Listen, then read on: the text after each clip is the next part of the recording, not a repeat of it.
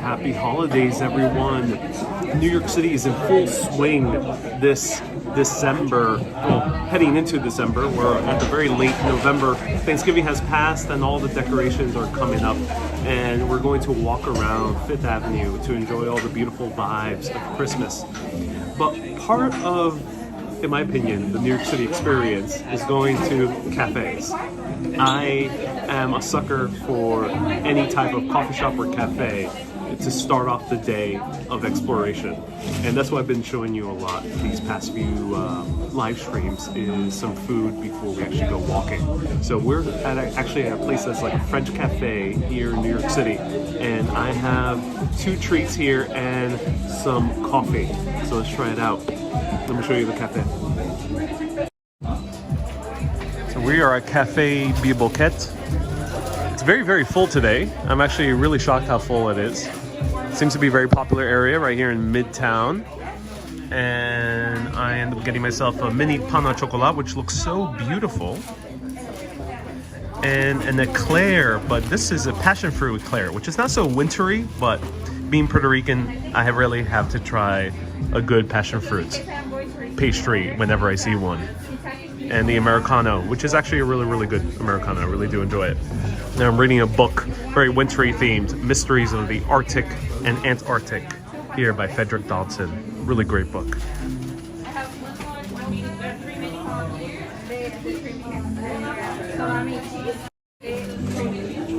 So Lena says it must smell really good in here.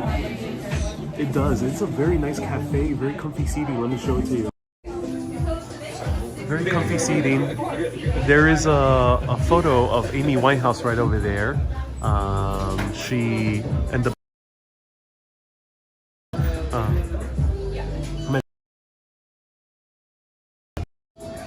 so it's the first time I'm trying this place, so I'm so excited to try it out. So welcome everyone. First, the coffee. I really like it. This is a French cafe. It does remind me a lot of the French coffees from the cafes and the boulangeries. Has a pretty classic taste to it. Not too American, where it could be, as I mentioned many times, very bright, very floral, very fruity. And not too Italian, which is like very punchy, very chocolatey, very nutty. It's kind of right there in the middle. It's very good. All right, let me show you the Amy Winehouse photo.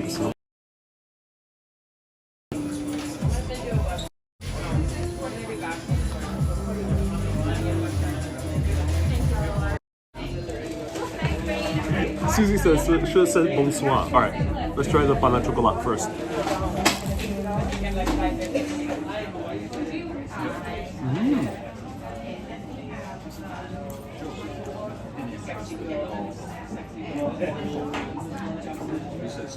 Oh my god, great chocolate. Nice amount of chocolate. Love the glazing on top. It's nice glazing. Good egg wash on top, which makes for a very good pain au chocolat. Many pain au chocolats here in New York City can be rather plain. Don't be deceived, this might look like raisins, but it's actually chocolate drips.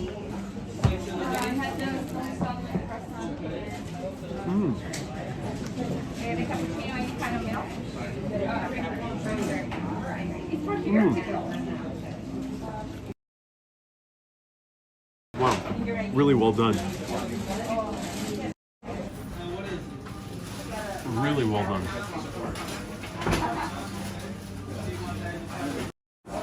So really well done is nice and soft and crunchy on the top. It's not too soft and kind of just shrinks when you bite into it, like many typical coffee shop pain au chocolats taste like. Because most of them are made by mass bakeries, but this place is actually a bakery as well. And I love the, even though it might look like a little chocolate in camera, it's actually a very nice amount. Very well balanced. And they have a mini version. You don't need to go for the big version, which is nice.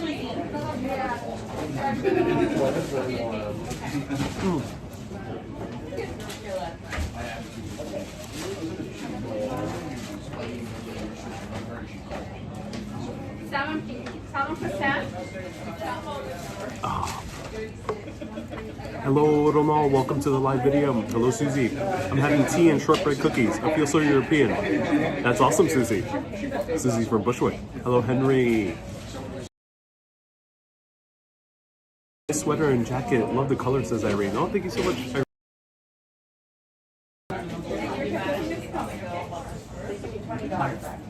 Depeche Mode play? Maybe. So this is sponsored by the Super Urbanists and above Mega Urbanists as well. Thank you so much for sponsoring these videos. Just go Christmas, 5th Avenue. As always.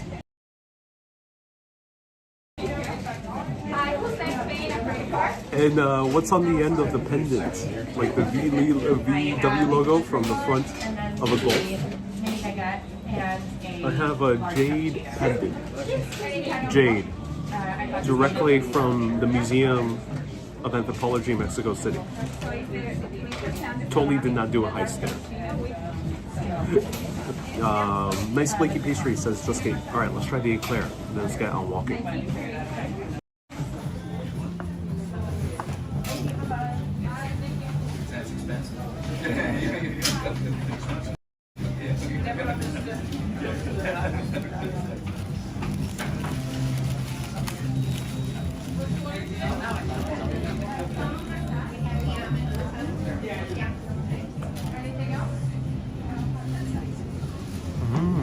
So I love all of the cream.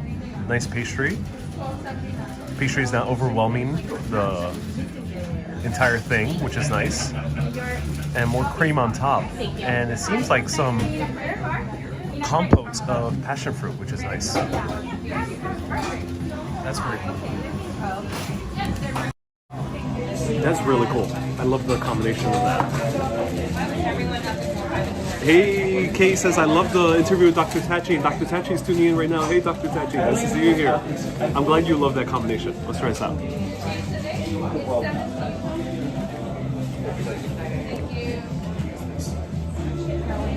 Oh my god. Oh, I'm in love with this. Really, really big punch of passion fruit flavor. If you're watching from South America, Latin America, para personas mirando en Latinoamérica, esto es una pastel de pacha.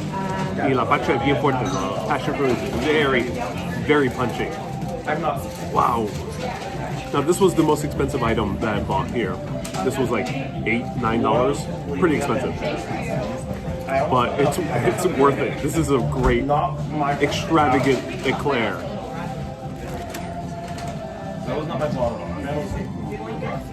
You're tasting a lot of the cream, but there's such a strong flavor of passion fruit.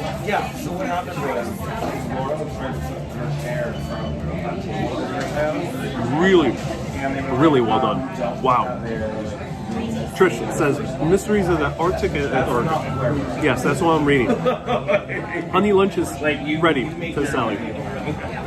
I'm glad lunch is ready. Let's have one chocolate eclair next. In fact, let's have one of everything, says Susie. I'll show you the display once I step out. How was your Thanksgiving? It was really good. Chill, relax Thanksgiving with family.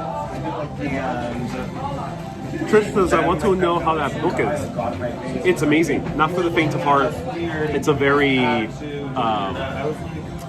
the book delves into things that to many people might seem rather out there.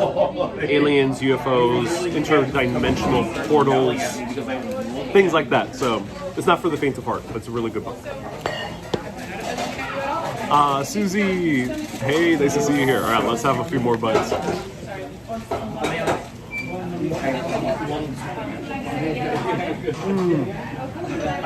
I think they saw me. I'm coming back here. I'm bringing this to friends or family. This is so good. This is a great eclair. Hey, Lorene, aloha. Hello, Panejotes. Nice to see you here. Susan and Ron and Janet.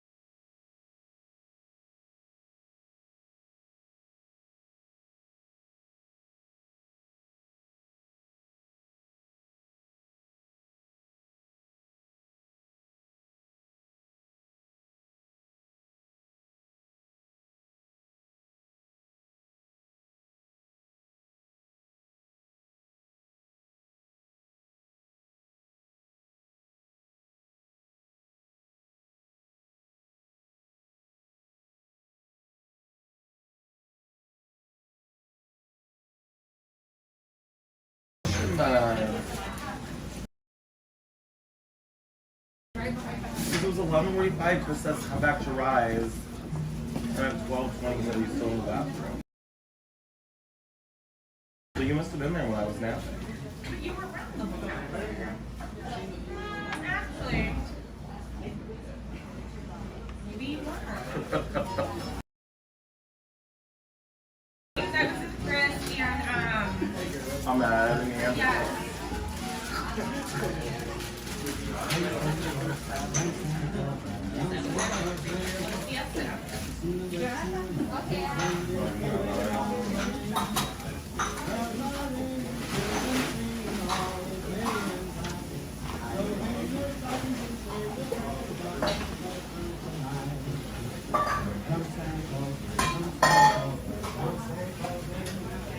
Amazing eclair. Yeah. No, it was wonderful. Thank you.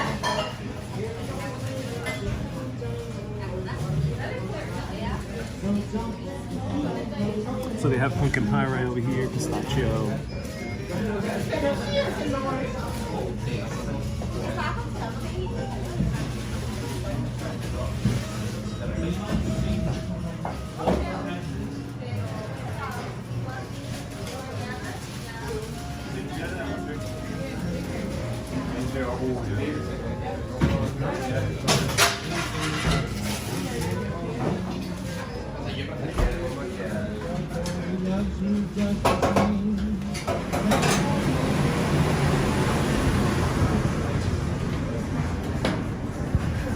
Then they have some outdoor seating.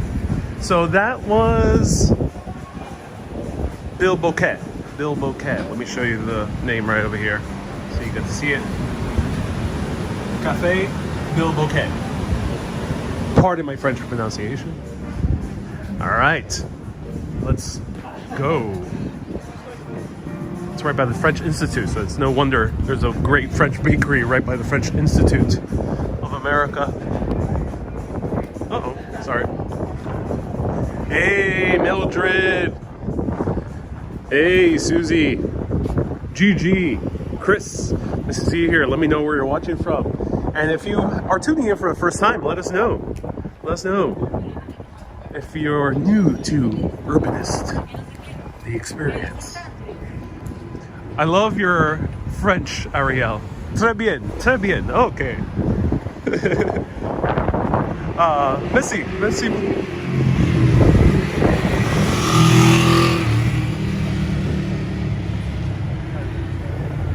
Trish, Trash sent, Trash or Trish? Okay.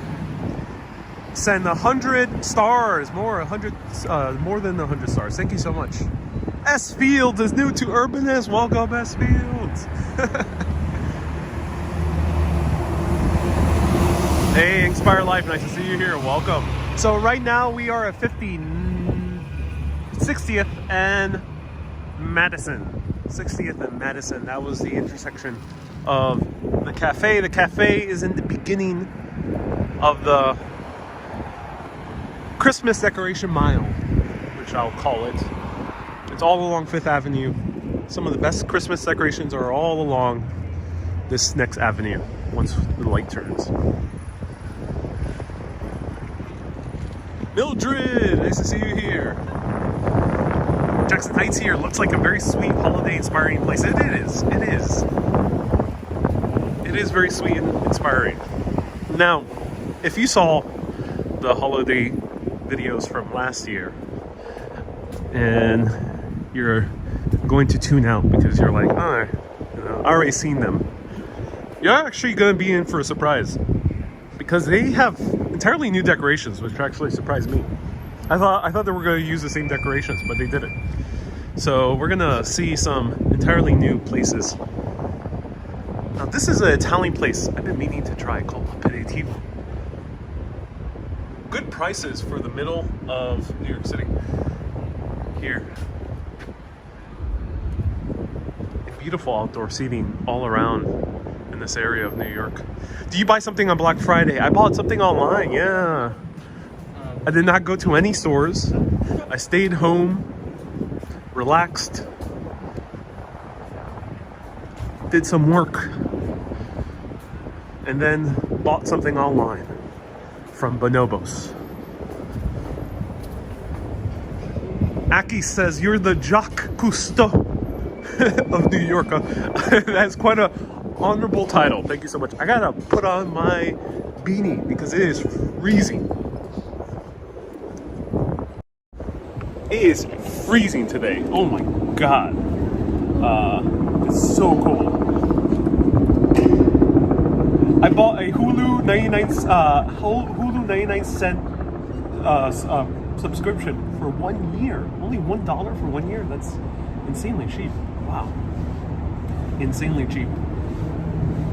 Did you do any cooking for Thanksgiving? I did. I made some pasta. Me and my family decided to have an Italian style Thanksgiving, so I made some pasta for Thanksgiving. Butternut squash ravioli with a sage brown butter sauce, and I made some bruschetta on my end. I'm knitting and drinking, says Trish. Drinking hot coffee while you entertain us. I'm glad you are. So I just want to let us know what you made for Thanksgiving. Esfiel says, I made a classic Thanksgiving avocado toast. I actually did not eat avocado toast, though I bought very good bread and made bruschetta with the bread. That bread, I subsequently used it the next day to make some avocado toast. It's cold enough for a Sherpa. It is. For a Sherpa coat, you mean, Ronald? And if you are wondering why, if you start tuning in Italy or in Ireland and wondering why these shows feel a little bit different from those places, I've covered a lot of New York. So if you want to learn more about the history or actually see more tours, which they're more organized, go back to my older videos from a year to 2 years ago. Back in 2020 is when I started. I have a lot of official tours in New York City with all the history. Since I'm back in New York and I've been doing this for 60 years, I decided to do more like day in the life type of live videos. So I hope you're enjoying them. It's different from my colleagues who more just walk around and show you the stuff. But for me, I kind of just want to show you kind of hanging out with a friend that just knows a lot about the city. So that's what I'm trying to convey via live video. Let me know if it's working, and let's continue walking around. It's freezing New York to see all the decorations. Esfield made some quiche. Oh my God, Esfield, do send some over. I would love some quiche.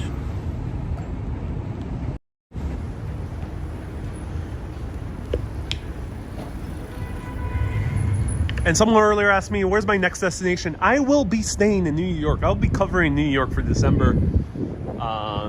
Stay tuned. In the new year, I'll be going once again abroad.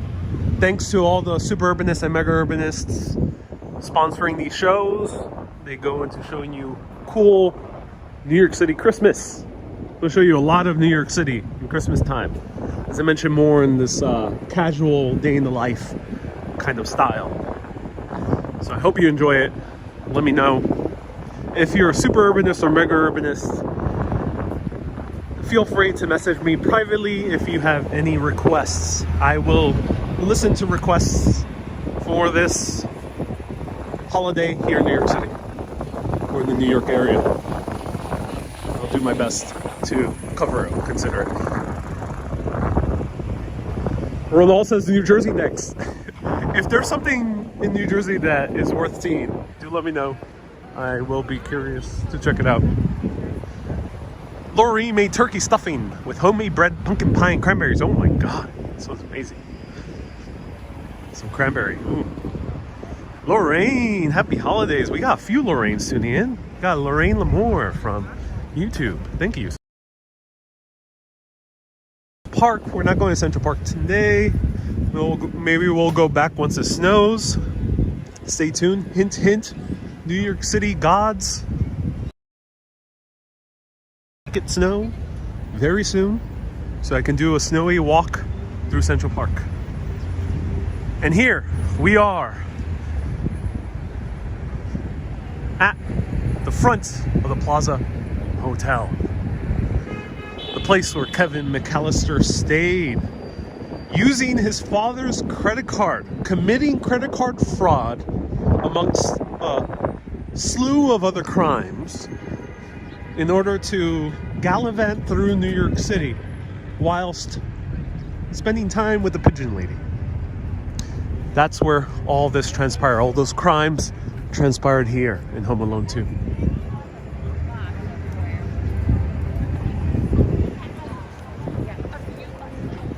Who is the bigger criminal in Home Alone?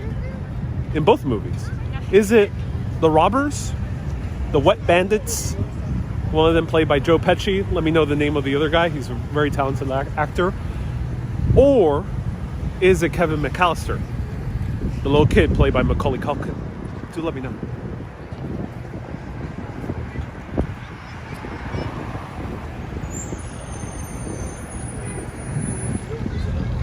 Nice view. Oh yes. I took a meal at a Chinese restaurant with my sister. Oh, Janina. Oh, that's so cool. That's awesome. Yeah, great thing about New York is that there's a few restaurants open in the US as well. Chinese restaurants, something you can always count on. I heard that there is the so-called Jewish Christmas, where a lot of Jewish Americans on Christmas Day go out and have some Chinese food. And it's because Chinese food places and restaurants are the only places really open on Christmas Day. Daniel Stern, thank you so much, David. Daniel Stern. Esfield says, I have an answer, but we don't talk about politics. I'm not sure what people are referring to.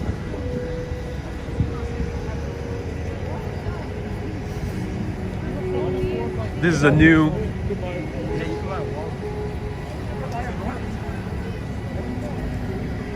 Boop. This is my new friend. He got some bling. He's wearing like a nice crew neck sweater. Mighty Bull says your screenshots will be on my FB page tonight. Oh, Mighty Bull, thank you so much for the $10 super chat. That's so awesome. So this is the new display in front of the Plaza. As you recall, last year the Plaza Hotel had these basically oversized ornaments for the Christmas tree. They were beautifully lit. This one is more Arctic theme. We got the little penguins.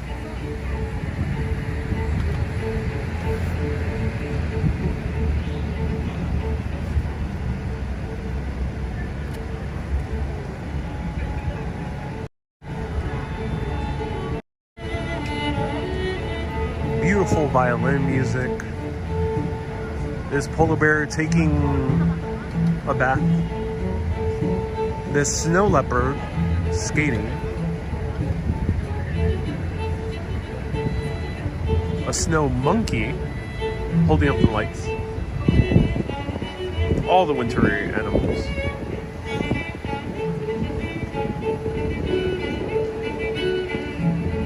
I'd love to see this at night, says Lori. Stay tuned. Yeah, I'll be coming back to these places at night. At some point in December, stay tuned. Closer to Christmas, I'll be back here at night. When it snows.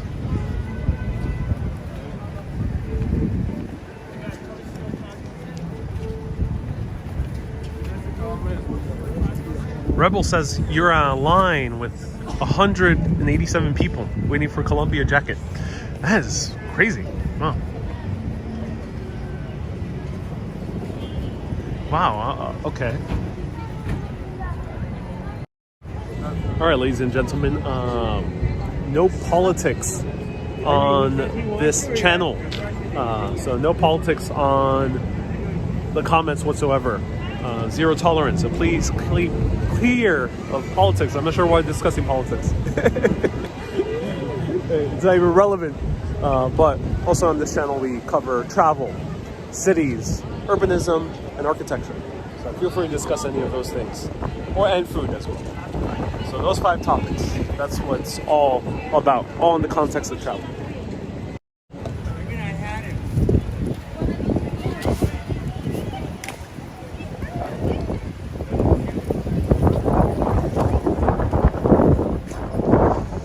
This field says maybe walk to soon. I'll show you Lincoln Square. Bella says M fashion. if it's related to travel, yes. We'll discuss fashion. Shopping is a part of the travel experience, so from time to time we do chat about that.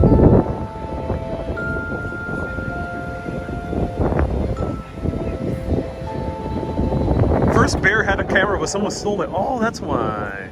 That was the chain around his neck. This what do you guys think about this? Let me know. What do you think about these decorations? Watch my show from last year if you want to see how it looked like. Last year was such a great photo opportunity. I like that this has animatronics. It's nice to have kind of a moving decoration.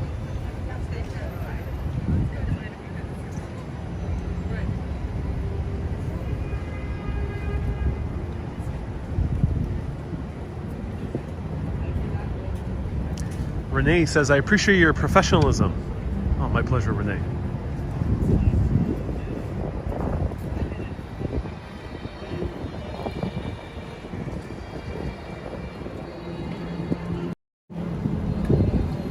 Is this near the Plaza, Linda? This is the Plaza Square, right in front of the Plaza Hotel, yeah, or right in front. Plaza Hotel right now is underneath scaffolding. The fake ice needs a little bit of work. Yeah, I don't know.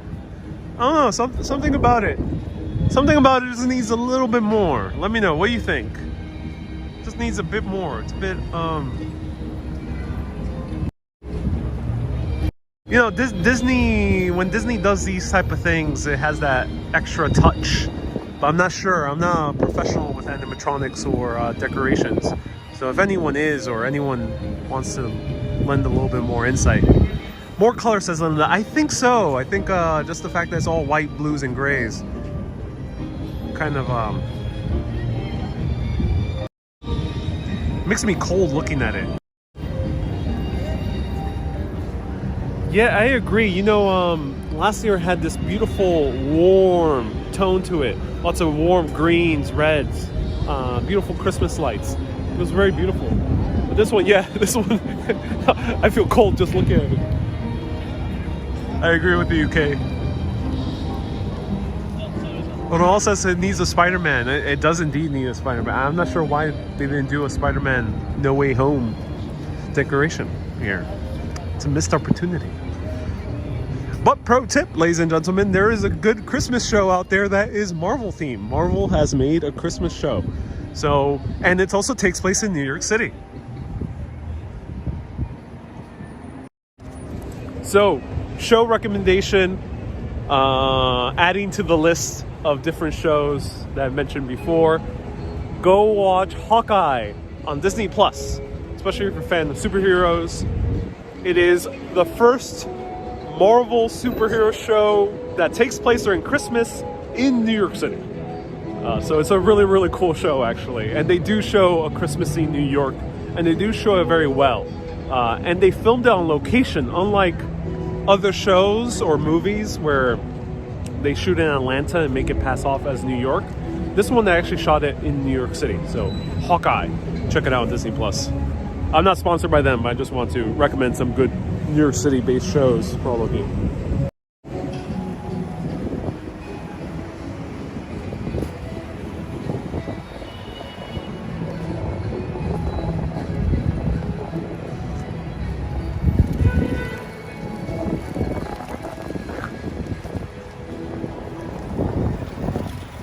All right, let's take a small detour and then we'll go back on 5th.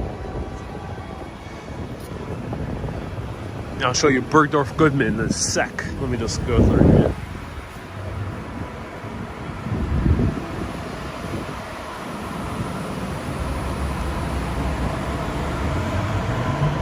What is that? Huge vats of chocolate. Oh my god. Who wants to do a chocolate heist? Let me know. I mean, we can just easily take one. No one will know that we're carrying a huge vat of chocolate. Who wants to check out a film? You can see The Unforgivable by Sandra Bullock. Rebel says, grab one and sip it in Central Park. Just a huge vat of chocolate, casually walking to Central Park.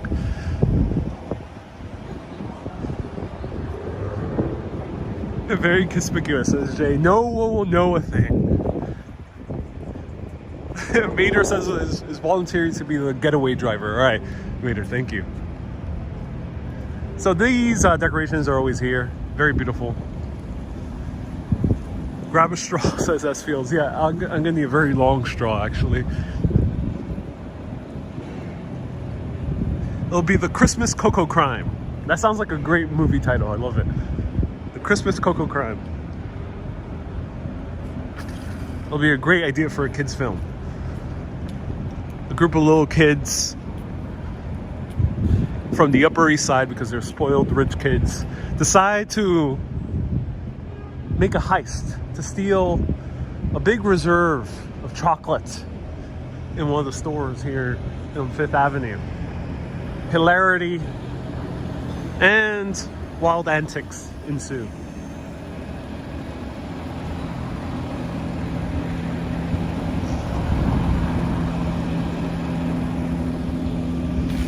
And there's a few more decorations here. The other side of the building has those candy canes too, says Janice. Yes. Yes, it does. Wow. These trucks are so loud. They're gonna develop a way to make them.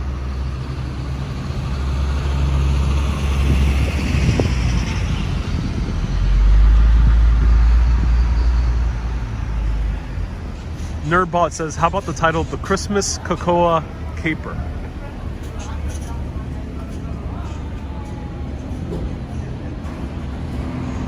Alright, so over here there used to be these shops, this food court in the lower level of the Plaza Hotel. Sounds like a gunshot. Yeah, it was just this truck. But ladies and gentlemen, unfortunately it is closed. I'm so sad. So they used to have this great food court in the bottom, but I'll show you the Eloise gift shop. Let me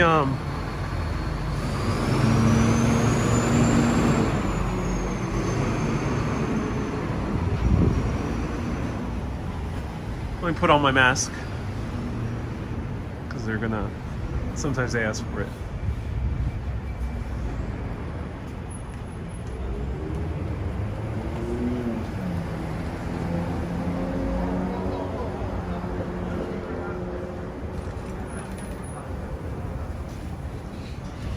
Is it closed for good, says Kate? I'm not sure. That's a good question, Kate.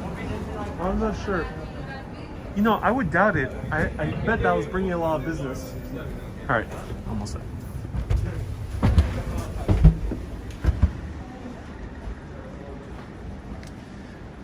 I bet this was bringing a lot of business, but no.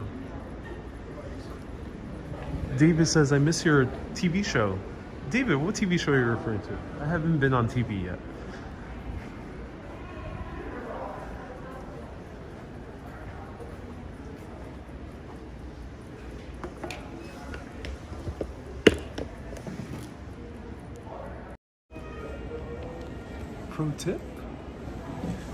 Pro tip, ladies and gentlemen, bring yourself a nice pastry, a nice coffee, and sit here. Just pretend you're part of you're in the hotel, which most people can easily pull off.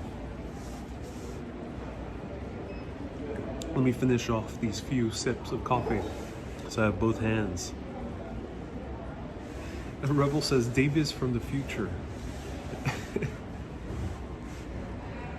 The Plaza Hotel says, be strong, Tim Curry. Yeah, Tim Curry, he's hanging in there. Yeah, Tim Curry, my thoughts with him. He's a great actor.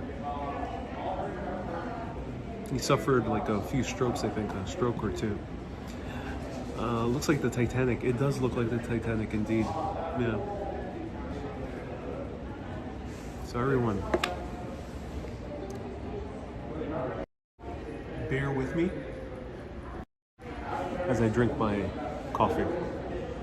Do you mean when Ariel's abroad? Says Morgan. Maybe that's what it means.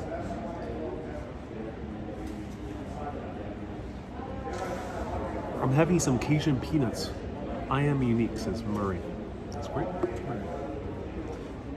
Roseana, hello Pedro. We're all alone there, says Susie. There's a few people here.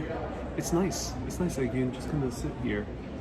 Some hotel lobbies are very, very awesome because you can just come and sit. This is not the official lobby. The official lobby, they don't let people just stroll in.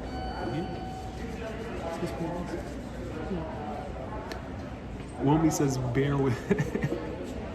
I'm glad you got the pun, Womi. Solitude can be a wonderful thing in New York City. Oh, yes.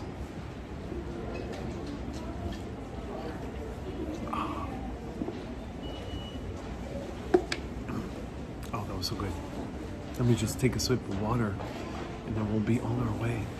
I'll show you the Eloise store. So a little bit of background story. The Plaza Hotel is one of the one of the more iconic hotels in New York City. And this hotel is where they wrote a very famous book for kids,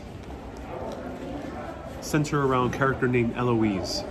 Eloise solves crimes here in the Plaza Hotel and nearby area of the Upper East Side.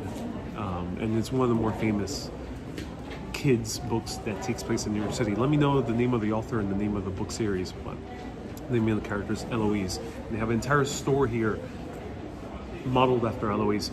Marine, wow. Marine is so nice to give a $20 super chat. Oh, that's so cool. Thank you so much, Maureen. Everyone give a huge round of hearts to Maureen for a very generous super chat. Maureen's also a mega urbanist, so she's giving that monthly and is part of the amazing Postcard Club. So thank you so much, Maureen. That's so kind of you. Thank you so much. I appreciate that. All right, let's continue walking.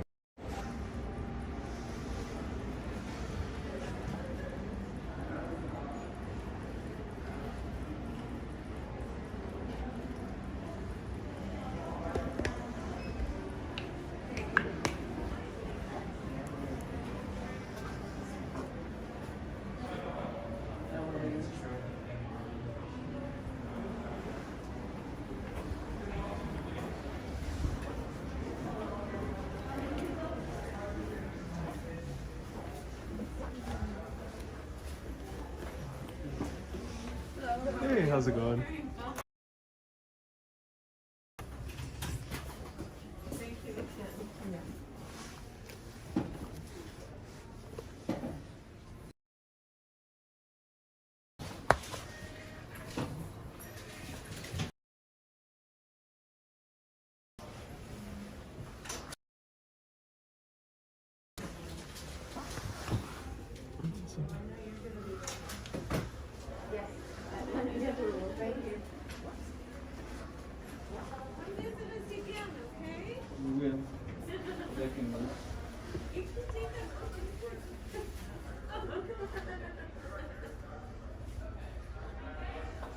No, it was really good. That was beautiful.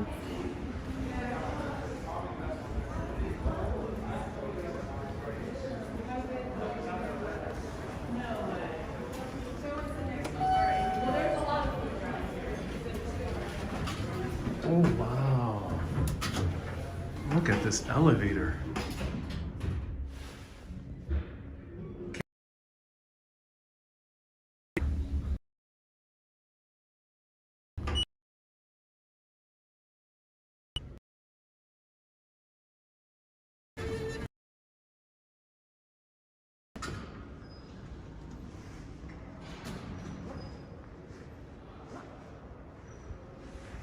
That's amazing.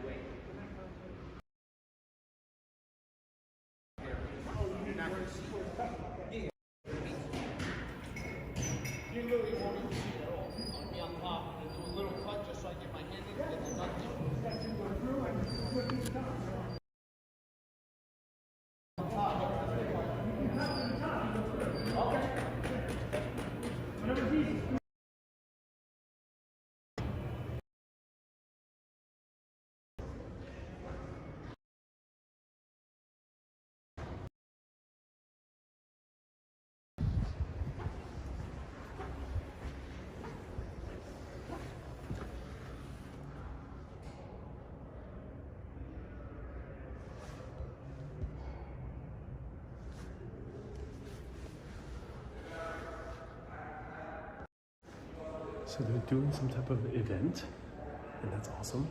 And thank you so much, David, for the $5 super chat. Thank you. Appreciate it.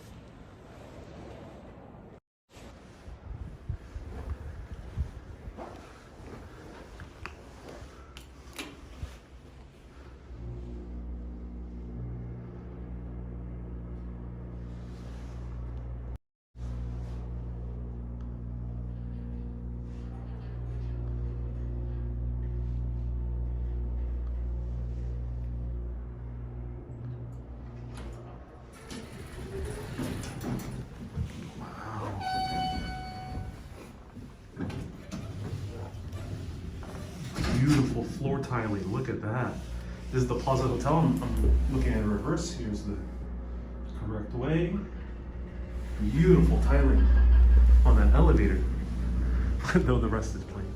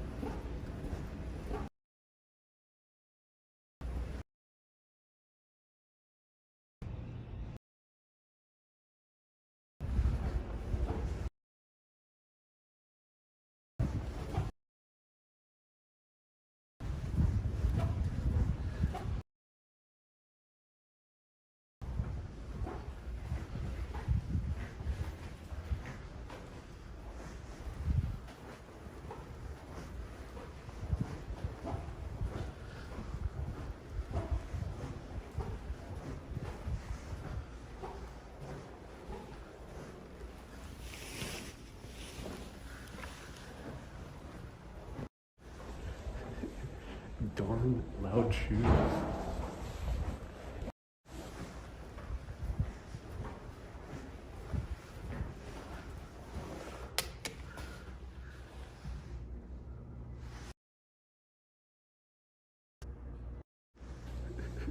So loud. But yeah, it's beautiful carpet, gorgeous.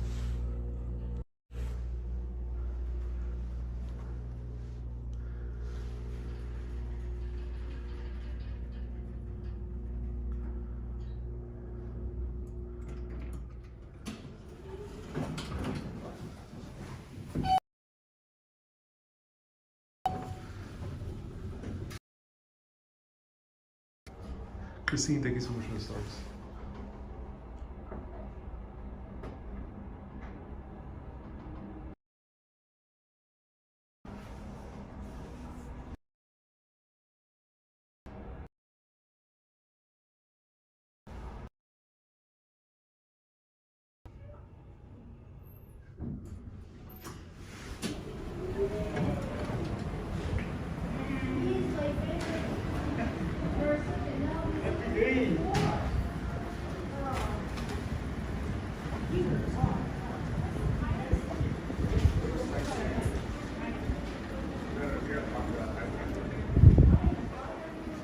No, you have to.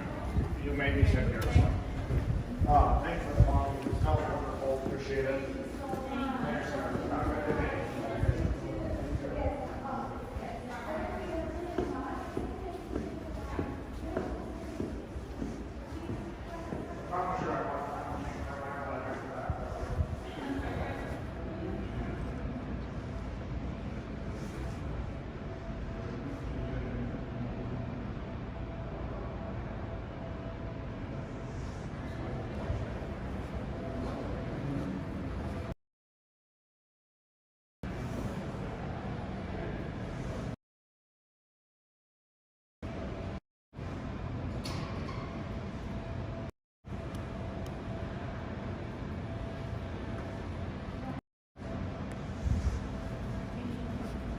Which way is down to the lobby? Oh, to the lobby. Thank you so much.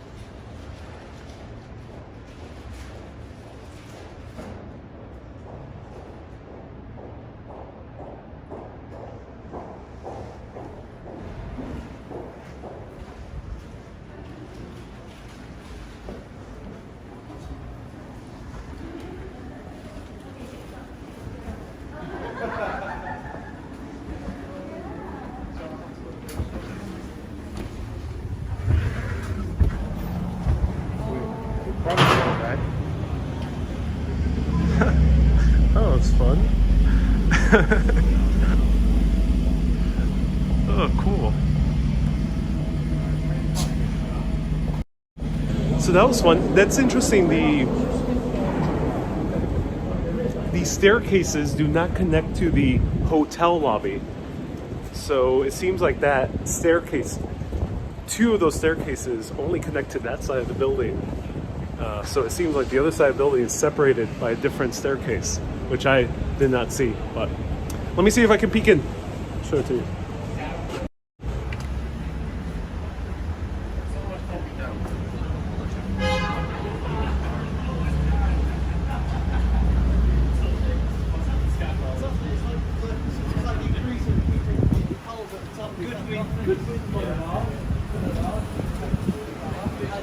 Bella says that was a fun adventure. Hey, Roxanne, thank you so much for a $5 super chat. The adventure shall continue.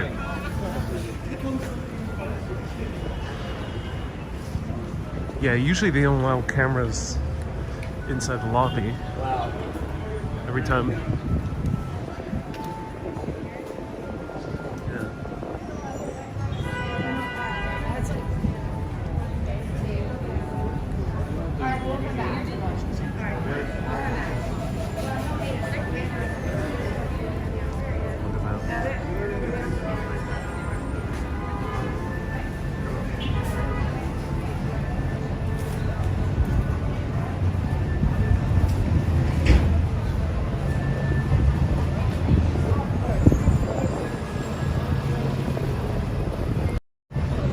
So that was fun.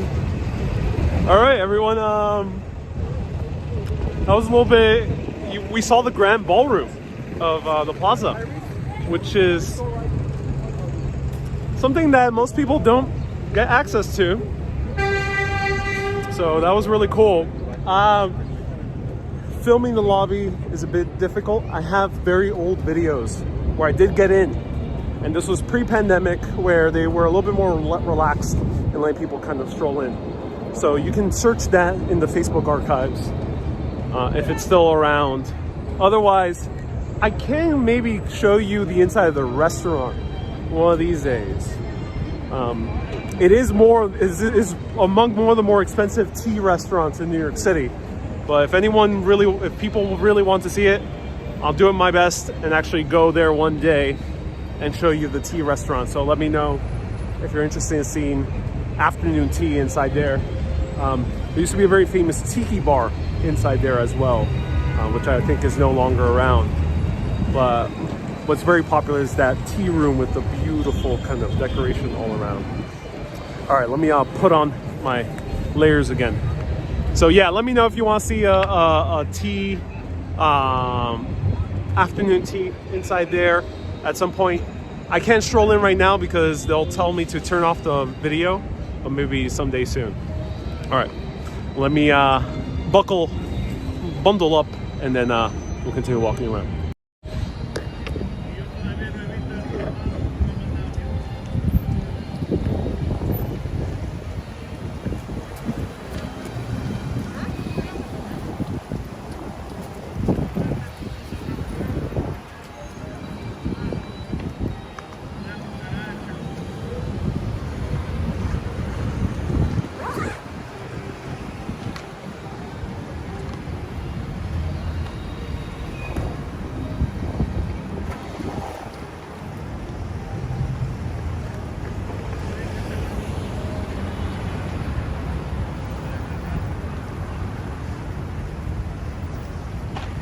All right, everyone, slam that like button right now.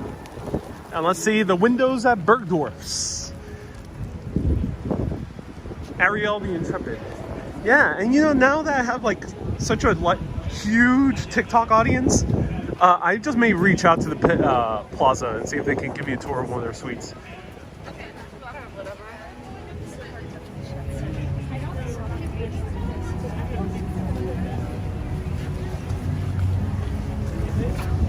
Oh wow, look at this.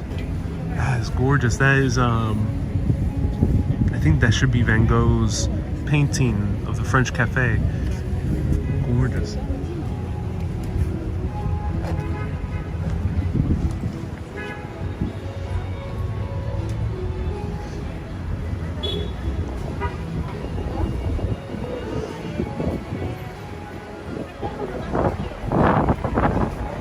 Look at that gorgeous Valentino jacket. Wow.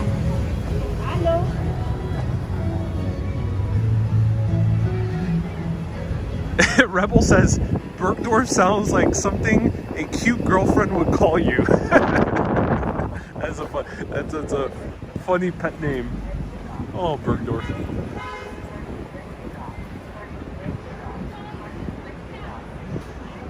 Esfiel says you may want to mention you have a significant following. Yeah, indeed. It's a beautiful, beautiful store. Swisser, thank you so much, Christine, for the $20 super chat. I appreciate you. Thank you so much for the $20 super chat.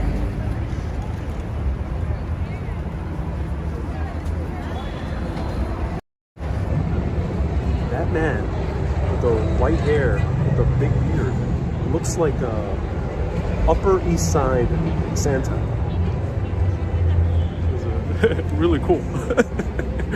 Literally looks like Santa, but like if he was shopping at Bergdorf's and lived in the Upper East Side.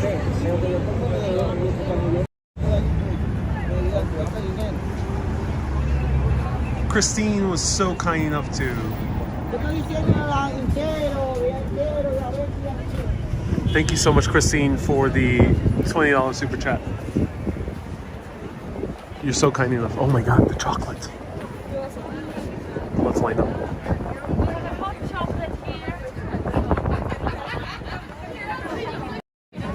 So can I go into Bergdorf's? No.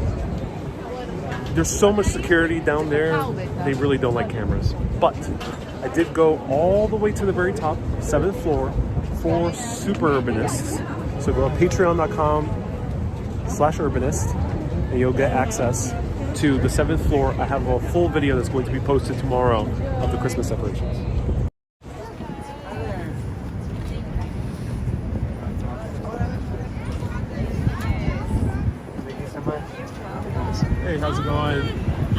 upstairs at the Oh, you did? tree. Yes. So beautiful, the store inside. Yes. Are they opening up a cafe of Angelina inside soon? No, I don't think so. Okay. Yeah, that's Boquete. So, oh yeah, you do. Okay. Thank you so much. Have a good day. Ja, det är det väl.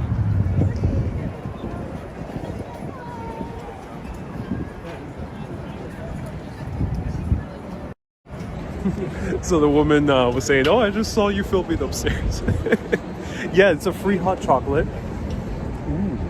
This is from Angelina, and Angelina has the best hot chocolate, in my opinion, I've ever tried in my life. I would say tied with the hot chocolate I had in Mexico. I forgot the name of the place again, but I showed it on the video. Tied with the hot chocolate of Mexico. This is among the best hot chocolates I've ever tried. I tried this in Paris in a video back in 2019. But yeah, she just mentioned that she saw me upstairs filming a video, and that's the Super Urbanist bonus video. So if you want to see the Christmas store of the 7th floor in Bergdorf Goodman's, a bonus video will be up tomorrow for Super Urbanist and above. That means anyone who's on YouTube pressing that join button, on Facebook pressing that become supporter button, and on Patreon, patreon.com/urbanist.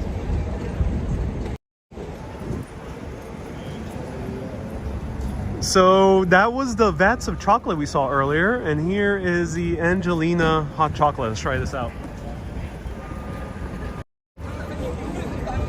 Alright, let's try this out. So excited. I received a postcard. It says, Susan, oh, so glad you did.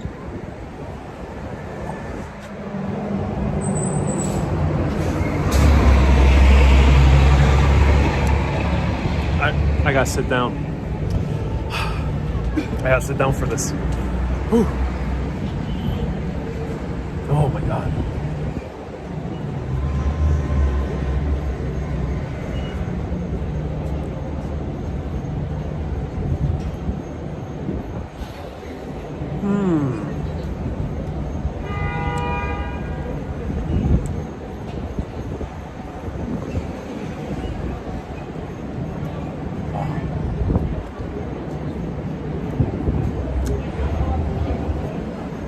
Oh, you want me to describe it?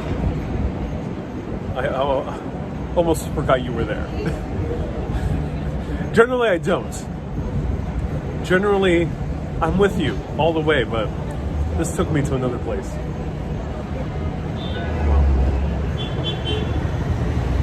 Oh yeah, describing it. Okay, so it's super thick, very chocolatey, has milk in it, but there's significantly more chocolate than milk. So it tastes very different from the American kind of hot chocolate. So in America, our hot chocolates tend to be very milky. And then of course you can have marshmallows and stuff like that. And that's a very typical American hot chocolate. But this one, super thick, almost like if you liquefied a milk chocolate bar. And that's how it tastes like. Now, this is different from the one I had in Mexico, because in Mexico they don't even need milk for the hot chocolate. They rarely use milk for their hot chocolate. It is literally melted chocolate, and then sometimes they even barely use sugar, which is wonderful. But this is a really good chocolate. You'll find this hot chocolate very typical in Europe. I did not have the chance to try the one in Ireland from Butler's, but let me know for the Irish viewers out there, what is the typical hot chocolate style? Is it thick like this, or is it American style? Do let me know. Is it Belgium chocolate? So this is Angelina. Angelina is one of the more famous chocolatiers in Paris. Their store is very famous in Paris. It's a very famous stop in Paris. So if I melt a chocolate bar, will it taste the same? Yeah, if you melt like a milk chocolate bar that's like 40% chocolate, it'll taste like this. Yeah, basically. Place your postcard on the pink tree, says Maureen. Maureen also is a mega urbanist, received postcard. I have one last postcard to send out for November. If you want to receive a December Christmas postcard, become a mega urbanist. It's $20 or above on patreon.com/urbanist. They're really good hot chocolate. So Bergdorf is partnering up with them because they sell it upstairs as well.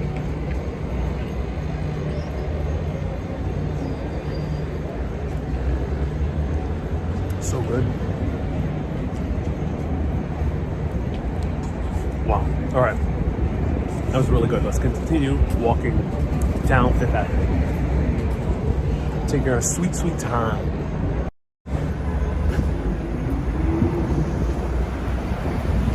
Kay says it's not too thick. So Ireland is more of a milk type of hot chocolate culture. Makes sense because there's great milk in Ireland. I mean, there's great milk also in France.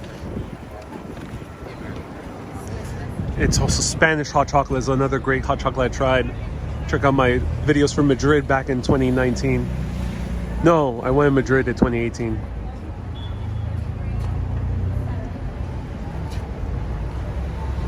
I have to say your interview was great the other night, says Catherine. Oh, I'm so glad.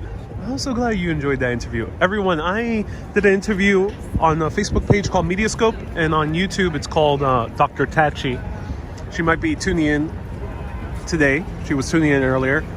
And she was a great interviewer. She asked me more in depth about Urbanist, why I do things on Urbanist, how I do them, how I started. So check it out. Dr. Tachi, Tachi, on YT.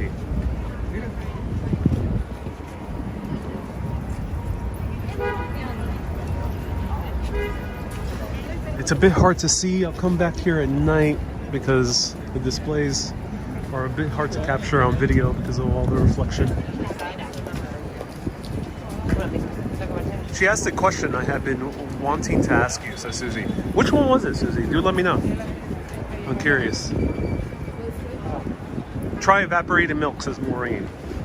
Some hot chocolates use evaporated milk. I don't think these guys are, but do let me know if anyone knows for sure. So here we're starting to see the Christmas decorations.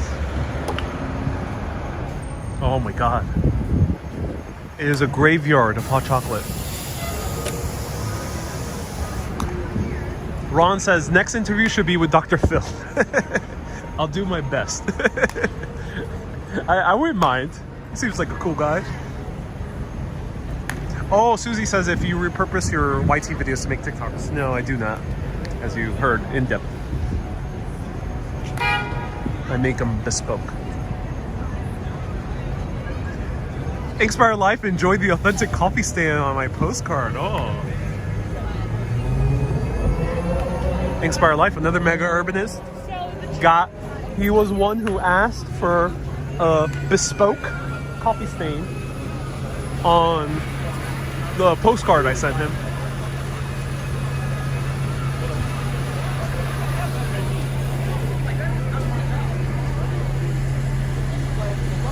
Right here we have the big black tower, which now is not so heavily protected as it used to be. So finally, no scaffolding in this area. Watch out for the mistletoe. Why?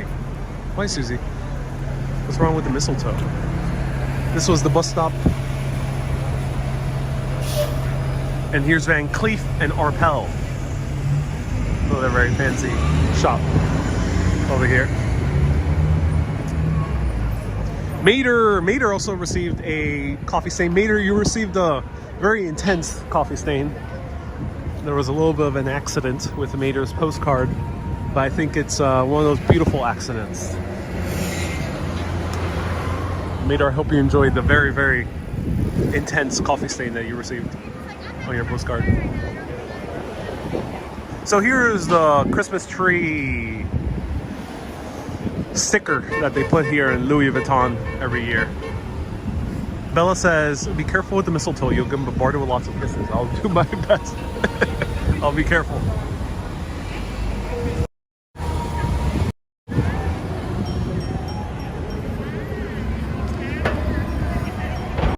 The Boquete store still has a gigantic scaffolding. All right, let's cross the street.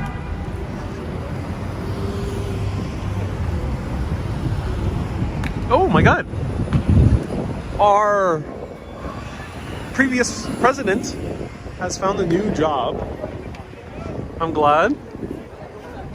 DT has found a new job. All right. Wow, cool jacket.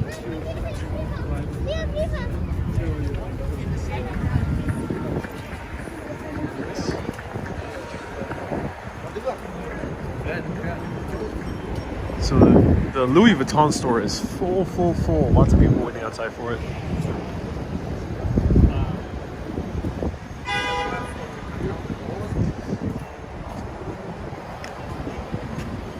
Cool display. So right here, I went to for the first time in my life, I decided to step into the men's portion of Bergdorf Goodman. For people who don't know, Bergdorf Goodman is one of the iconic department stores of New York City. It was running ever since 1899. This store has been here for about 100 years, this one. And then about 30-40 years ago, they opened up the men's section. And I went over here. Mel is new to the channel. Welcome. So it was the first time I went to Bergdorf Goodman.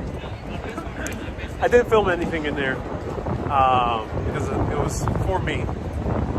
So yes, I live sometimes just for me. I experience things just for me. Yes, believe it or not, I do. I'm not always filming. Sorry to disappoint the people out there. My life is not the Truman Show. But hey, Kathy's new here. Hey, Kathy, nice to see you here. And let me know if you're new here today. So I was just browsing around, and I got assisted by an attendant who was asking what I would like to see. And I asked her to show me the cardigans. And the cardigans are gorgeous. But when I saw that price tag, she showed me like 4 cardigans. The first one was like $1,600. The second one was like $2,400. The third one, which was a gorgeous cardigan in beautiful olive green with a beautiful collar, was about $2,800. And the very last one was a gorgeous cardigan, very similar to the blue one I wear, but just way higher quality actually. And just looked a lot more fancier. And it was made of pure cashmere, plied many times. It was like $3,100 something. And when I saw that price tag, you know, I was going in there for fun. And I was having a lot of fun just browsing through this very high-end store. But I felt a moment of panic. Let me know if anyone has felt that before in a very high-end store. I felt like, oh my God, I gotta get out of here. And I'm not sure why. I guess I felt it because it was just so intensely extravagant and expensive that I just couldn't be in there anymore. It was beautiful by all means, but I just couldn't bear being there anymore. And I saw a $900 cardigan in Ireland that I really wanted to buy. It was beautiful. And now that seems cheap compared to the ones in Bergdorf Goodman. So let me know. Have you ever experienced that before? Here we have DT.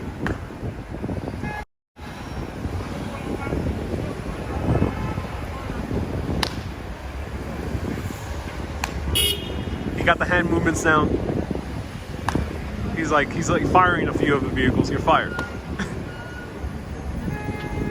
Susie says all the time. That kind of stuff makes me think that some people have the budget. Says S Fields. Yes, when you go in there, you can tell the people inside, and we might have a few people tuning in who definitely could easily buy a $3,000 cardigan in Bergdorf. You can tell it's quite a different person in there. It's really, you can tell everything. Like, it's all very apparent. But I like how Donald DT is firing everyone. Goodbye.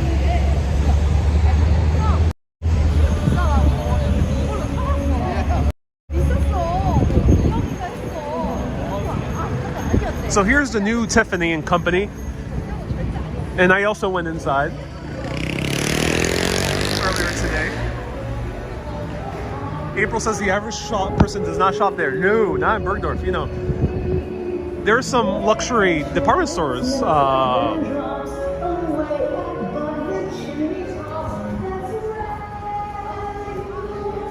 There's some luxury department stores here in New York City,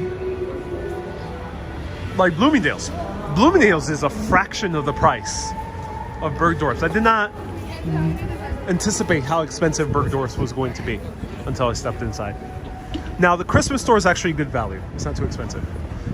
So here's the DT Tower.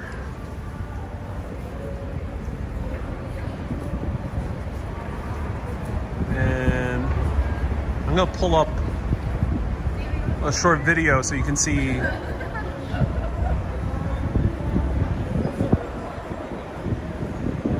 I got a few photos I can show you.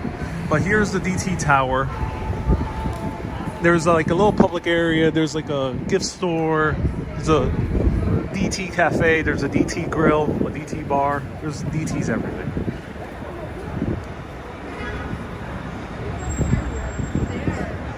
David says, "You're fine." So if you want all DT all day, every day, inside there. Here's the Gucci store. Just saw the movie House of Gucci. Here I have not walked in yet. Let me know if anyone has visited the Gucci store.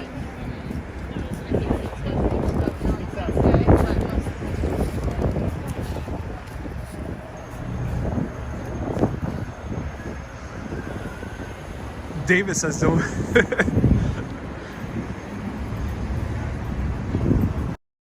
It's a name you cannot mention either on YT or on any type of social media, because it's a type of name that they will think you're making political content and flag it as such, and I'll get demonetized. So not only because of the music, but also I'll get demonetized because of the political commentary that they think I'm making. So that's why I'm not saying the word DT. So you can figure it out yourself. April says, I have one pair of Gucci sunglasses I bought in Rome. They were $500. Still have them. Oh, that's so cool. That's awesome.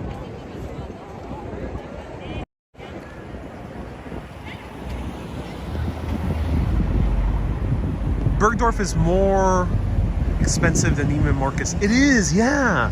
Yeah, I was so shocked. I thought Bergdorf was going to be $200, $300 more pricier in terms of sweaters than a Bloomingdale's or Neiman. But no. Oh no. Here's the Fifth Avenue Presbyterian Church. It's closed on weekends, but I'll see if I can come back and do a bonus video for Super Urbanists. So Super Urbanists, stay tuned potentially. Are your hands not cold with these fingerless gloves? My fingers are indeed cold, but I need them because I'm doing a live video. I need a way to easily swipe around and zoom. So that's why I wear fingerless gloves usually.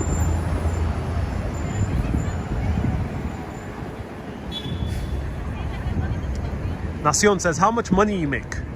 Nacion, I am not a financial channel, nor am I a YouTuber that goes in depth about my ins and outs of my video making career. So I don't discuss those topics, but feel free to ask anything travel related.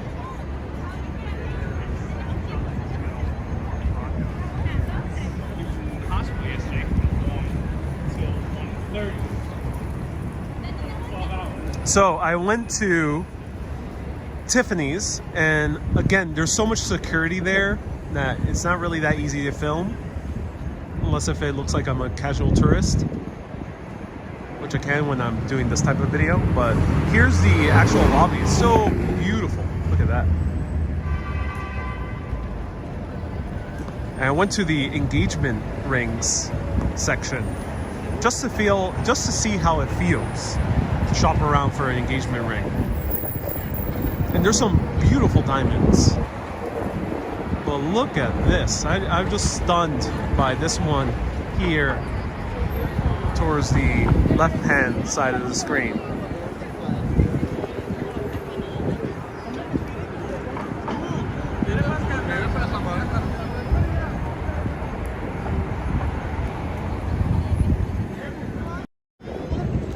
So yeah, I went inside to shop for an engagement ring. I'm not going to get engaged, and not right now.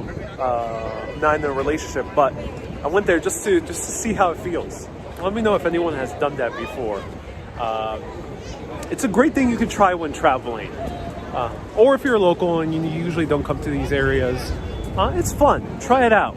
Go to these places and go to the super high-end shop like I did with Bergdorf. Try on that $3,000 cardigan, or go fake engagement ring shopping. But yeah, I thought that was gorgeous. The displays are beautiful in Tiffany.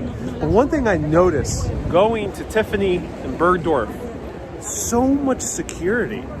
There's so many people around there. And I was shocked. It feels a bit uncomfortable. So let me know if you experience that in these super high-end shops. There's so much staff just like hanging about that I feel like overwhelmed. Like I just kind of want to shop or browse in peace. Even whatever range of shopping I do, maybe Uniqlo, which is like a Gap type of place, or walking into these high-end places, it's just weird. It feels weird when there's so many people. But yeah, that was fun to go engagement ring shopping. I only shop at Harry Winston, says Robert. Smash and grab fears. Ariel, show us the Versace store. I can't really walk into these stores too easily. They're very picky with cameras, but I'll show you from the outside. I don't think they'll let me into Bergdorf while I'm in my Cartier hoodie. You'll be surprised. I went to the women's area. There's some people not well dressed that go inside there, so don't worry about it. I would say not too much, at least. I get followed all the time, even in the supermarkets. I got that guilty look. I'm so sorry. Yeah, I know that might happen sometimes in the U.S. And my heart goes out to you if you experience that. I'm lucky to not experience someone following me around, but yeah. My heart goes out to anyone who experiences that. It's something not nice. I like me some K-Bar, says David. There's only one left here in New York City. I think, no, two K-Marts left. In Manhattan, I think. Unless if there's another one very uptown. Well, you come on live when there's first snowfall. I'll do my best to go live when there's a first snowfall.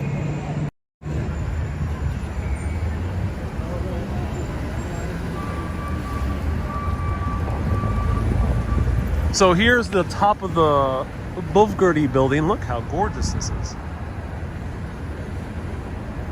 Rosana says, very uncomfortable shopping at Tiffany's. There was an intense amount of employees there.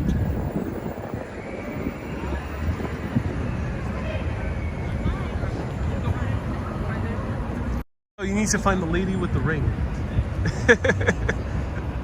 It says Susie. So buy the ring first. With that type of ring, is very non-traditional. It will only work with someone who really does not want a typical ring.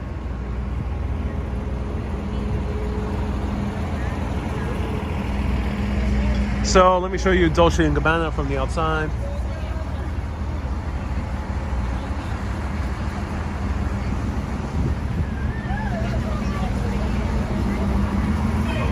Here's Dolce & Gabbana sneakers. JT, watch sports? No, I do not. I rarely discuss it.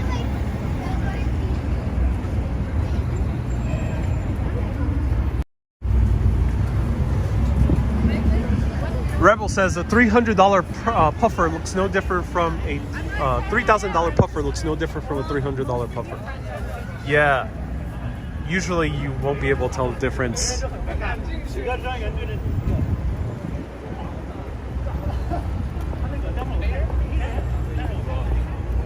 You have to walk into these high-end stores with confidence. Yes, and it's precisely what I did. Dressing better does help with the confidence. So if you want to walk into these stores and kind of just browse around and they are out of your budget, then just dress your best. It's a great way to imbue yourself with confidence. You're welcome. Gorgeous knitted sweater though. Look at that. Wow.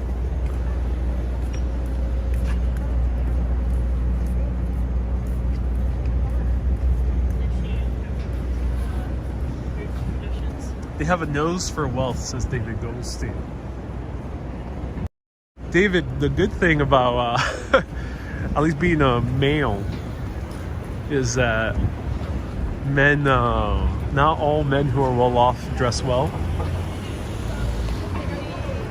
Some of them dress rather horrendously, and they might be really well off. So if you walk into those stores as a guy and are confident, they just might assume you're like one of those tech millionaires or cryptocurrency millionaires.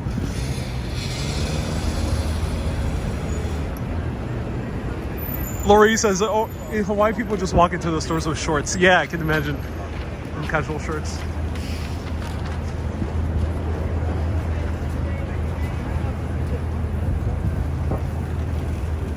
Here's a menorah.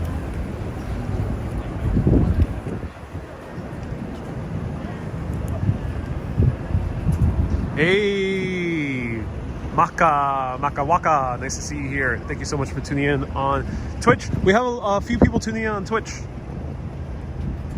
Let me know. Nacion says, you're a very fashionable YouTuber. I'm your fan now. Hey, Nacion, thank you so much for being my fan. Thank you so much for tuning in. I appreciate you. Steve Jobs famously wore $100.50 pair of New Balance sneakers. Yep. I mean, they probably were cheaper back then because probably rose the prices because he wore them all the time. But yeah, he wore basic sneakers basically.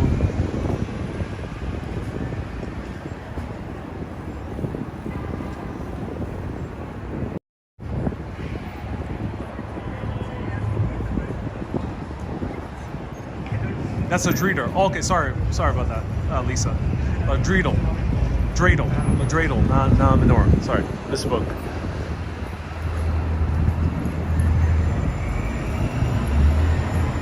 Does anyone remember buying cashmere sweaters in the old days, Belinda?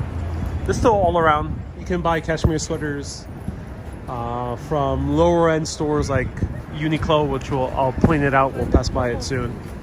To super high end, like I just experienced cashmere cardigan that was like $3,200.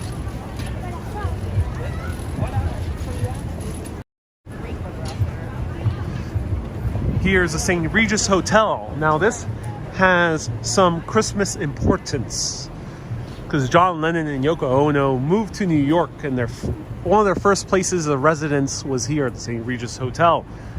And here is where he developed the song along with Yoko. They collaborated together.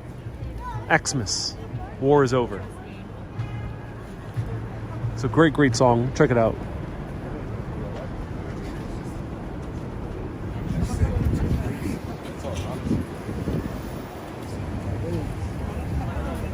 Susie says, Ariel, it's tea time. Gary's putting on the kettle. Okay, thank you. So let's cross here, and this is the Peninsula Hotel. Peninsula Hotel is a breathtaking display. I'm not sure if it's also a place you can just walk in, unless if you're going to the restaurant or bar. But I'll try to show it to you from the outside.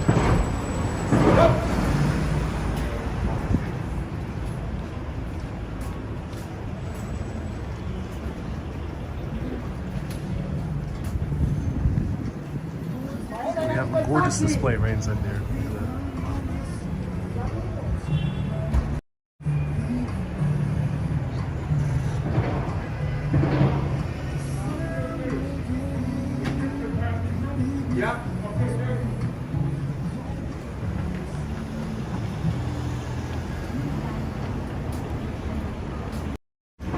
So with these hotels, some lobbies are beautifully decorated. Some hotels are very easy to just stroll in and they don't care. Some hotels are a bit harder. So pro tip, if you want to see them, either come very well dressed and just pretend you're a guest, or visit their restaurant or bar or cafe if they have one. And you can easily walk in and enjoy the decorations. Kathy says, go in. They won't let me in. It's a very small lobby. But I'll do my best to see if I can get in one of these days. We do have a rooftop bar, so I might take advantage of going to the rooftop bar and showing you the lobby.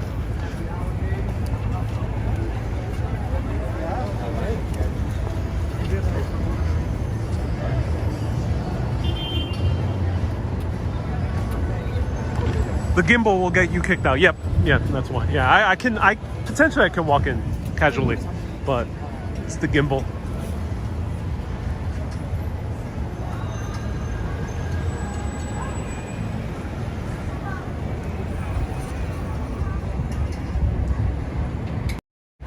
Okay, everyone, I am running out of battery, but luckily I have a battery pack. I will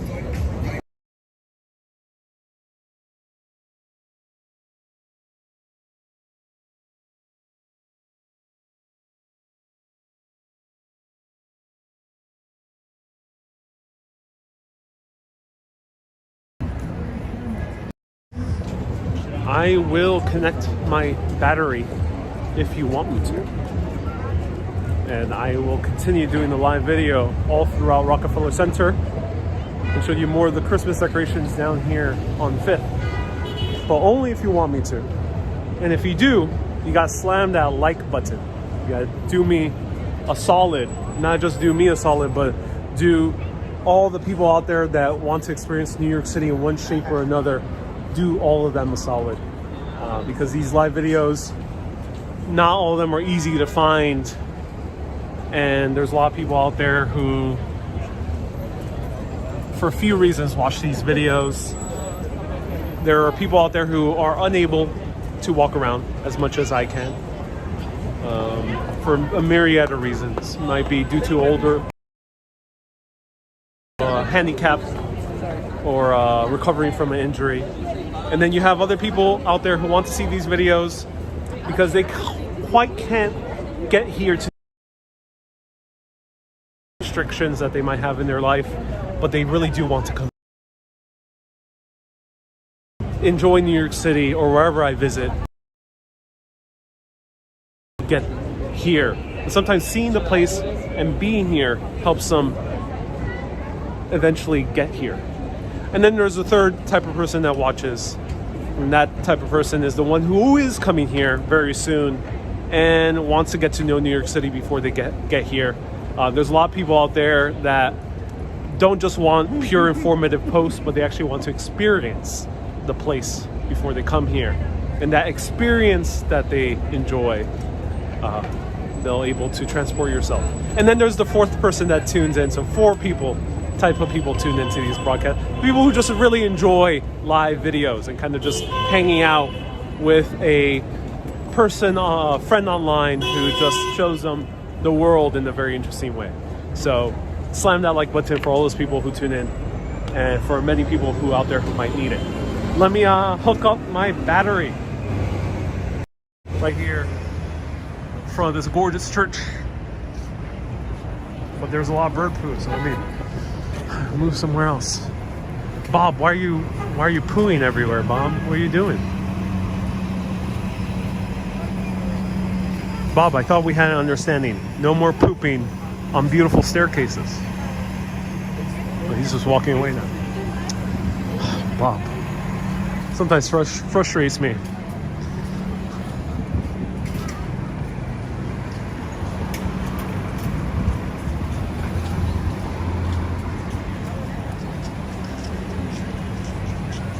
Here's Uniqlo, great superstore. If you want to find very nice fashionable clothes while visiting New York City, and you're not from a country where you already have a Uniqlo or a city, this is a great place. Very affordable prices. Right on 5th. Oh, we got Frank.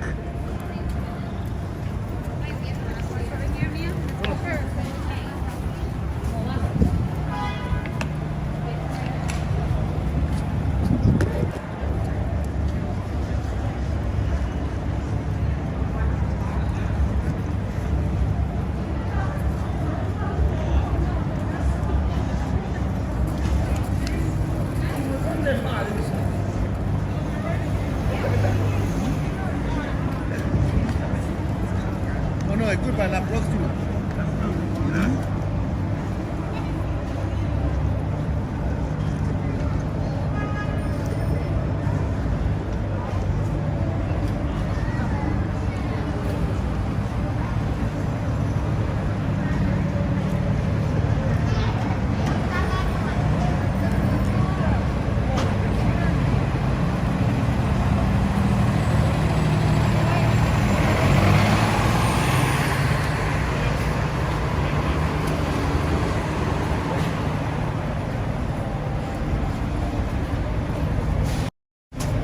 So Nacion asks, does Uniqlo have good deals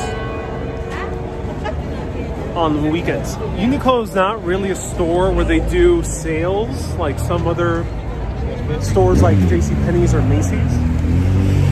Basically, the only good sales in most of these middle range stores like Uniqlo, Zara, and Scotch and Soda, which I really love. The way you'll get a good deal is usually buying something out of season. So if it's winter time, probably the stuff from late summer, early fall, probably be on sale. If it's summertime, probably the stuff that was for springtime, the stuff from winter is going to be a lot cheaper. So jackets are going to be a lot cheaper towards the early spring. And that's basically the way you can get a good deal, like a discount from something that's regularly priced. Beyond that, the prices here are generally so inexpensive that it is a good deal in and of itself when you start comparing it to other brands out there. So, pro tip for people out there who do shopping as part of their travel experience. In New York City, you get the super high-end shops like Bergdorf Goodman or like Dolce & Gabbana or Louis Vuitton or Gucci. Some of the stores have similar styles to what you can find also in Uniqlo or next door at Zara. The reason for that is that these type of stores actually copy exactly what was the higher end stores were doing. They usually go to the fashion stores and they copy them very quickly. So even within a few weeks, they start copying them. So that's why you end up seeing very similar styles. For example, I got this cardigan from Zara. And we're not going to get into a discussion about sustainability or the environmental impact. That's a much longer conversation. It's not what this channel is about. But if you go to these stores, a lot of the stuff was from a higher end store just a few weeks ago, a few months ago. So that's a pro tip. Yeah.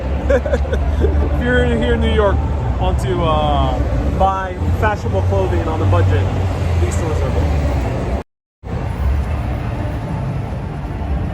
I'll show you a peek inside. Now, if you want to see a peek inside, here they don't mind with cameras. But they do want me a mask.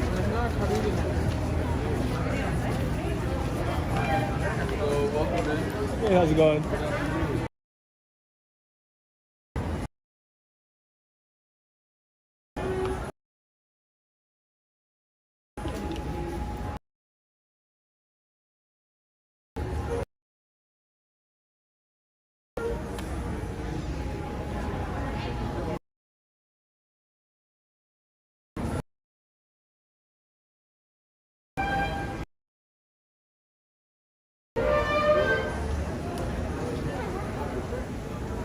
It's huge, this one.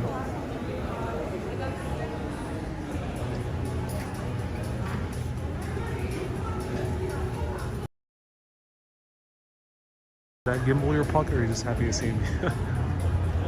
That's funny. Hey, Kurihara. Henry says, I found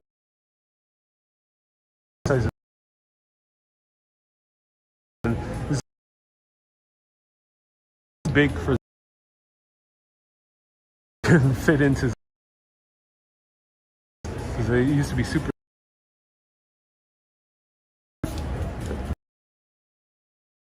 That service.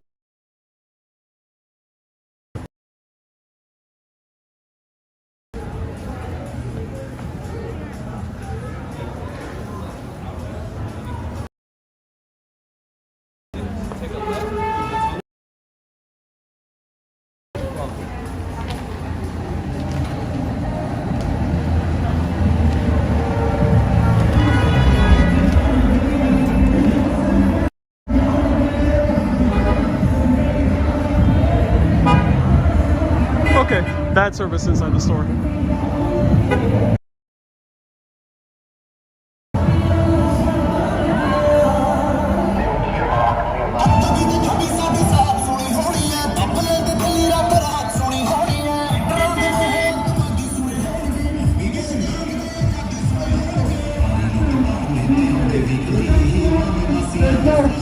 Without food, there's no future.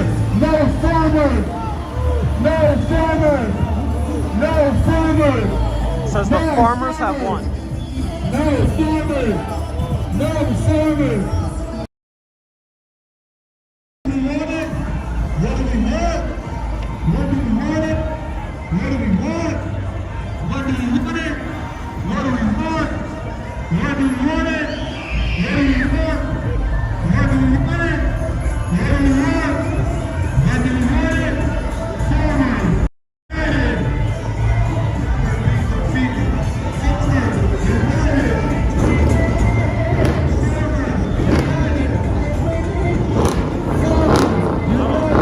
This guy is messing with the other guy. Farmers United.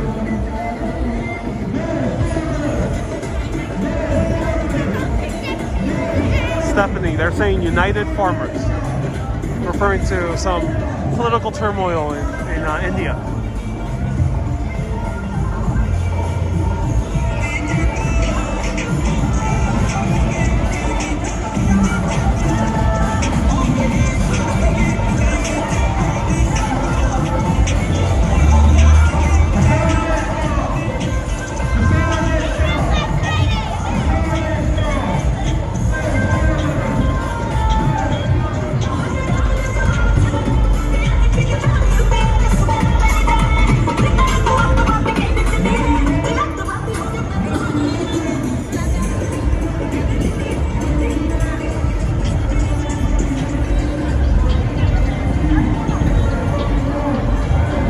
Someone asked if that was a Salvatore Ferragamo store. Let's go. Ferragamo.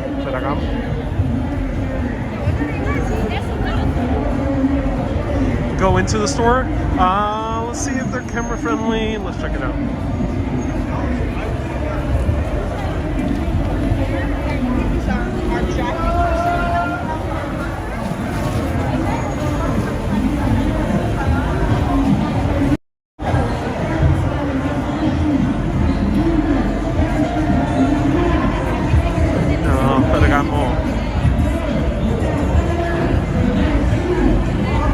Here's Zara.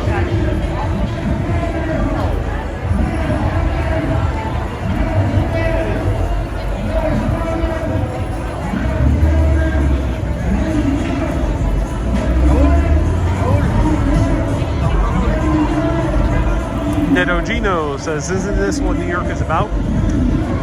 It is, yeah. All the commotion, everything, the hustle and bustle. Here's a beautiful Cartier store. Cartier, always well decorated. Always. This time they changed up the decoration a little bit. They don't have the Cartier tiger anymore like they used to. Or panther. Let me know what type of feline is it.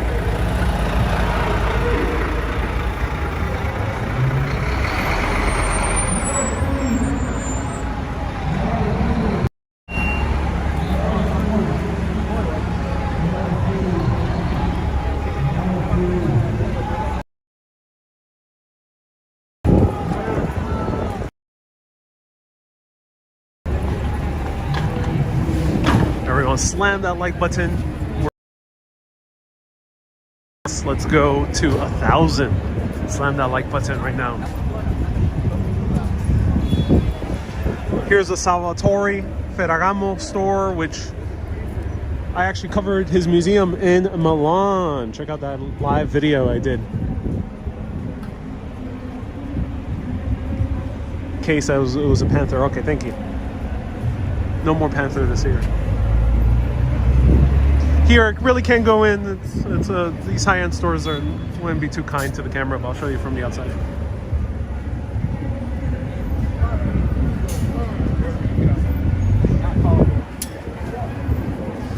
His scarves, his patterns is among the thing he's most famous for.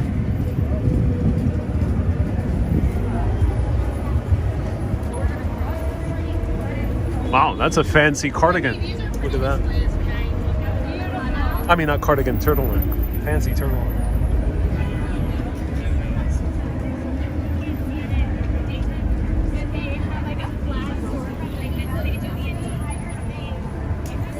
Evelyn says, don't forget about Bergdorf. We covered Bergdorf towards the middle of this broadcast, about 40 minutes in.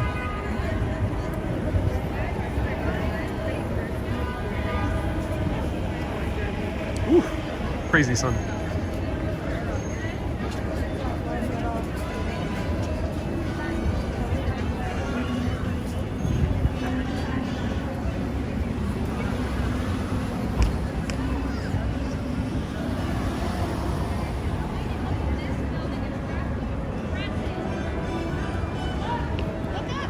Who wants a Cartier?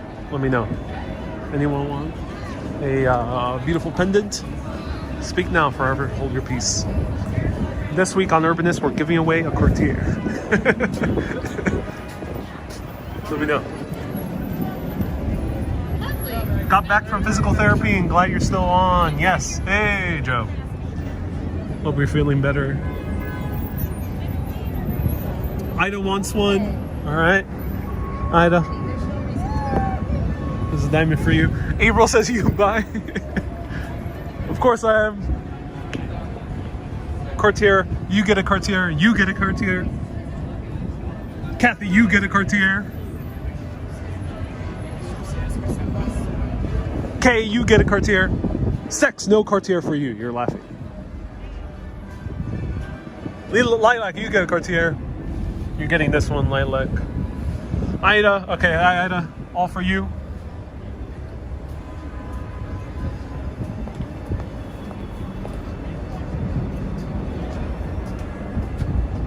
Can't pay via French croissants. Sure thing, Scott. You get a Cartier. Here's a nice watch for you. We'll get the male version of this. Who wants this one? Let me know. This one actually looks badass.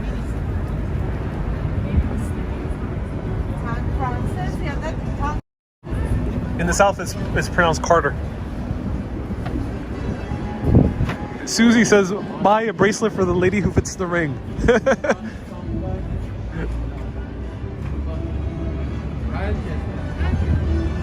Joe says, if I go window shopping at these stores, I'll go broke. Oh, no.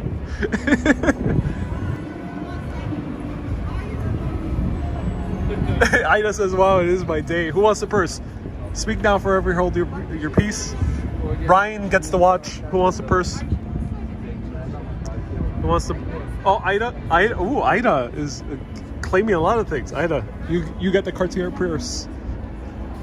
All right, what else shall we give away? We gotta give away these sunglasses. Look at these sunglasses. How much was that bug ring? It was a Panther. I'm not sure. Probably be in the maybe a few $1,000, $1,000 maybe around there. Susie says that purse is too small. Who wants the sunglasses? Timea says yes. All right, Timea, you get a Cartier. Everyone, free Cartiers for everyone. Thank you so much for tuning in here on Urbanist. Ida says not the ring, the bag. Okay, Ida, the bag is all for you.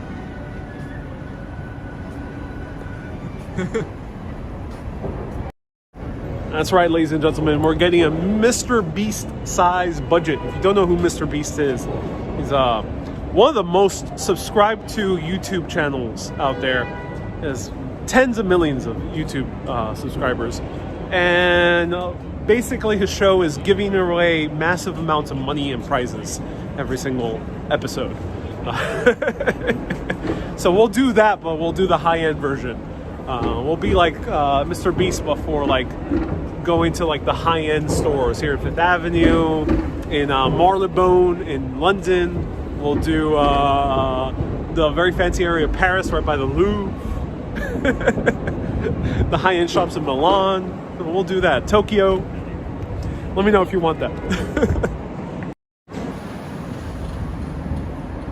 Here is what used to be the skinniest skyscraper in New York City.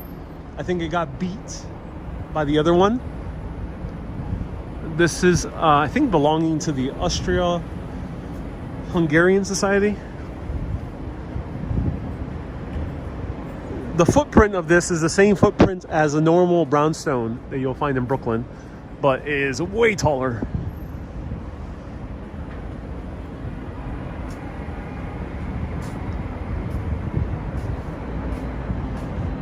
Marina says, we will love to see you in Tokyo and London. Yes, stay tuned. Stay tuned. As I mentioned earlier today, you'll be seeing more travels in early 2022.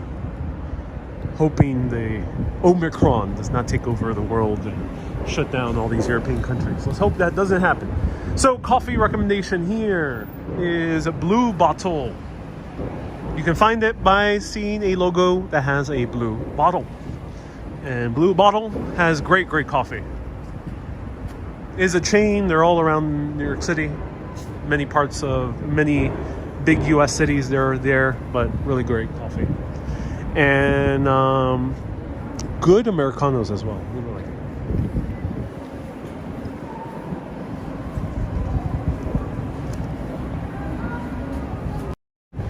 Hey, Mark P says, glad you're enjoying this. So let me know if you're part of Mega Walk Squad. We're bringing it back after I think the last time I did very long live streams was in Italy. So let me know if you're part of the Mega Walk Squad. I've been watching already for about going. Show you as much as possible here in New York City. The shakkerato at Blue Bottle is yum. Ooh, cool. I'm glad that they have the shakkerato. Good macchiato too? Yes, great macchiatos. The only thing I do not really like too much about Blue Bottle is the cold brews. The cold brews, a bit too small for my taste. Doesn't taste too much. That's the only thing I would not recommend. The cold brew coffee. Cold brew coffee, you're better off going to La Colombe or to Stumptown.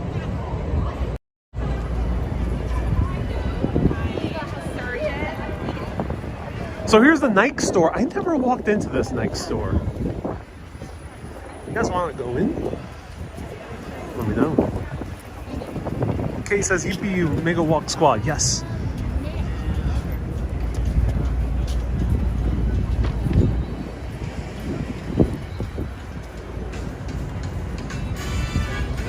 Wilmy says, yes, love your mega walks. I'm so glad. Let's go up 1,000 concurrents. We got 593. We're about to pass 600.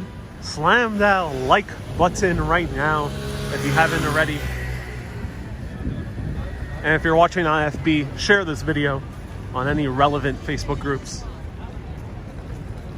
Linda says, just do it. I would. But now I am confronted with the thing that most New Yorkers dread. The line. And I would wait online for many things. I would wait online for a good cronut. I would wait online for a good hot chocolate. I would wait online to buy some very inexpensive tickets to a great Broadway musical. But sneakers? Maybe not. So everyone, let's move on. Sorry to disappoint. But I got a good option for you. Let's walk into the Dyson store.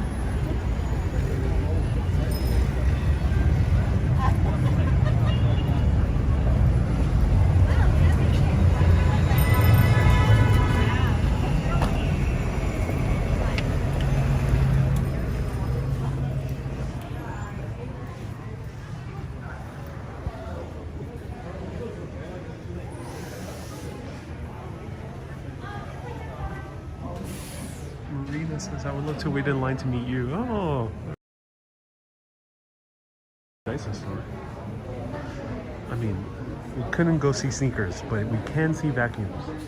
Hell yeah, ladies and gentlemen. Are you excited to see vacuums and blow dryers?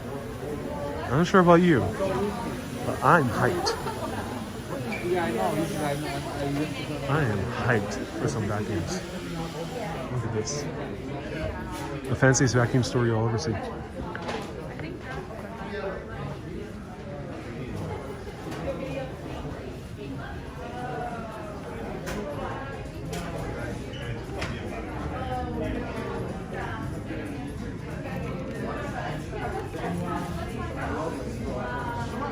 Bob says this sucks.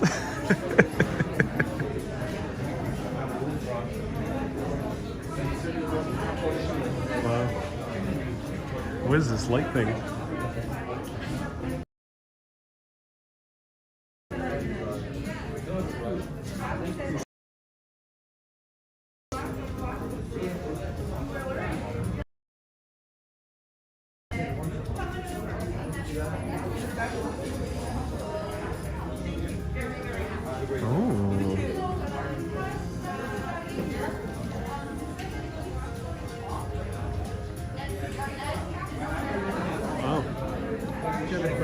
Yeah, how do I use the light? Here's a good Good question. So the basic controls begin up here. Okay. One controls the intensity of the light. Oh, I see. Now this boat here, you can have it follow the sunset pattern. So in the morning you get this beautiful golden light. Like it'll go down. Or you can have it match your ambient light by hitting the auto button. So it's gonna keep the light steady at whatever level you have it set currently. Oh, interesting. Does it also change the color of the lighting? It'll match what you currently set, and then that's it. It'll stay at that throughout the day. Wonderful. You have the motion sensor, which will turn on as you approach automatically. You can use it in this mode, which is the ambient mode. You can use it as a task lamp. Oh, that's You can, of useful. course, focus it, or you can use it as an aerial lamp by just putting it up like this. Oh, that's very useful. Yeah, like you do lose that kind of effect. Oh, cool. And does this light change in color or is just white? So it changes in that, like that, the warmth, I suppose, it'll change. It changes in But warmth. yeah, Okay. yeah. The thing about the white of this light, though, is that they did reduce that blue light component of it 30%, so it's going to do a lot less eye strain. Oh, interesting. Oh, that's very fascinating. Okay. Awesome. Thank you so much.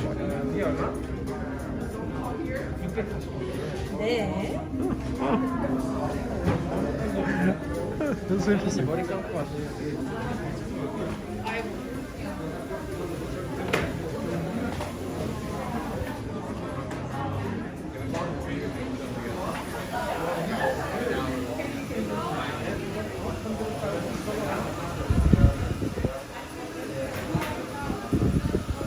Oh, this cools. What?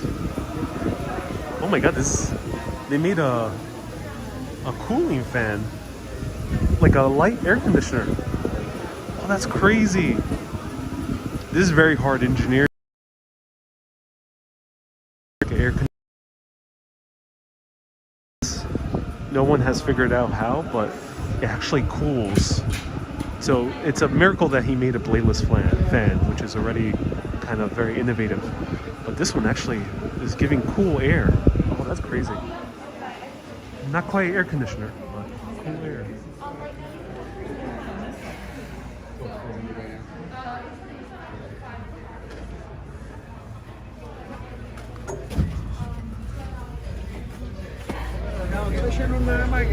I'm a fan of those fans. So I actually have one of those fans at home, but I don't have the one that cools. For perspective, I have a degree in electrical engineering, and I used to work at Curbed, which talked a lot about tech for the home.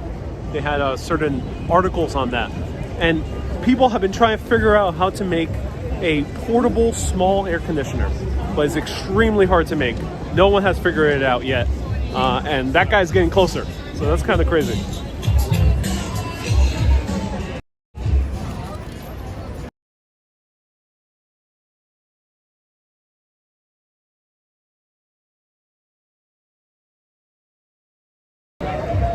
So yeah, there was some hip-hop music. I am a little bit disappointed with the lamp. I don't like lamps like that. I prefer my lamps classic. And the fact that it doesn't have colors. Like, you should not be charging $900 for a lamp that doesn't change colors, when I could buy a bulb that connects to my Google Home that can change any color that it wants to for like 80 bucks.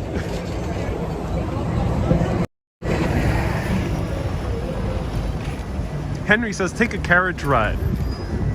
Perhaps maybe one of these days in Central Park. Let me know if people want to see it. Let me know if you want to see a carriage ride in Central Park.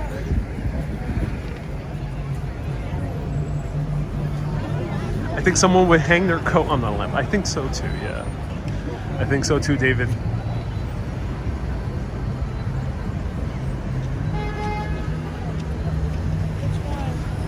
Chaotic Ranger says, well, it's $900 because it turns around. Yeah, that lamp. Well, that lamp is questionable. I like their fans. I have one at home. I have the lower end model, and I love it. But yeah, that lamp, suspicious.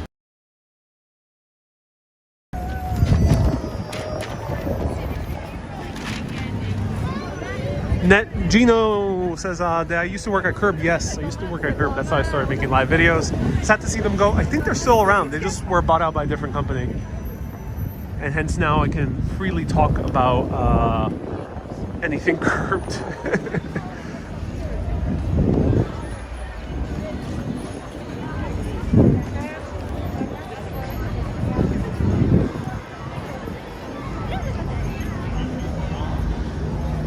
David says, is that why you were going ring shopping? You're going to take us for a ride.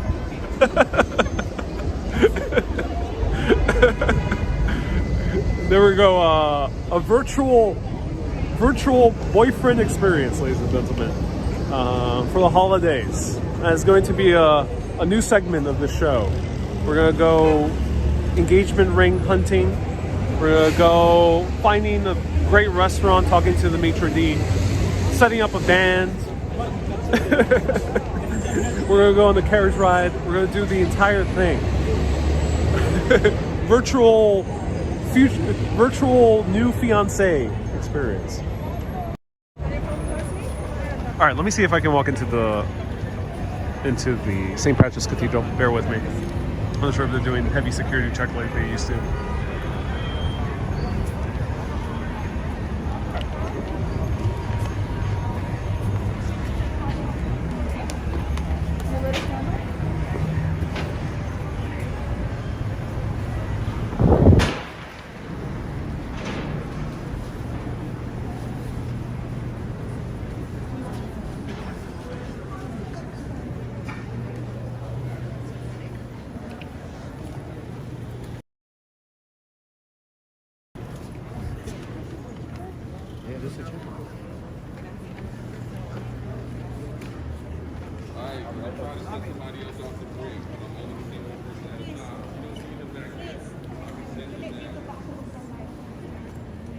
Ida asks, is Dyson an American brand? No, the guy is from England. Still a private company owned by one man. I think he basically owns it. He's British. He should be English. Let me know if anyone knows exactly where Dyson is from, but I think he's English.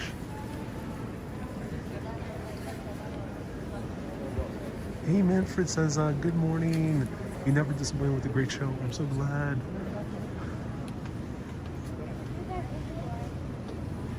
Espiel says, are you taking us all out to dinner?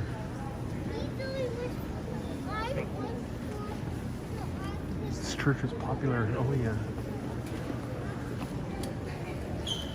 I mean, I am hungry, Espiels. What you been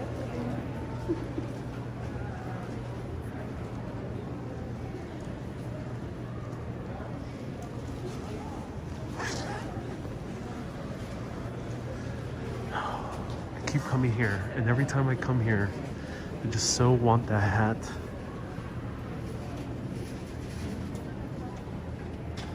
JK says, again, St. Patrick? Yes, JK, welcome. If you've been watching me since last year or before, we're gonna do a lot of the same things we've done in years prior for December. But stay tuned. 2022, early, I'll be traveling again, permitting with the pandemic. Hopefully it doesn't get too bad. This is a Galero, and I so want more of these.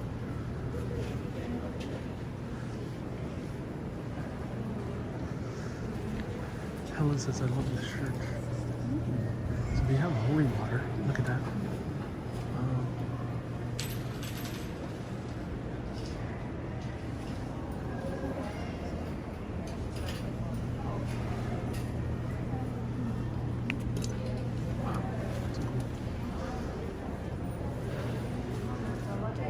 So you can bring your own flask for some holy water.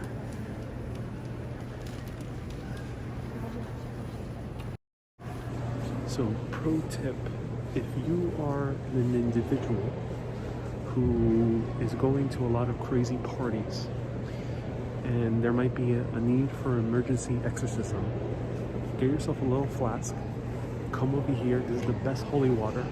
It'll exorcise any demon very quickly. Get a little flask, hold it in your pocket, and there we go. At any moment you can exorcise. Not exercise, but exorcise. Not like the light.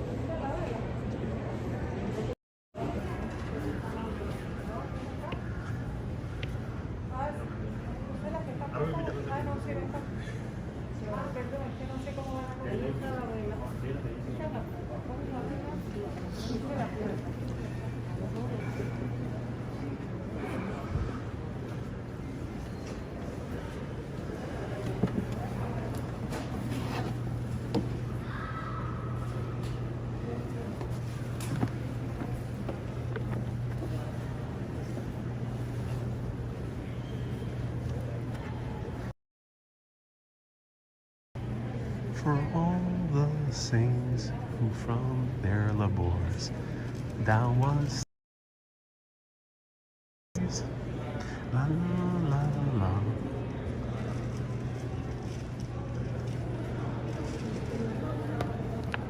What's your favorite hymnal? Let us know.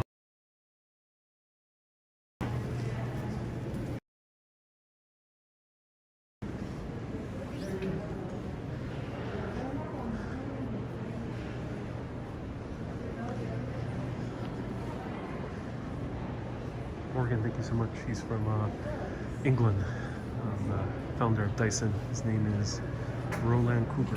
Thank you. What's the name of the church? St. Patrick's Cathedral. It is the most famous and biggest, and probably the most extravagant Roman Catholic cathedral in all of the US. Probably one of the most well-known Catholic cathedrals in the world as well. Up there with the Vatican, with the Basilica of Our Lady of Guadalupe, and even the one in Barcelona, Spain, La Sagrada Familia. This is among those churches.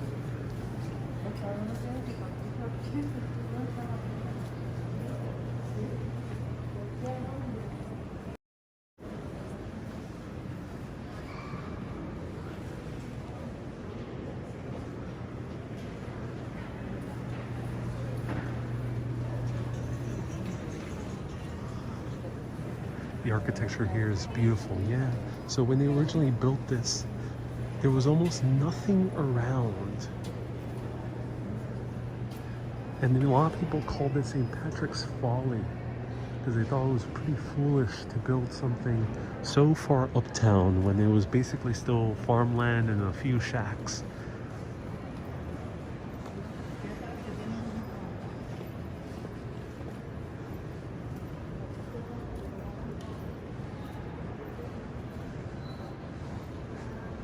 Renato says, a beautiful, hey, from Italy. Hey, Renato, nice to see you here.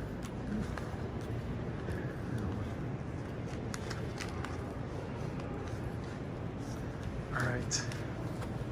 St. John the Divine is larger. It is, but this is Catholic. St. John the Divine is Episcopal.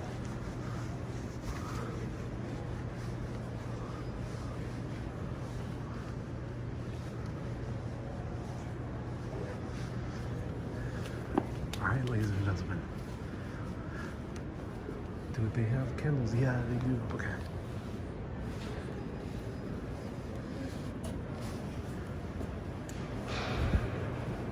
Let me know what you would like it dedicated to.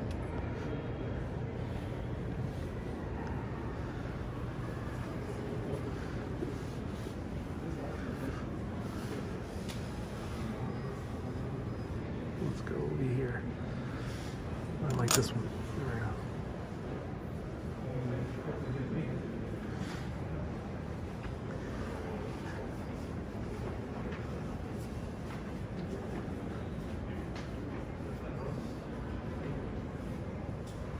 To all the urbanists out there, may you have health, and beautiful food, and wonderful company these holidays.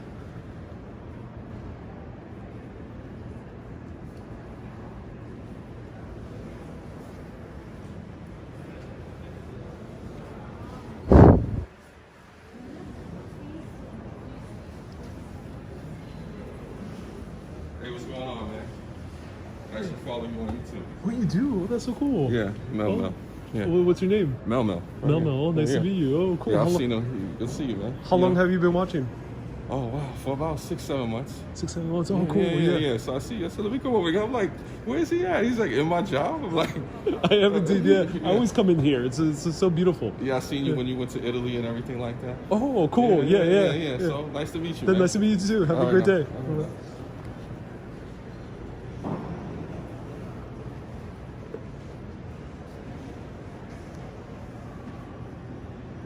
Everyone, hearts to Mel. If I heard that correctly, thank you so much for saying hello.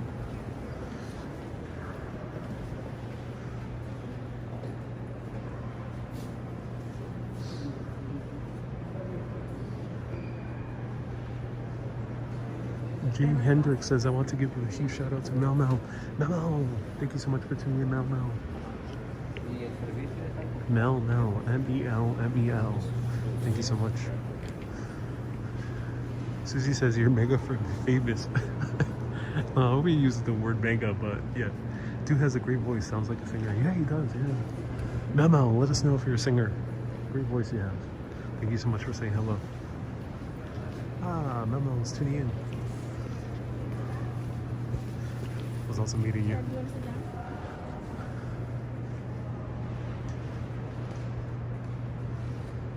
Well, now we know that all the security guards are looking at their phones, as David. Indeed they are.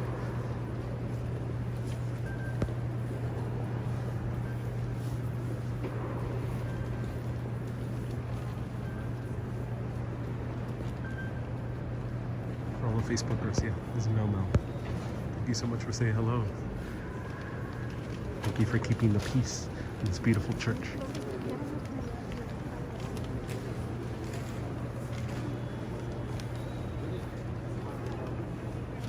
Cindy says, what is your job there?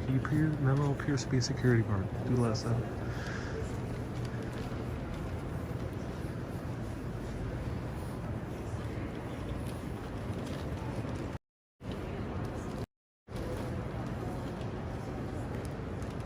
Wow. So cool.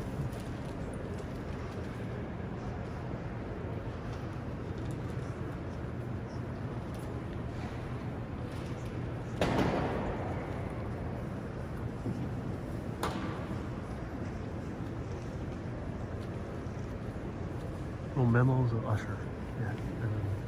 And Mel is an usher.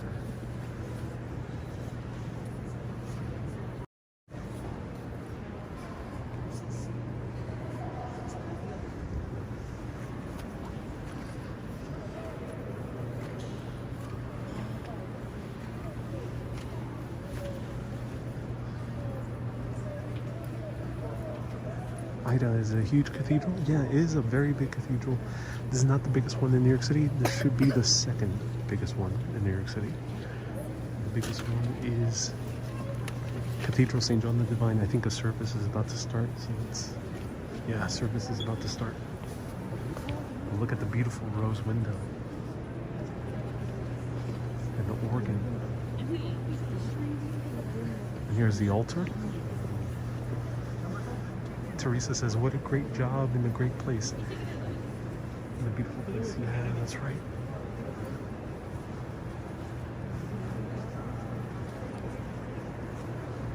And let's go see the nativity scene. I think soon a mass is going to begin. If they're dimming the lights.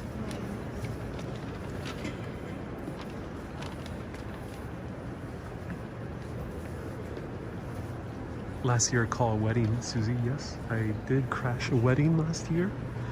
It was really fun. It seemed rather intimate. There was almost no one around, aside from the people who were actually attending the wedding.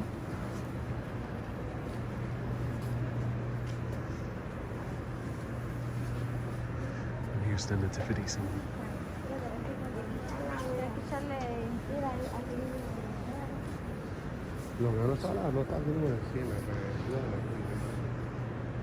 Is there a dog in the nativity scene? Yes, there is. So there's a camel, the different sheep and lambs. Joseph, which is the father of Jesus.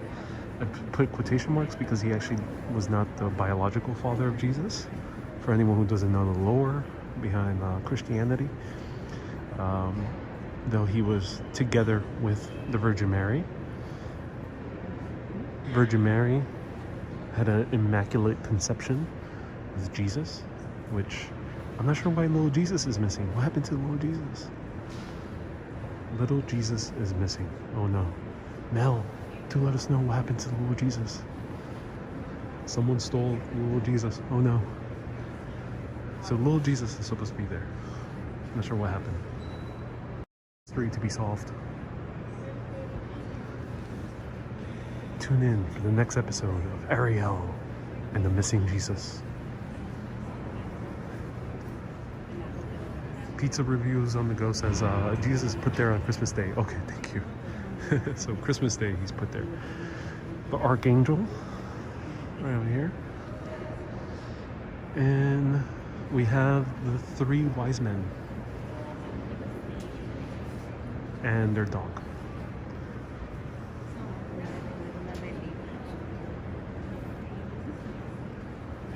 Sally says Jesus is not missing until he's born on Christmas Day. Oh, okay.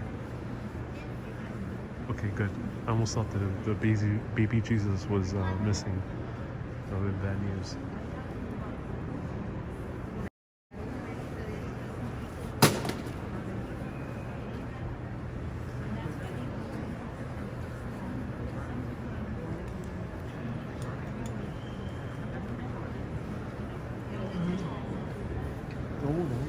Alright, that's beautiful.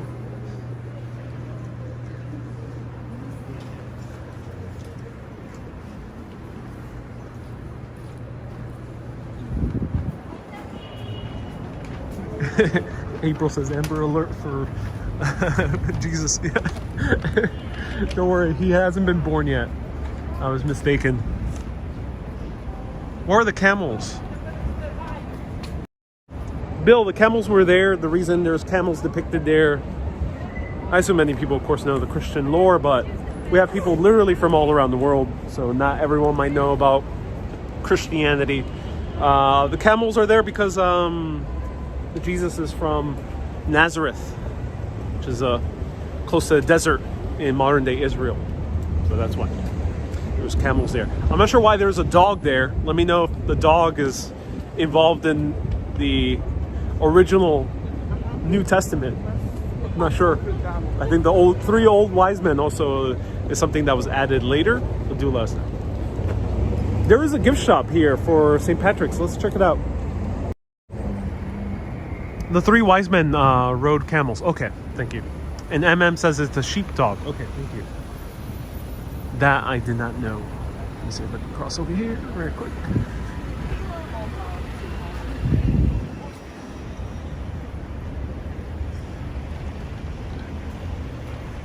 Sheepdog for the shepherd also. It might be the dog of Joseph.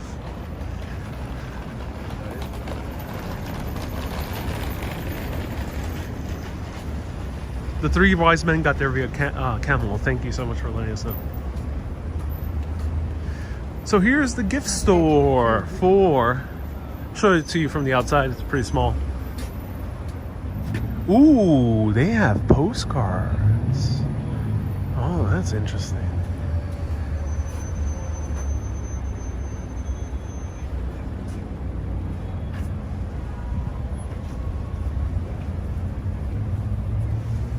Let's do some postcard shopping.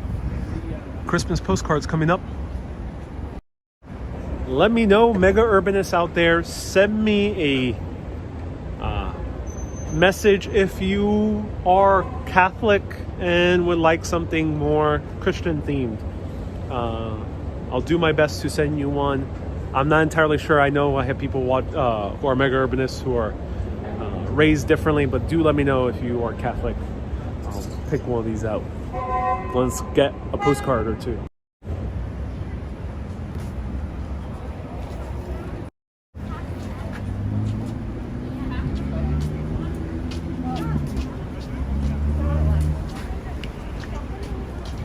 Or you don't need to be Catholic. Just let me know if you like that type of postcard. Thank you.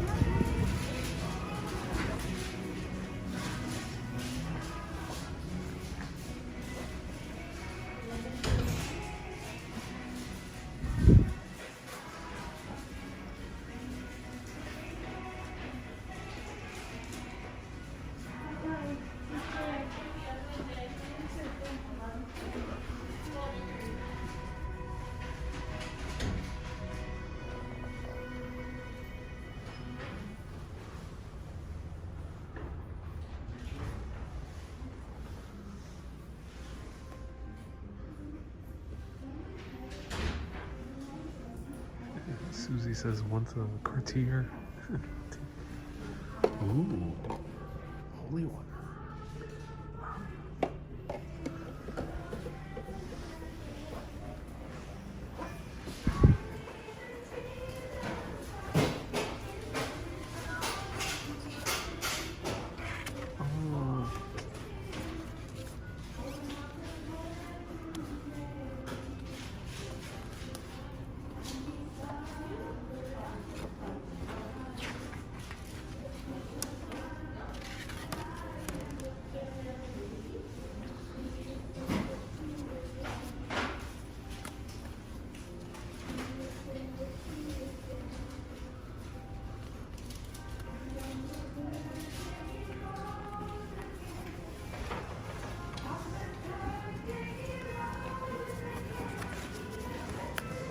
Hey, how's it going? Good.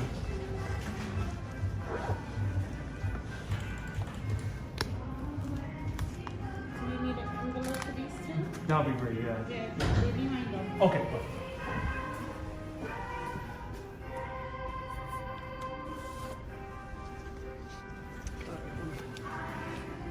A small bag would be great. Yeah.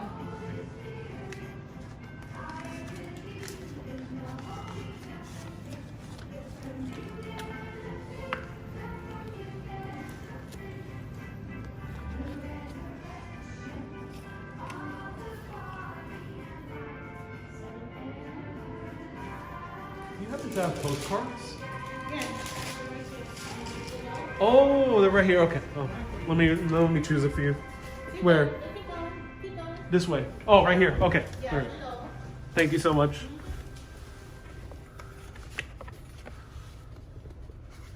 I'll just grab.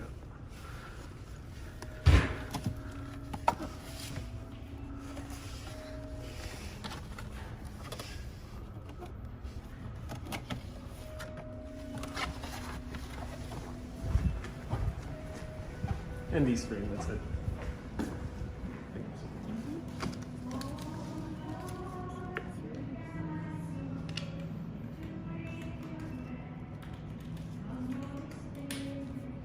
Is it the same there? Yeah.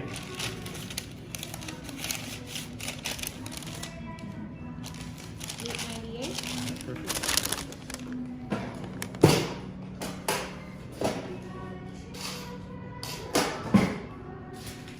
Thank you so much. Have a happy holiday. Thank you.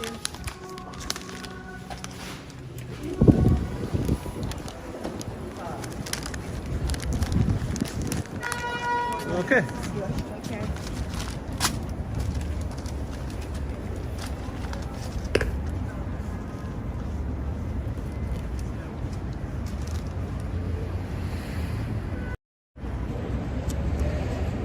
So I know one mega urbanist that's really going to enjoy one of these postcards. And maybe a few other lucky mega urbanists will get one of these other ones. The first ones I saw were actually Christmas cards, but might send them as a postcard. Might be able to get away with that. Because all I gotta do is rip it in half.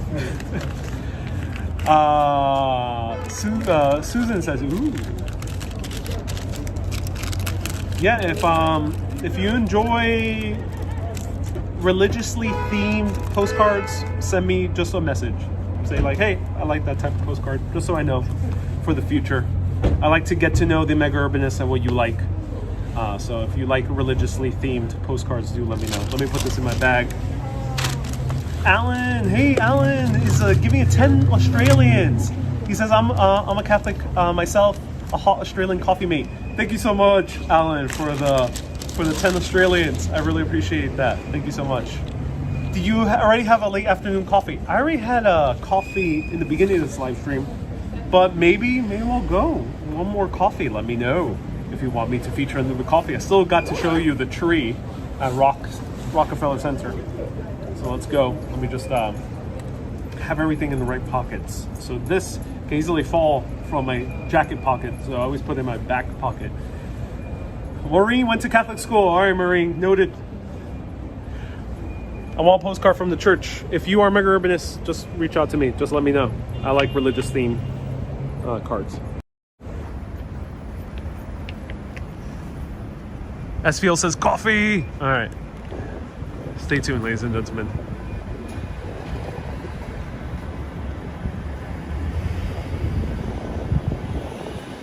I hope I will receive a postcard for the Christmas tree.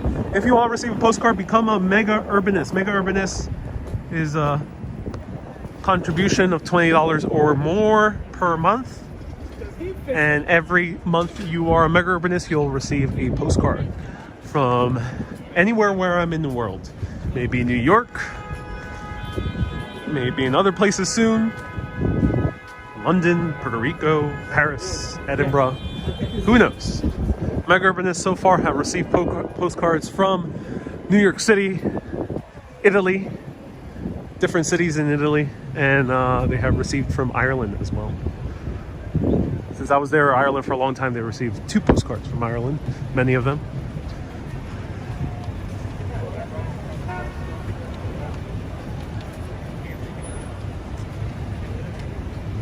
And of course, if you're Jewish or Islamic mega urbanist, just let me know.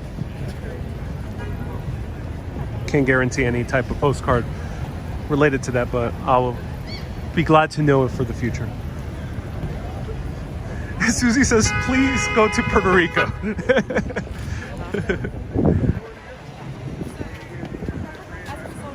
All right, let's cross the street. Lois says, guess I'm not enough for him to acknowledge. Lois.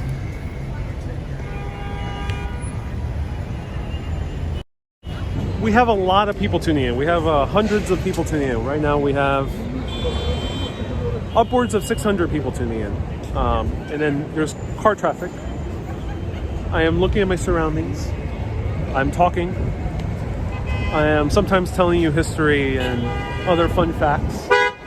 I am dodging people as well. So, and then I'm paying attention to random popular music playing. So all those things. So if you tune in long enough, I will acknowledge you. Fret not. And that's why coffee breaks and food breaks are nice, because I get to sit down a little bit more relaxed. But thank you so much for tuning in, Lois. Dr. Tachi, nice to see you here. Athena, welcome. Rene, Puerto Rico is so beautiful. Oh yeah, it is. It is indeed. You're almost at the Christmas tree center? I am. I'm just around the block. So, last time I came here, I thought the Lego store was closed for good. They just moved. Here's the new Lego store. Huge line. Maybe I'll come back here on a Wednesday so I can show you inside. Huge line now here, but this is the new Lego store. So it's nice and beautiful. Let's peek in through the window.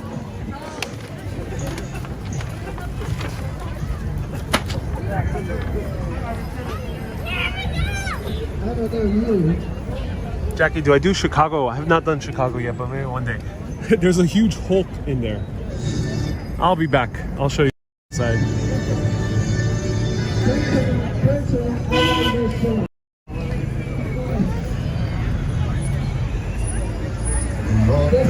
Kathy says don't get hit by a car. Exactly. One of the many things I'm doing to always be on alert. And I want everybody to know this man. He my friend. Oregon, yes, I have a lot of people too.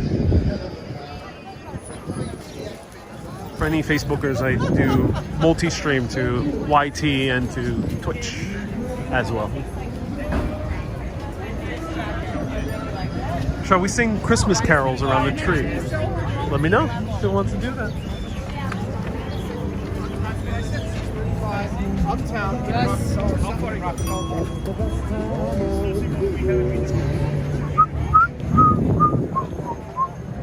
We need an Urbanist Lego figure.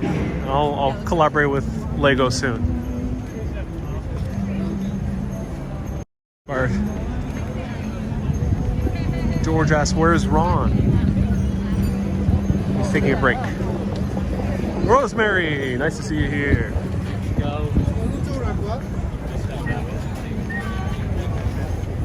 We need an Urbanist calendar, says Kay. Yeah, that'd be cool with the photos I've taken. Here's Saks Fifth Avenue. I think at night is when they start doing the shows.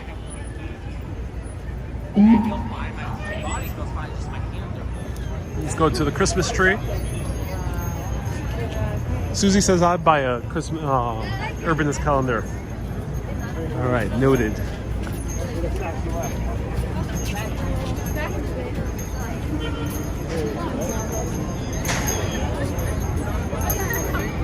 Oh, scaffolding is away. Nice.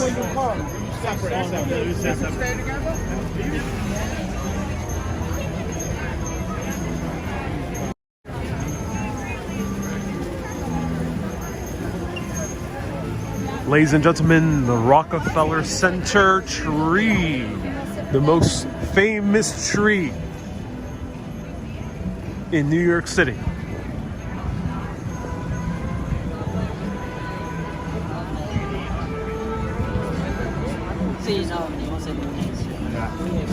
When are they lighting the tree? Do let me know. I'm not sure the exact date. Let me know.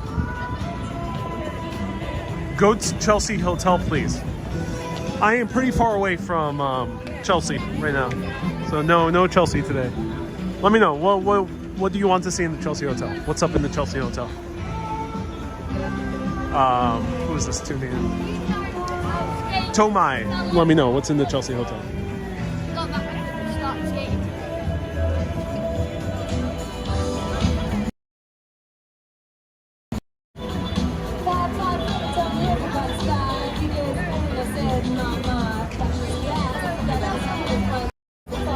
Hanukkah starts tomorrow, says Merck. Ooh, cool. Good to know. You switch on the lights, says Susie. Okay. All right. Let's do this. Let's go. Let's go to the control center. Dr. Tachi says Blondie is playing. Indeed she is. Indeed she is. It's always December 1st. Thank you so much, Sally. Use 30 Rock.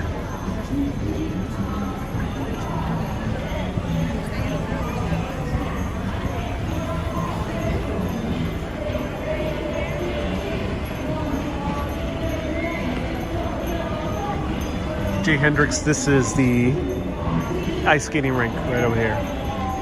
Prometheus right over there.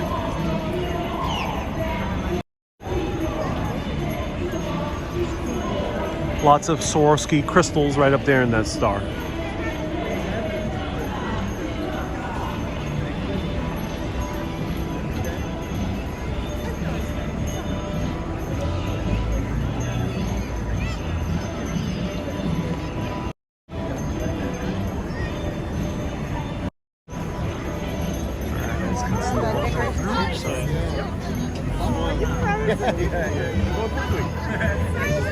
Susie says it would be funny to see you skate. I don't skate, Susie. It is a serious show.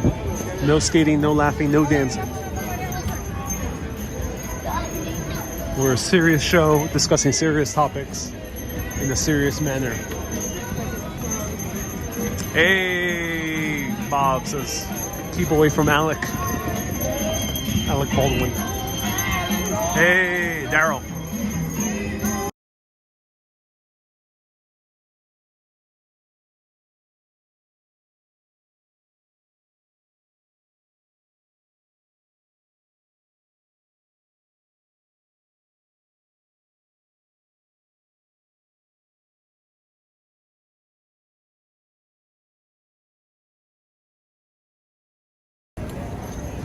Okay, popular music from the Salvation Army guys. Why is there no Frenchette truck?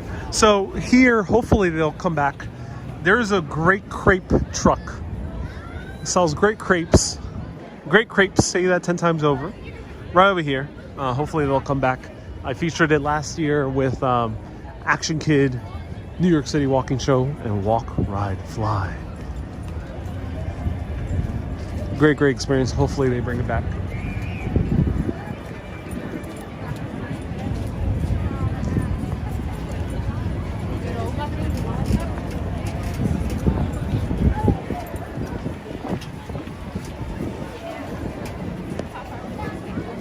Susie says we're all mega serious all the time. Indeed. Serious broadcast. Susie says that was epic. Oh yeah, I'm glad you enjoyed that last year's show.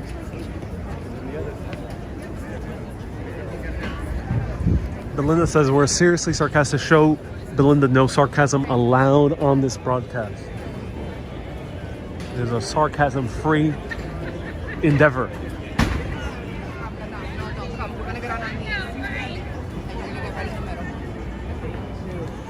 Is mask still mandatory, says Bobby? It never really was. It was just encouraged or mandated. No, masks are really not mandated outside.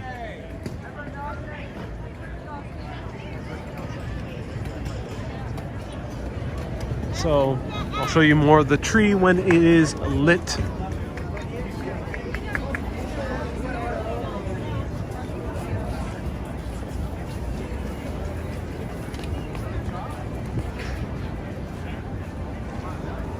Watch last year's video where actually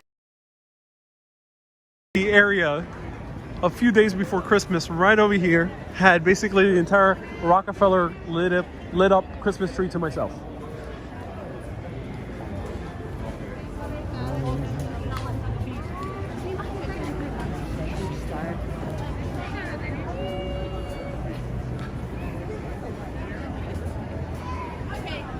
Are you going to head up for the lighting? No, I don't think so. My colleagues are good at doing those type of events. I'm just not a guy who likes standing still to see an event. Susie says you sneaked underground. Indeed. Indeed I did, yeah. It was an epic video. Check it out last year. The Rockefeller Center video. We snuck underground. Hey, Sean is visiting first time in January. I'm so glad you are, Sean. That's so good. Do you have any videos showcasing the do's and don'ts of the city? I don't really have too many of those type of videos. But I can run down what my do's and don'ts are. So we have exhausted the Christmas decorations on 5th, basically. Whew, it's cold now. Okay.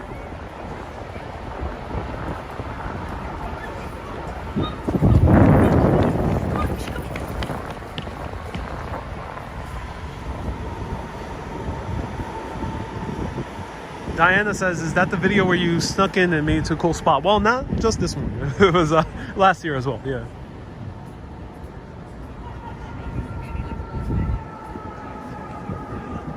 Daryl says, how's your executive producer? He's doing well. Doing very well.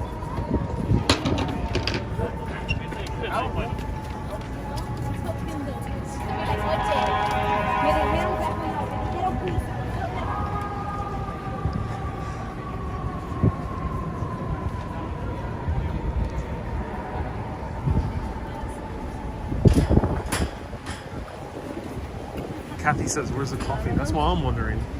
Where is the coffee? Ooh! Is Maman still open?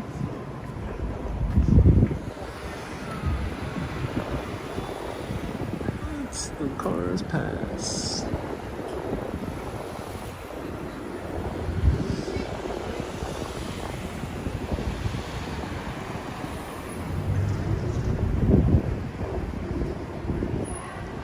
So, pro tip you come here a little bit earlier, you'll be able to go to Maman.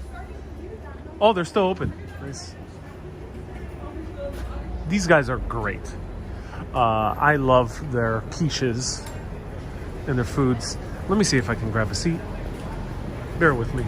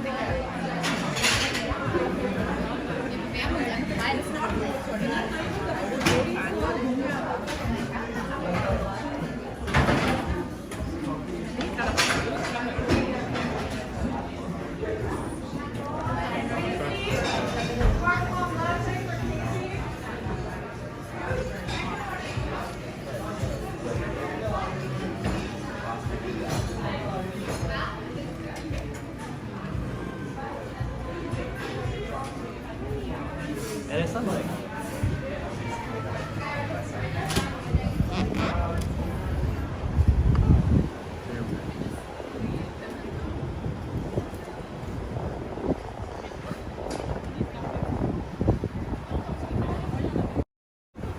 it's a bit too full, and they're playing Michael Jackson.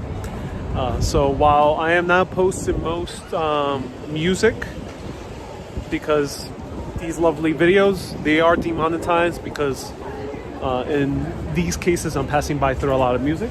Hi. Hey, how's it going? You on Facebook and YouTube. Oh, cool. Hi. Good. What's your name? Anna Montaleza.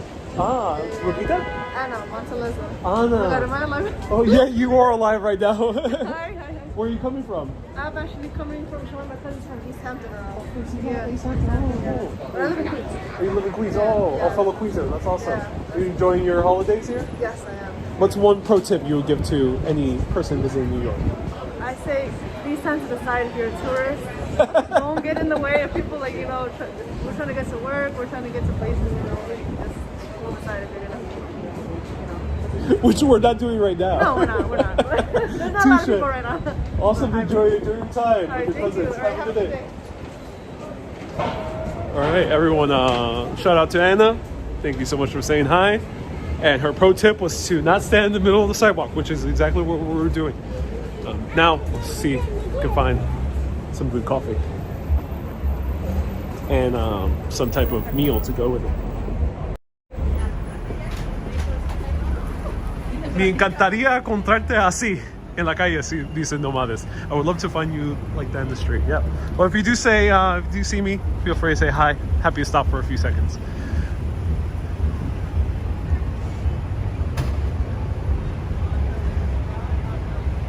Anna is from New York, from Queens. She's showing cousins around from Long Island.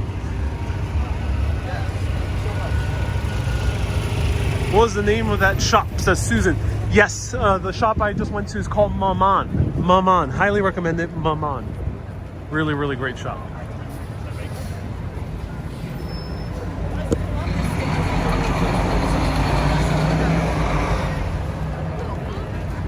We got coffee and mince pie, says Susie, but you gotta go quick. Susie, I'll do my best to get to Edinburgh in time. All right, everyone. Since Susie and Gary, the mega urbanists from Edinburgh, from Scotland, have invited us over. We're going to do a mega urbanist where we're going to fly right now over to Edinburgh, take the taxi over to their house for some mince pie. Let me know if you want to do that. Hey, GN from Los Angeles. So it's cold. It is indeed very cold here in New York City.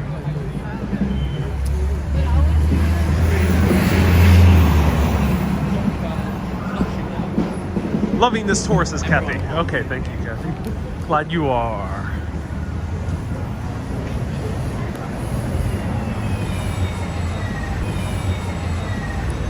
how cold it is. Very cold. Okay, so how does one find a coffee shop? I actually don't know too many coffee shops off the top of my head here, or cafes in this immediate area, because I usually just go to the to-go spots like Blue Bottle. But let's see if we can find a place where we can sit down. How does one find one of those places?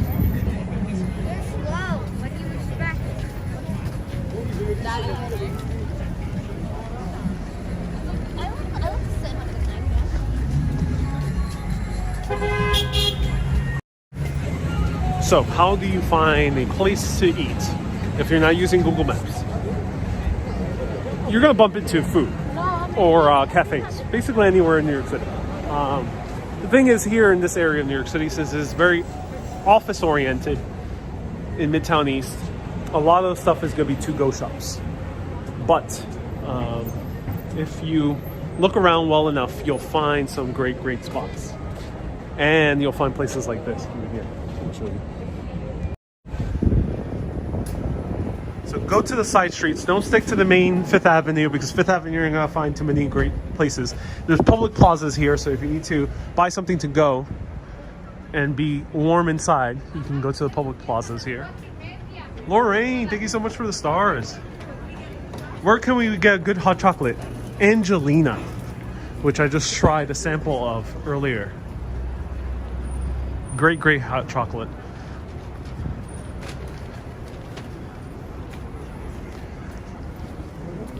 Yes, sir.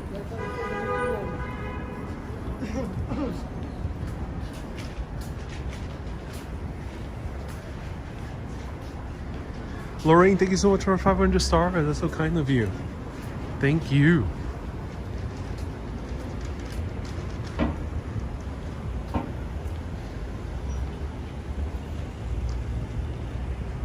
Son of the Shepherd says, finally made a stream. Thank you for the content you provide us. My pleasure, Son of a Shepherd. My pleasure. Thank you so much for tuning in.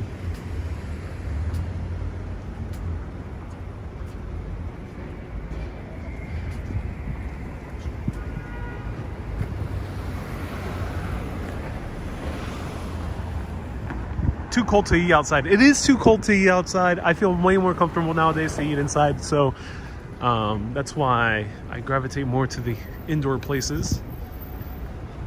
You passed the McGrip. Maggie's Palace. Come in for a pint or two. This is a very charming location. Huh. Very small, very intimate. Look at that. Look at that. Wow. Beautiful. When will be a new playlist with music?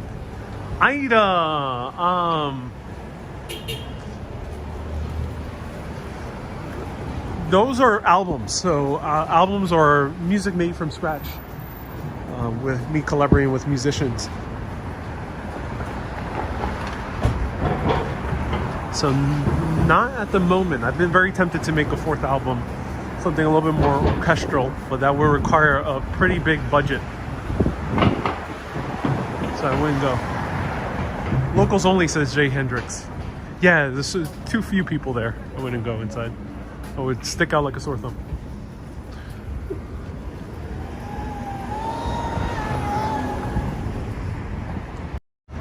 Janice says, wow, I'm boosted. Yeah, I'm so glad you're enjoying it. Janice, I hope you are doing well and recovering. Yeah, beautiful bar, but there was only like one family there. So it would not be comfortable me going in there with a camera as only one family is there. It would feel too awkward. Susie says, make a Christmas album. It's a bit too late for that because albums usually take me 2 months or so to make. Maybe a little bit longer, 2 to 3 months to make an entire album, which is still fairly quick, but yeah, don't have enough time to make a Christmas album. Yes, the album that I'm always listening to when I'm studying, says Ida. Oh, cool. I'm glad you are. Yeah, I love making albums. I do want to make a full orchestral album in the near future. I just don't have the budget for it now. But if you do enjoy those albums, and enjoy them being added to my live streams as well, and my other types of videos like my short TikTok videos, then all patrons and super urbanists, your contributions go to making them. So thank you so much. All right, let me continue showing you around.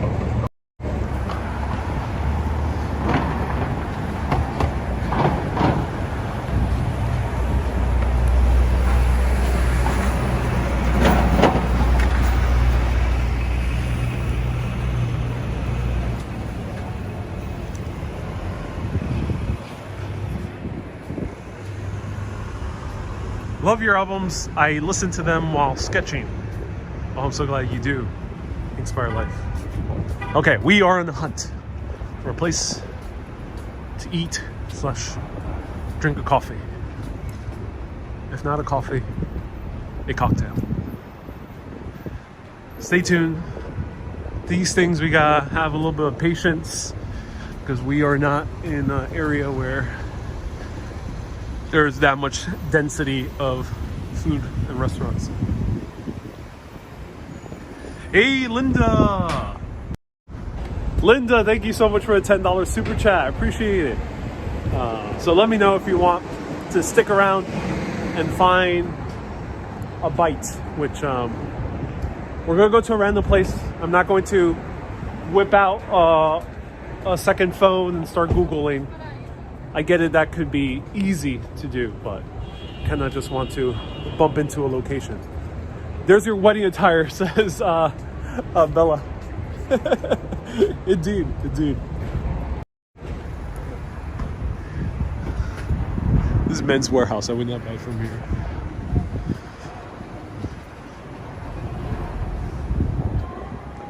Thank you so much, Linda, for the $10 super chat. That's so kind of you. Thank you.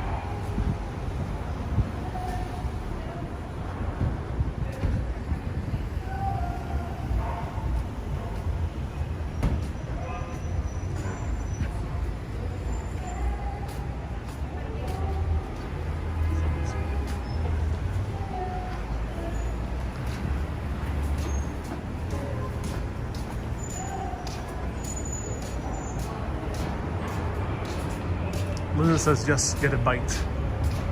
Go into a random place in Port Authority. That would be such a bummer.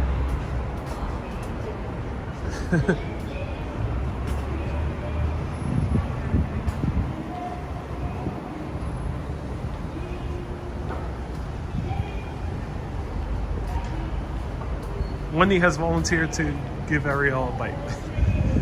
Hey, what about today's stream, says Dem. Welcome, Dem. We've been walking already for 3 hours nearly.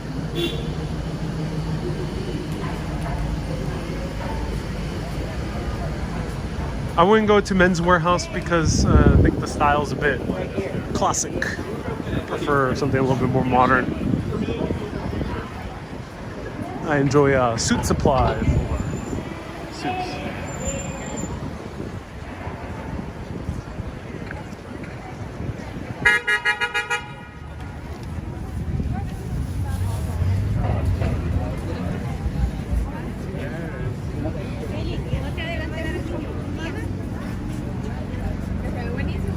Excuse me. Excuse me. All right. Huge group of tourists just standing right in the middle.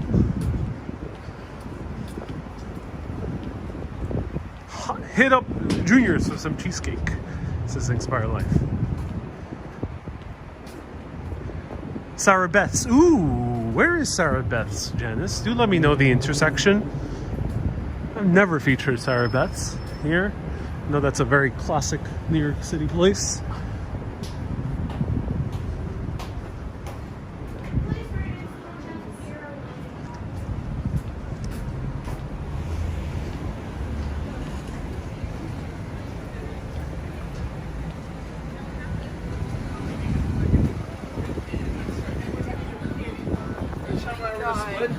Please get it back to me.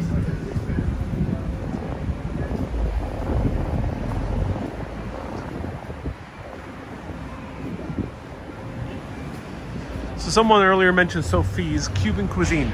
That is only open during the weekdays. It's a very business lunch place.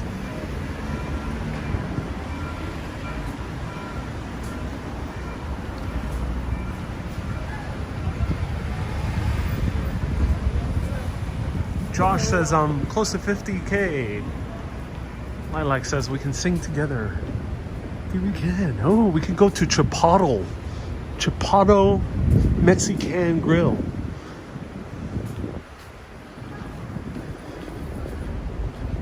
Cafe Manhattan.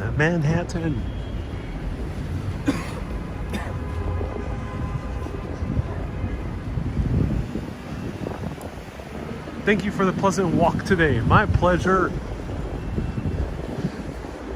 A bar called Valerie.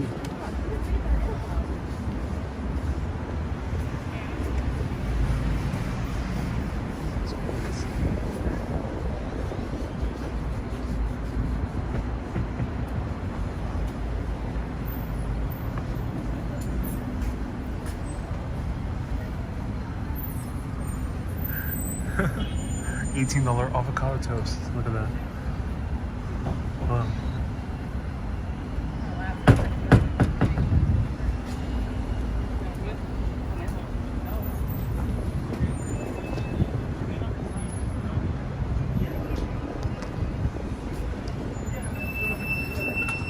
It does look nice. Let me see if there's seats upstairs. Hey Kaiser, I'm joking around. It's Chipotle, yeah, Chipotle.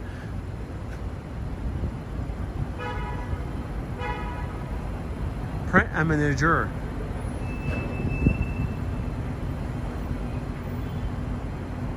How about halal, guys? Here's a little something for dinner.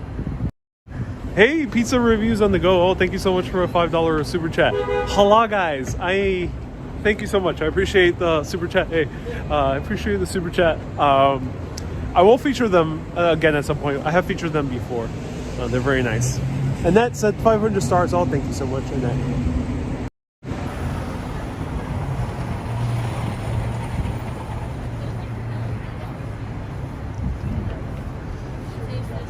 At this rate, you'll end up going to Starbucks.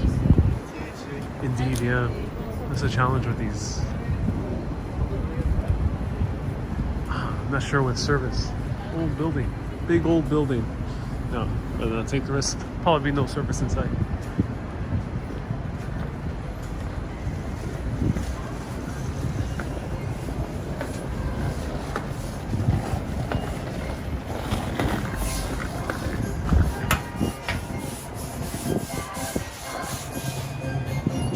Linda, thank you so much for a $10 super chat. Appreciate you.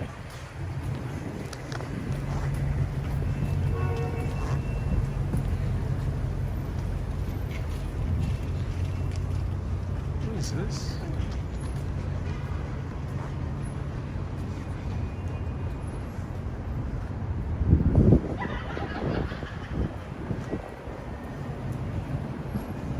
There's a beautiful Saskatchewan restaurant called Blue Willow. What's the intersection? Pizza reviews on the go. Do let me know.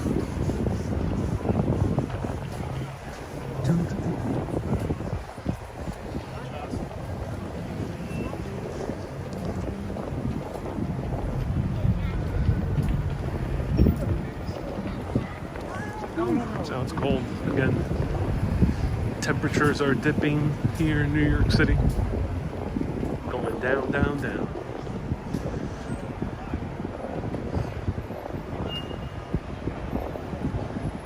Avenue.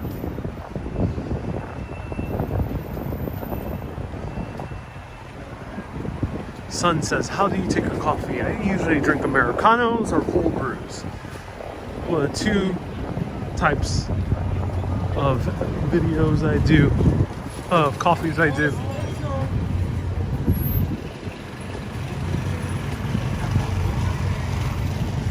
Okay. Hi everyone, I got you.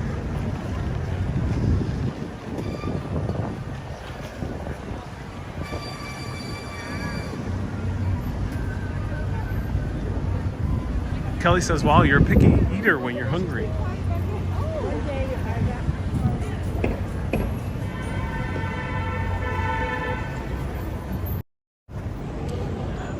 when it comes to food on live video, there's a few things for consideration. One, it has to be something interesting. I'm not going to show you. While some burgers can be interesting, I just don't want to show you another burger. I don't know. I kind of want to show you something interesting. The other second thing is there has to be cell phone reception in the restaurant. Thing is, with some of these older buildings that are very far back, the restaurant, less chances there's going to be good cell phone reception back there. And then the third consideration is I gotta be in the place where I can eat in peace and not be super crowded next to someone in the bar, or high table, which is no good because I'm right next to people. Which by all means would be okay if I were hanging out with a friend, but doing a video like that it's not the best way. I'll get too distracted. But I got a place for all of you, so stay tuned. We're only about 5 minutes away, and we're gonna enjoy some classic NYC bites.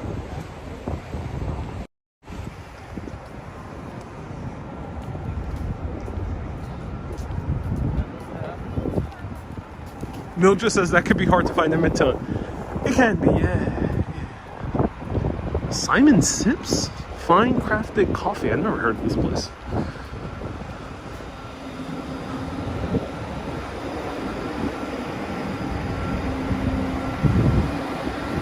What is this?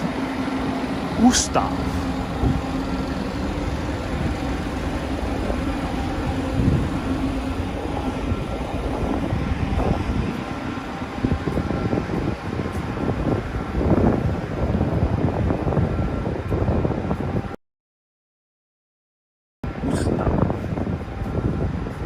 Vegetarian.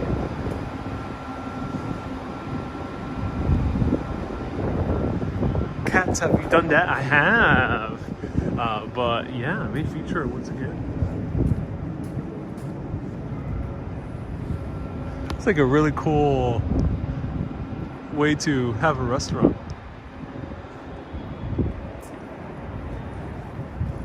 Millie says you always come up with something interesting. Indeed, patience is a virtue.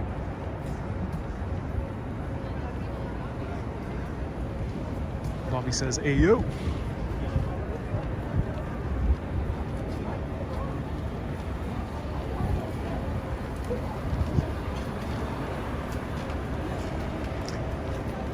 I so miss this place, Taco Dumbo. They closed down. Such a great place. Had great cocktails too.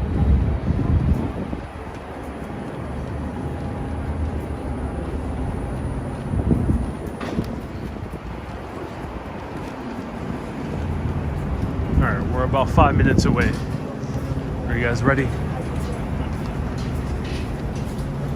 Let me know.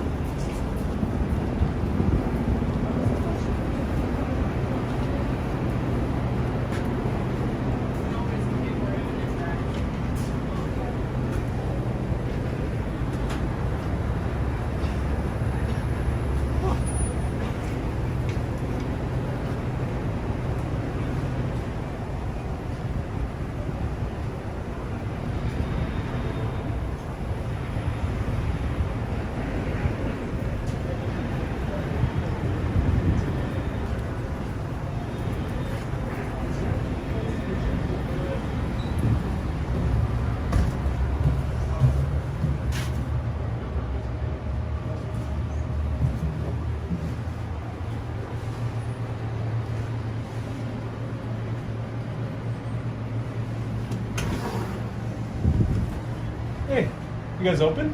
Open at 5. 5 p.m. Oh, okay. Is it reservation only, or can I just walk in? Yes, you need to do it. Okay, cool. Thank you so much. Have a good day. Bye.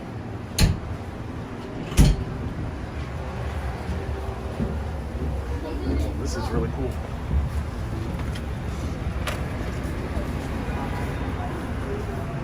This was not the place I wanted to show you, but this is Sushi by Bao. This is a very highly rated sushi place.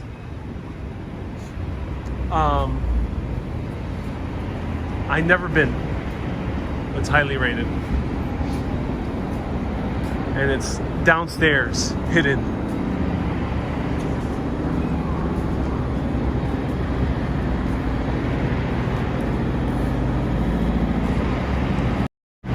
Yeah, it would look really cool actually. I might make reservations to go there another day, but it's a hidden like sushi place that is omasake, which is kind of a chef's table where they give you specific things that they were making for you. And it feels like a speakeasy bar, yeah. It's opened up by a guy who's Jewish, if I recall correctly. A Jewish American dude from New York City decided to become a sushi chef. And apparently he's one of the best here in New York City because he has quite a reputation. But unfortunately they opened up at 5 p.m. And it's only reservations, so you have to make a reservation.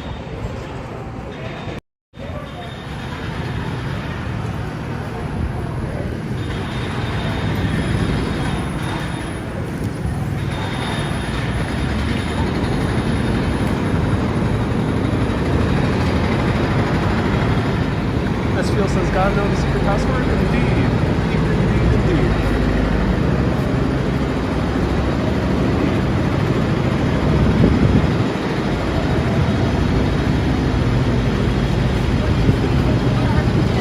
Ruby says, I find it fascinating that we can hang out with Ariel for hours and he's doing something right.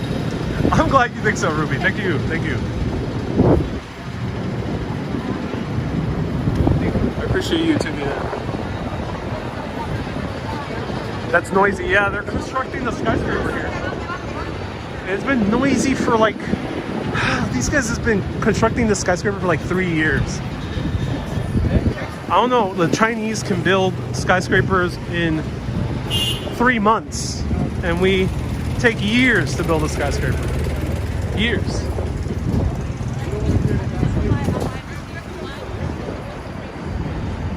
Kathy says he's a natural. Well, welcome to Times Square. Beautiful, gigantic Times Square. I'm trying to get a cab. Let me show you. It'll take an hour. An hour. All right, ladies and gentlemen, we are going to the Olive Garden.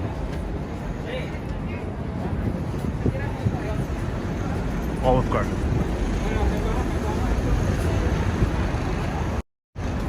Wait, what? Don't want to go to the Olive Garden? Finest restaurant in New York City. You sure? Okay. All right. We won't go to the Olive Garden. All right. Your decision.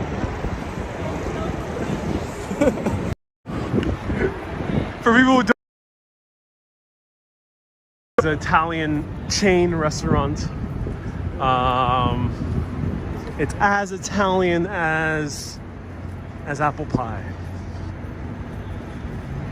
It's as Italian as lo mein. It's as Italian as birani. AKA ain't really Italian. It's very American. Unlimited breast stick, says Susie. Well, yeah, it is a good deal. It is a good deal.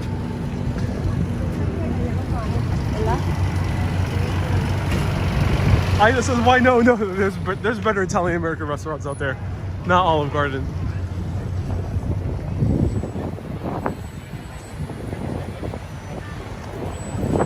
Might as well go Panera Bread, said Pizza Reviews.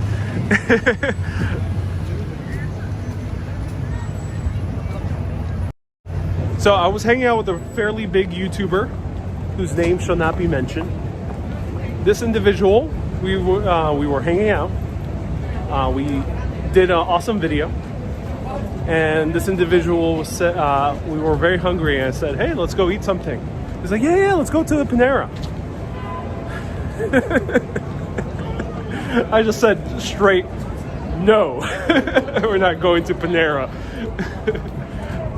I was surprised. But yeah, let's go to this special place over here. I'll let everyone know where we're heading at the end of the meal. I'm gonna take you something special. If we can get a seat quickly, I think we can. It's gonna be very special, fancy. Better, you guys are dressed up. You wearing your suit jacket? It's a fancy place, very fancy. Get your suit jacket. Make sure you don't have problems with eating massive amounts of sugar too.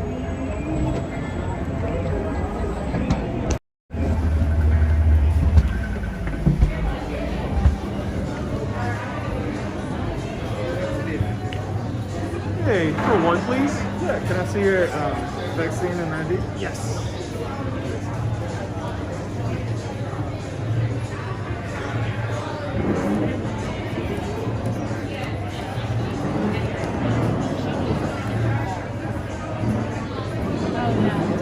Is it okay to sit at the bar or would you like a table? It's gonna be about a 5 to 10 minute wait. Is that okay? Yeah, that's okay. All right.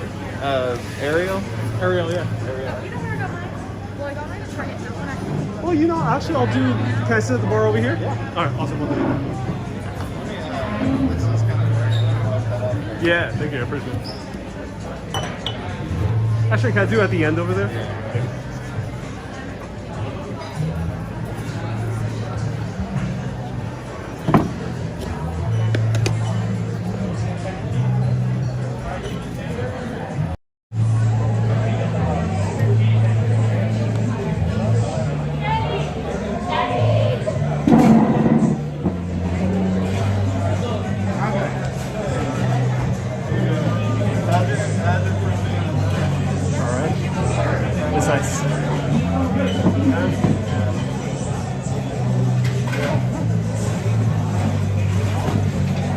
So if you know where I am, don't say in the comments, please. Moderators, hide where I am. We will let everyone know at the end. And yeah, they do ask for vaccine pass. Yeah. You will need, if you're not, then you will need to find a place where you can dine outdoors and you'll be okay.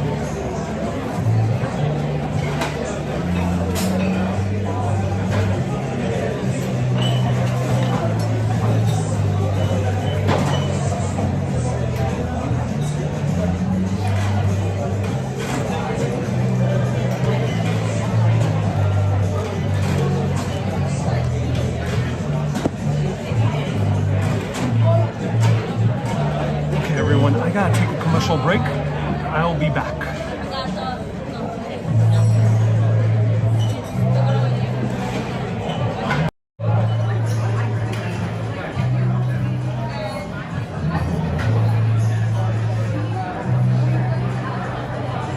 Everyone to One Vanderbilt. We're about to do the ascent, which is the top 3 floors on One Vanderbilt via elevator that is completely see-through. It's almost like floating in air.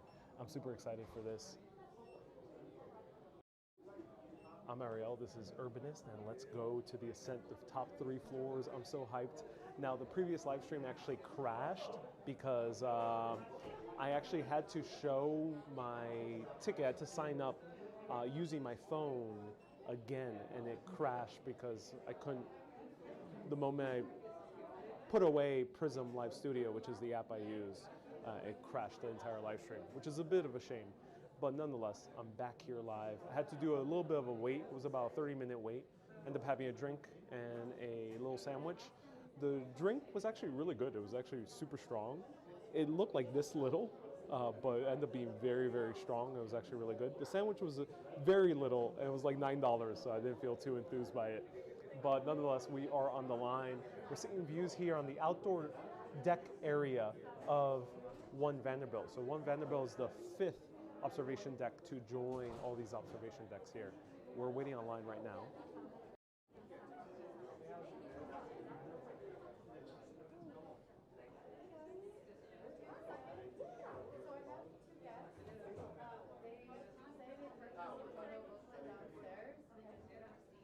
And here we're seeing the views. We see the Bank of America building, Hudson Yards down there.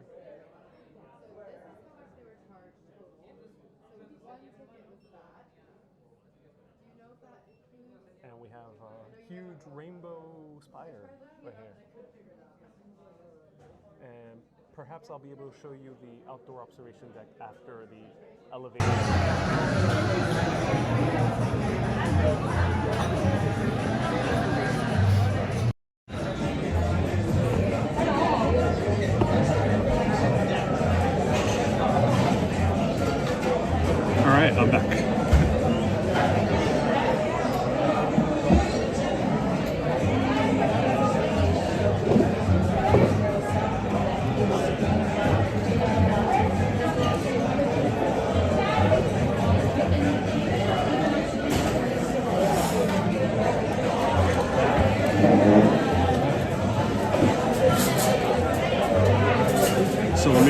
my sleeves and then get a menu so I can order. Kathy says now I can hear. Okay, I'm glad you can. Thank you everyone for tuning in. You're looking smart, says Janina. Oh, thank you, Janina.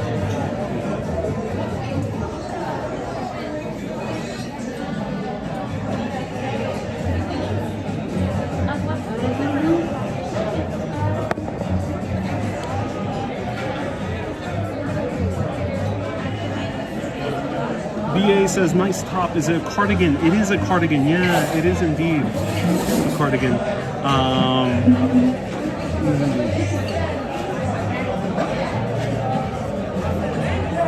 I'm just waiting for a menu. Excuse me, do you have a menu?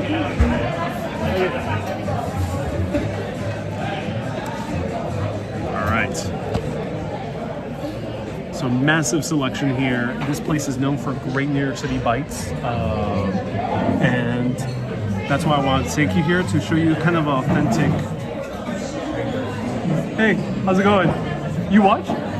Oh, you do? Oh, cool. How's it going? Yeah. Where do you watch? On YouTube. Oh, cool. Okay. I'm actually live right now. Yeah. Awesome. No worries. Thank you so much for saying hello. So shout out to the gentleman over there at the booth. They're sitting right on the other side. All right.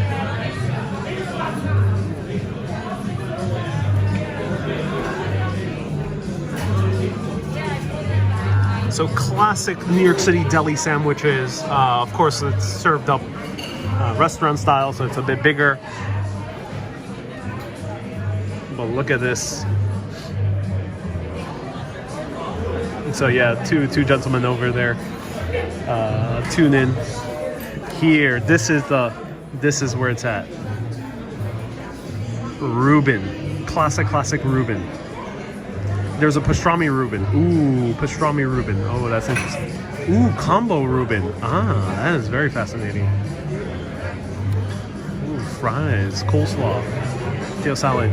The Reuben's so huge you might not even need the fries because you gotta save space for the right there, the cheesecake.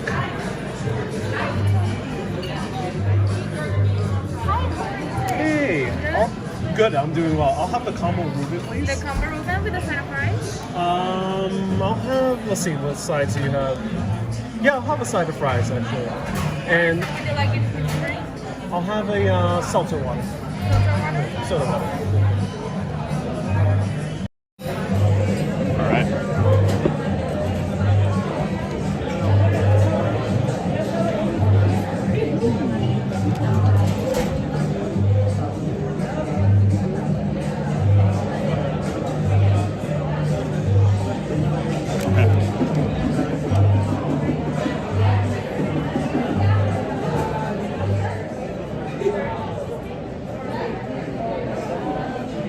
I'm just seeing what they have. So they have a classic cream soda, and they have classic black cherry soda, which I haven't tried.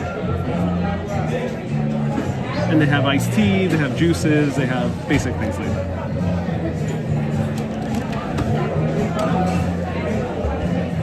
Hey, Kay says the cheesecake is so big, it's a meal in of itself. Indeed it is, yes. Love the place, always feels stuffed. Oh yeah. Wow, the dessert selection is huge. It is massive dessert selection. Massive dessert selection. But here, I would recommend getting the cheesecake. But they have one thing, that if you want to go above and beyond to experience the most crazy meal, crazy dessert in New York City, this is one of the most craziest desserts. I'm not sure if I should order it because I think it's a bit extravagant, but I have a small video that features it that I did about 2 years ago. You can find it on YouTube, but I'll show it to you. It is the cake shake. And it is a cheesecake on top of a milkshake. Yep, you heard that correct. A huge, massive, full slice of a cheesecake on top of a milkshake. They have the New Yorker and they have the chocolate brownie explosion. That is insane.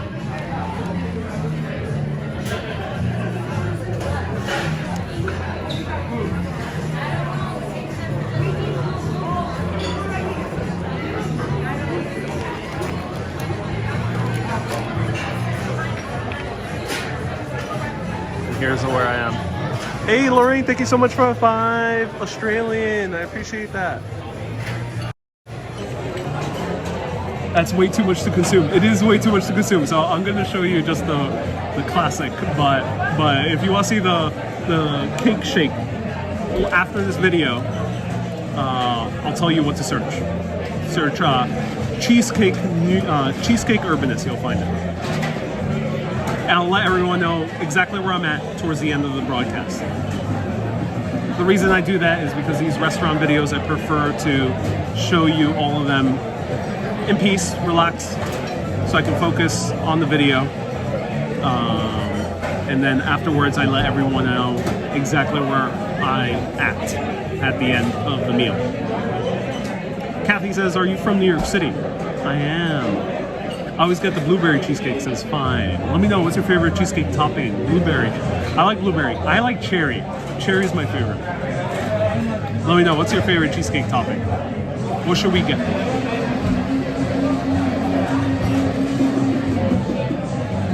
BA says you don't want us to come and eat your food.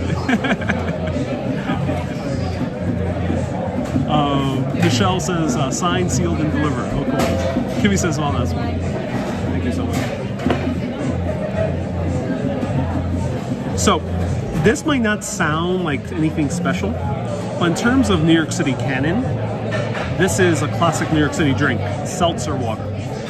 This is carbonated water, but it was highly popularized here in New York City. Seltzer water was actually all the rage back in the late 1800s and then early 1900s with the Jewish population and then the Hungarian population. They had seltzer water. Now, the reason they wanted seltzer water here in New York City was because here in the US there was no access to actual sparkling water. Sparkling water, some of the sparkling water you try is actually retrieved from the source already sparkled. So it does not add carbonation. There's some sparkling waters out there where they actually have a source, an area in the world where it naturally is carbonated, like from the spring itself. A lot of those areas are in Hungary, in Central Europe, and in France, and in Northern Italy, I think. Plus, that's becoming more and more rare, of course. So when a lot of these immigrants came over from those areas of Central Europe over to the US, they didn't have access to natural sparkling springs because there's not that many here in this area of the US. I think there might be a few in northern New York, but there's really not that many. So they had to make a way to enjoy the sparkling water that they had a lot in Central Europe, but somehow make it here. So they developed this canister type of deal, which was already innovated back there in Central Europe, but they innovated it very much further. And there was entire seltzer water companies here in New York City where they would have these huge canisters and they would deliver it to your home or to all these businesses. So this was the era before carbonated tanks. So we've been enjoying carbonated drinks already for nearly 120, 130, 40 years, give or take. So cheers.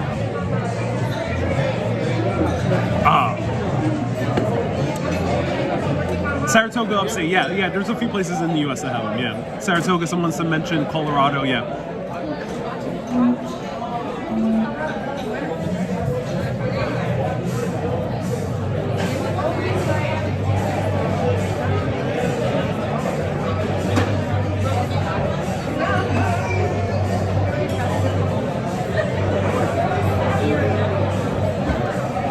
Again, everyone, please respect the rules of this live stream. What's the rule anywhere I am in the world? If you know where I'm at, don't mention it. I will let everyone know exactly where I am. the address and the location at the end. And also I'll let you know the price. Okay. How long will the stream go on for? Son and Shepherd, until the meal ends. So I'm gonna have a full meal. Yeah, you're gonna see dessert. And you're gonna see the price I paid for all of this. So who knows? Maybe like 20, 25 minutes, 30 minutes. Maybe a little bit longer because it's a huge meal. Do you get the Reuben? No, not yet. It's gonna be a huge, huge meal. They're making it right behind us.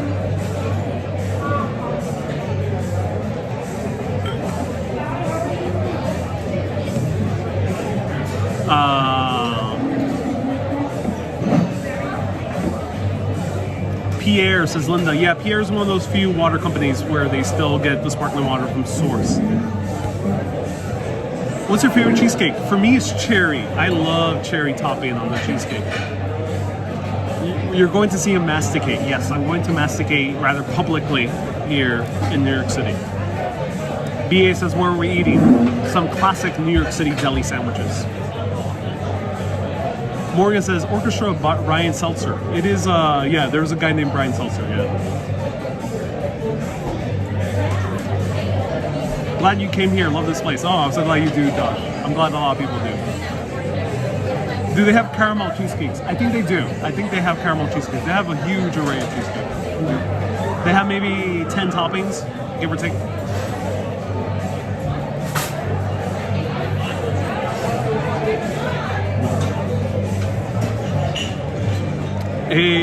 Kaiser, ¿sabías que la salsa de Reuben originalmente llevaba caviar? Eso no sabía. Kaiser says, do you know the original Reuben sandwich had caviar? That I did not know. That is very interesting. I would love to investigate that further. That's so cool.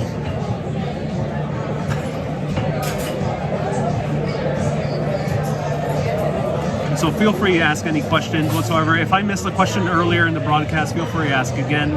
Or if I missed you, if I have not said hi to you and you have been tuning in for quite a while, say hello now.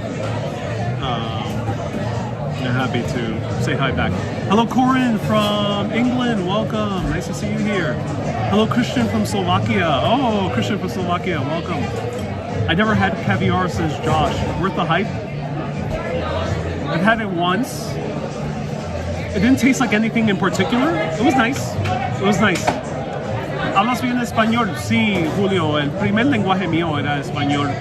Yo aprendí inglés cuando tenía como 4 años. Cuando pensé el kindergarten, que yo sé cómo se traduce en español, pero el primer nivel de escuela. Yes, I know Spanish since I was about 4 years old. Kindergarten is when I started learning Spanish. Kelly said 500 stars, thank you so much. Someone earlier sent a super chat, so do let me know who you were. Thank you so much for 500 stars. Edveni says, saludos amigo de Venezuela. Oh, gracias. Y quiere preguntar cualquier cosa en español, puede preguntar también en español. You can ask anything in Spanish as well. Hope you had a wonderful Thanksgiving, says Boho. Indeed. MM says, caviar tastes salty. It does indeed. You're making my evening so fun, says BBH. Oh, I'm so glad. I'm so glad. So happy to hear that. Have you tried New York cheesecake? Ida? That's exactly what you're gonna see after I eat the meal first. That's exactly what you're gonna see, Ida. I'm glad you're tuning in. You asked at the right time. We're gonna have a proper New York City cheesecake. Veronica says, I don't like hearing my name sometimes. I sneak in and just listen most of the time. No worries. No worries, B. I'll call you something short.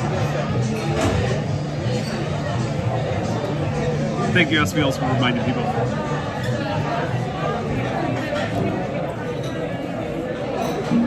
New York City cheesecake is the best. It is indeed, BA. Krista, he says, greetings from Guatemala. ¿Cómo estás? Estoy muy bien. Gracias por viendo esta emisión. Lo agradezco.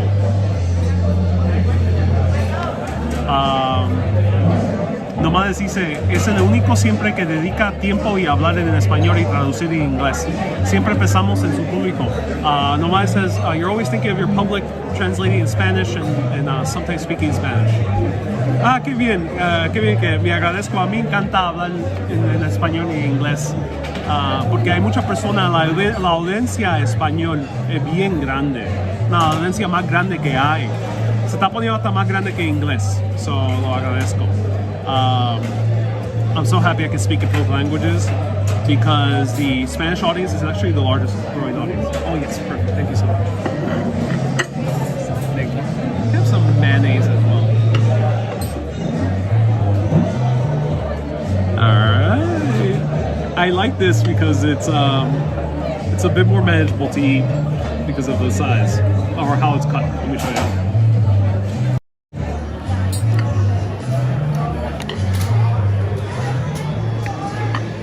So here we have the Reuben sandwich. This is a combo, pastrami and corned beef.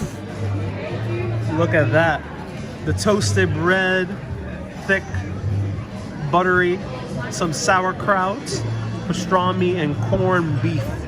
And this is like a slaw? I'm not sure exactly what this is. I'll check the menu. And huge, huge fries. Huge fries.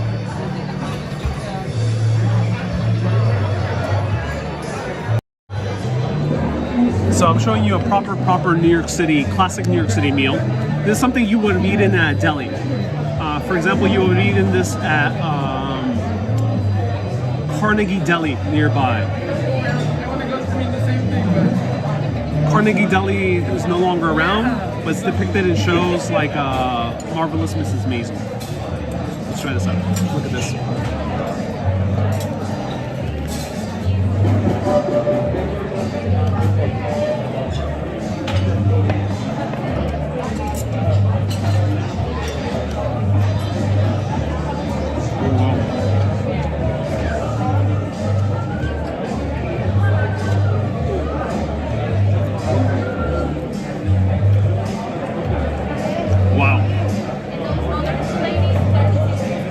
So very packed.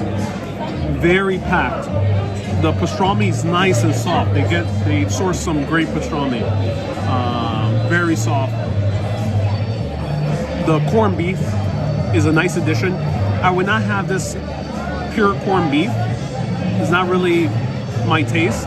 So I kind of like the combination of the soft, juicy pastrami. Thinly sliced, perfect. Look at that, very thinly sliced. It's well sliced. That means there's someone back there that knows what they're doing. Because pastrami could be badly sliced, even if you're using the machines.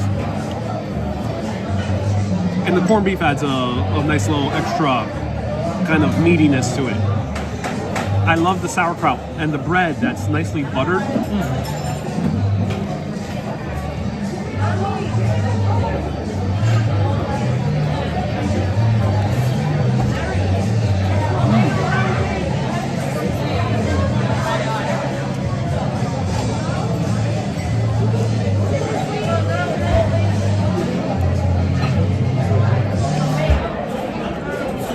This is packed. This sandwich might look small if you're just looking at it. You're like, oh, this is tiny. But trust me, you're gonna get very full from this.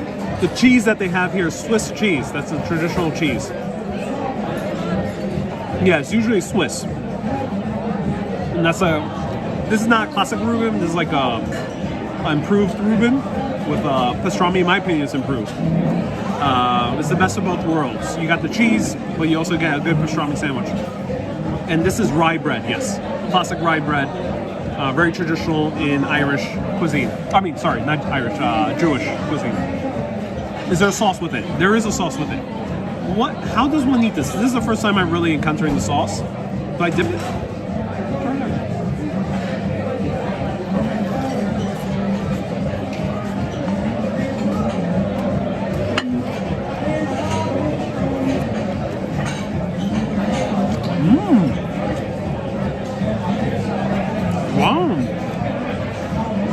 Great sauce. Let me know if anyone knows exactly what the sauce is. Do let me know. Someone said is Stage Deli still nearby. I'm not sure. I remember passing by it, but I'm not sure. I think the only traditional one still around here is Ben's. Ben's, still open.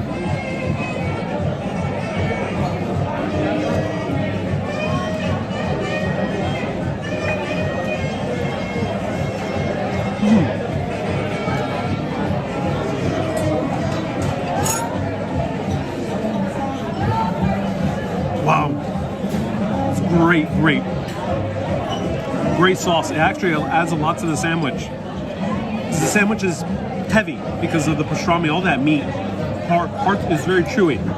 But this sauce has sweet relish,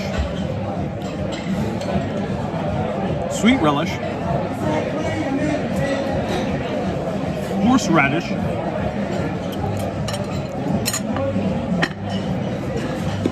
let's see.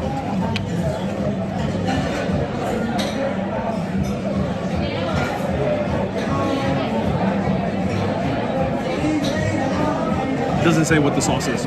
Anyone knows what the sauce? It's not coleslaw. It's a sweet relish, Thousand Island type of sauce. Para nosotros amigos que hablan español, es un placer tenerlos aquí. Sí, claro. Esta comida es bien típica neoyorquina. Es un sándwich que se llama Reuben. Y es típico de los judíos americanos. It's a very typical New York sandwich made by Jewish Americans. This what you will find in shows like Seinfeld, they refer to this. Or everyone actually, this sandwich is dedicated, this meal is dedicated, if I'm correct, he's Jewish American, I think. Died at 91 years old. One of the godfathers of Broadway musicals passed away. His name is Stephen Sondheim. And in the honor of the neighborhood we're in, of this food, I'm not 100% sure if he's Jewish American. Do let me know if anyone could confirm. But what I do know is that he most likely did have sandwiches like this while producing these Broadway musicals, because it's very typical for the Broadway cast and crew to come and have sandwiches just like this one from a place just like this one. I'll let everyone know at the end.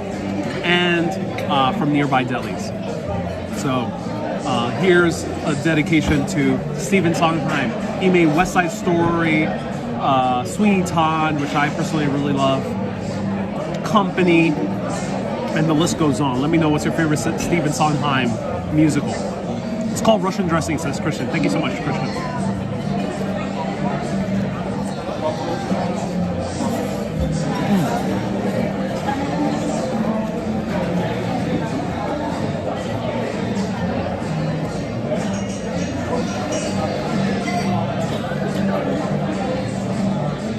May he rest in peace with all the wonderful, infinite amount of Reubens out there.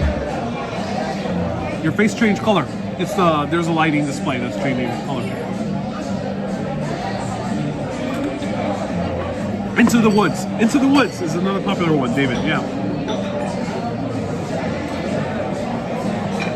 So check him out afterwards. He also made Sunday in the Park with George, which is not his most well-known one, but in terms of critically acclaim, in terms of art, it's definitely his more avant-garde one.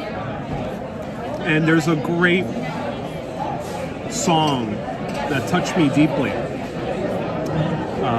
and it's called Look, I Made a Hat. Let me know the official name of the song, but that's the main lyric.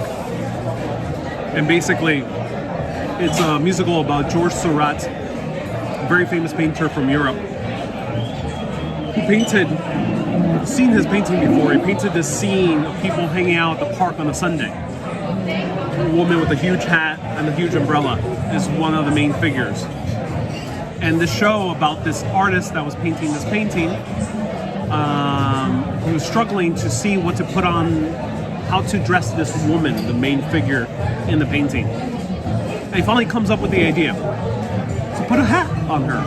It added so much to the painting. And he sings about the fact that, he says, look, I made a hat. And what is that song about? Well, many years later,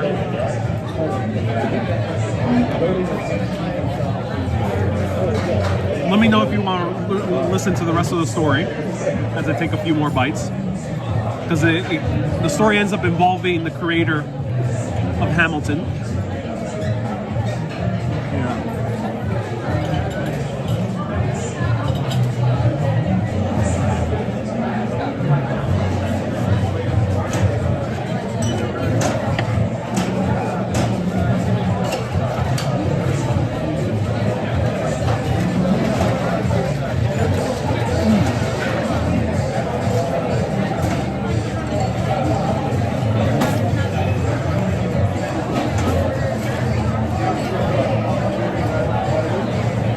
Tiffany Co, thank you so much.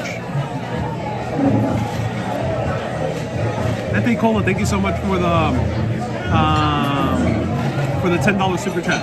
Did I get my mayo? No, I did not get my mayo, but it's okay because actually this is a great mayo replacement. This Russian dressing. It's a great mayo replacement. So I actually don't mind. I usually do eat my fries with mayo, but this Russian dressing is actually really good.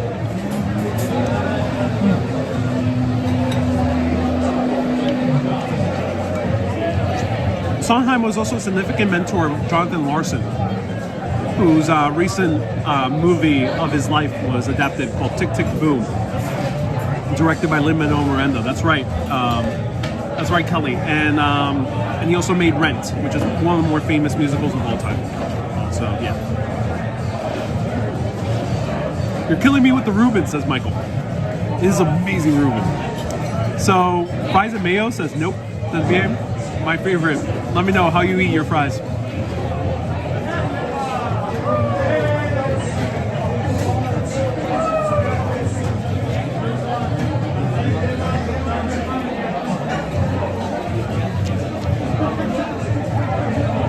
Linda, thank you so much for confirming. So Linda says he was Jewish, born in New York. Thank you. Thank you for confirming. So he's indeed Jewish. Which is important. It's relevant because we're eating a Jewish American cuisine. So I'm actually doing this video, and my camera slightly is out of sight because I have this wooden thing over here. I have a lot of people sitting here.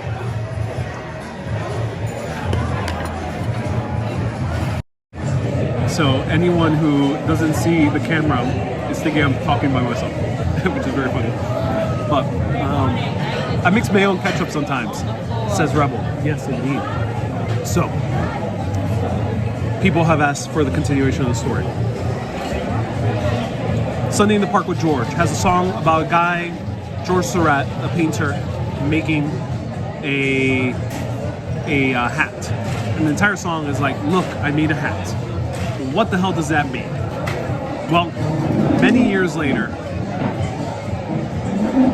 a young Lin-Manuel Miranda in his early 20s wins the Tony for In the Heights, one of the youngest Tony Award winners of all time. Lin-Manuel Miranda won another Tony later and many others for Hamilton. So as he goes up on stage, Lin-Manuel Miranda had a mentor, just like Jonathan Larson of Rent, Stephen Sondheim.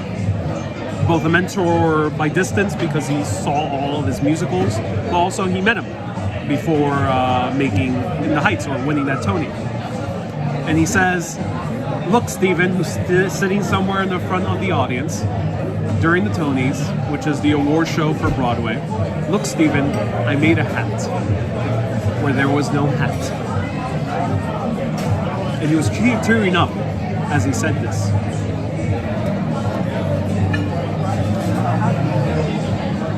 For me, many years later, I'm making this documentary about fashion.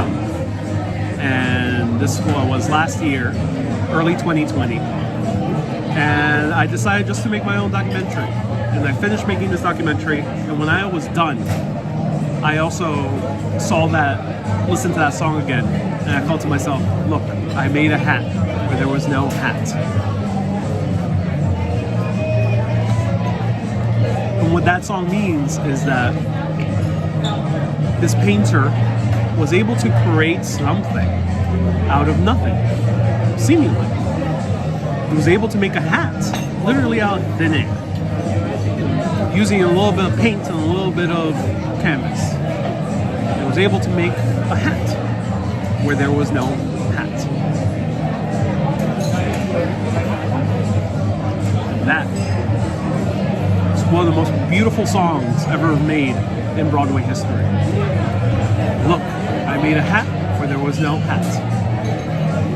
And that's how I felt with my documentary. I made this huge documentary, 45 minutes long, about the entire history of fashion, where there was nothing before. I made it out of thin air.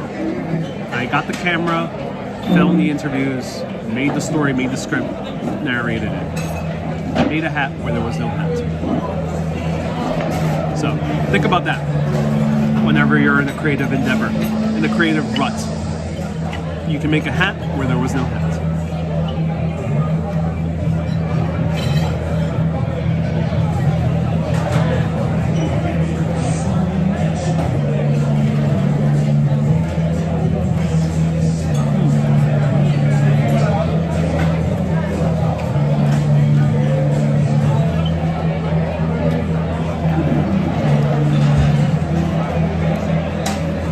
Says that was a good story. I'm so glad. I think it's because you're so handsome is why they're looking at you, not because you're talking to yourself. Thank you, Kathy. Thank you. I've been craving a real poutine in Canada, Ocean. That's a bit harder to find, but there's a few great places here for poutine. Try Pommes Frites in MacDougal Street. Stream today was pure decadence. I'm so glad. Glad you think so. Kelly says my favorite Sondheim song is Not While I'm Around. And I made an imperfectly spherical moon, says Rebel. Oh, that's so cool. Now it's getting really full. Wonderful story. I'm so glad you enjoyed that story. Amor y odio al mismo tiempo tus videos cuando comes, porque no me gustaría estar ahí y me da hambre, pero estoy muy lejos.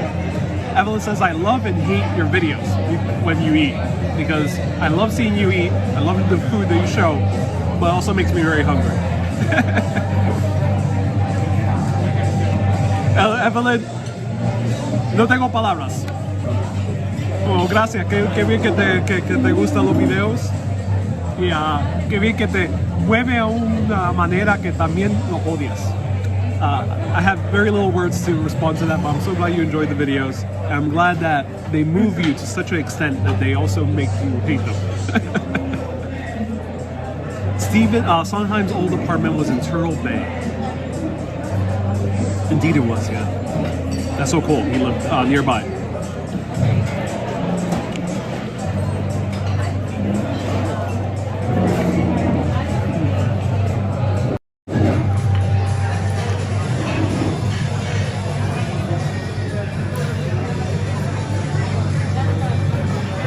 I'm still hungry. I'm gonna eat this.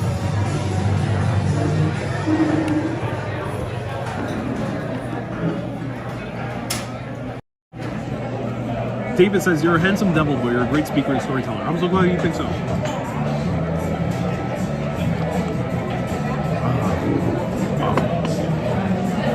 So feel free to ask me anything. I will be featuring dessert.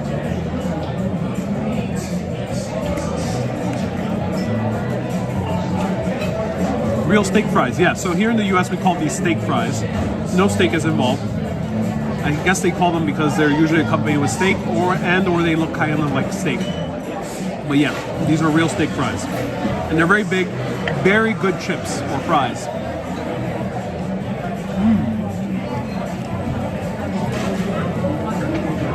You can tell that they're fresh.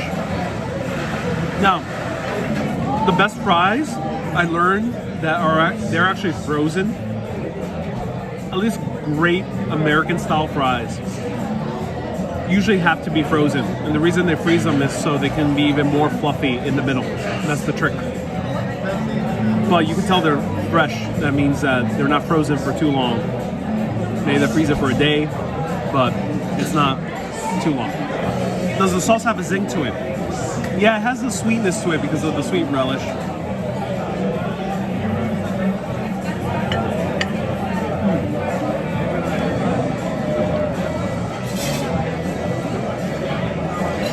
Do you like seafood?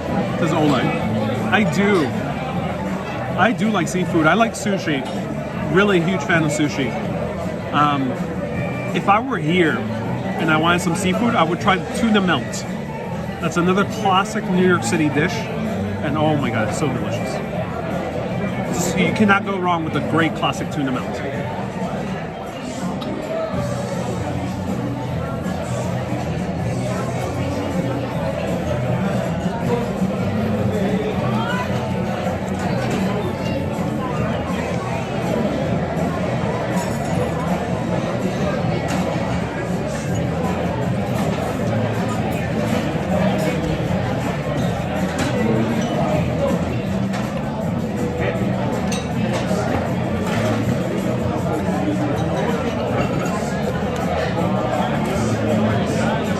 I'm closing in on 50,000 subscribers. Indeed I am. SVL says,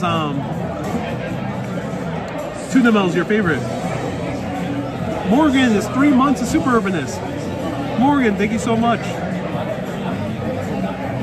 Eisenberg's had a great tuna melt too. Eisenberg's is closed.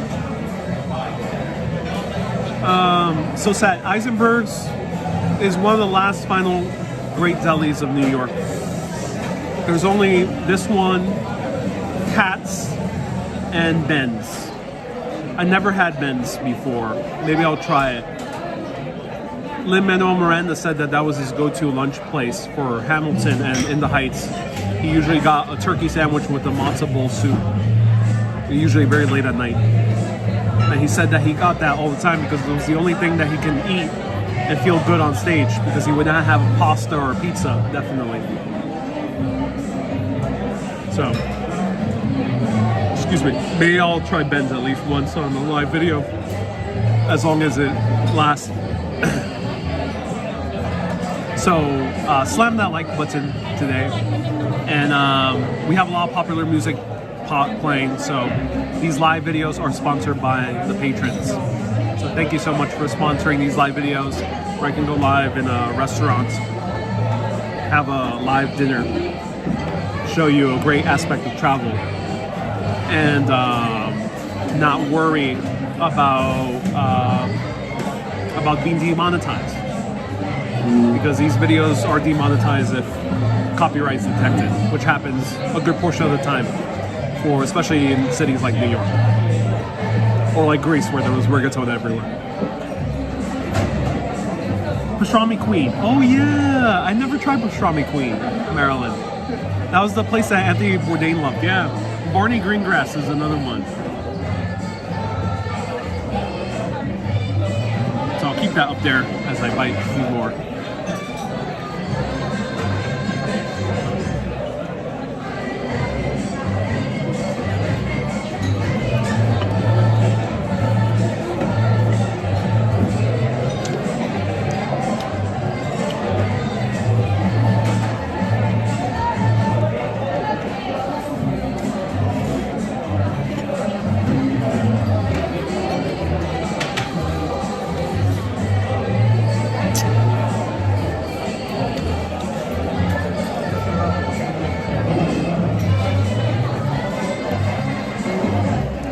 Says I hate restaurants with loud music.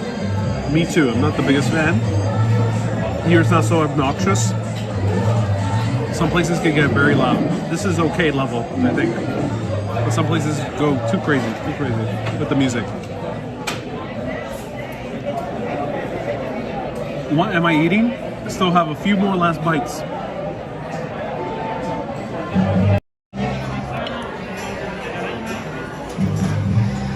Last bite and a few chips.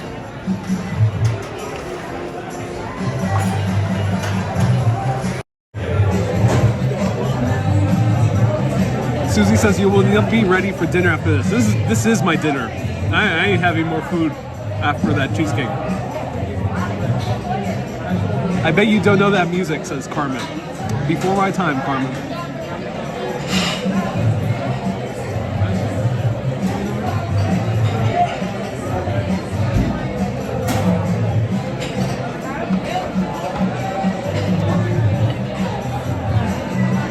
Leanne, nice to see you here. Music is I love him, and where he goes, it follows. Any vaccine, any V restrictions here? Yeah, you do have to show your V pass. I don't think people accept tests like they do in Europe. You have to show a V pass. Are you going to have a coffee? I will be having a coffee. Yeah, after this huge meal, I think it's requisite.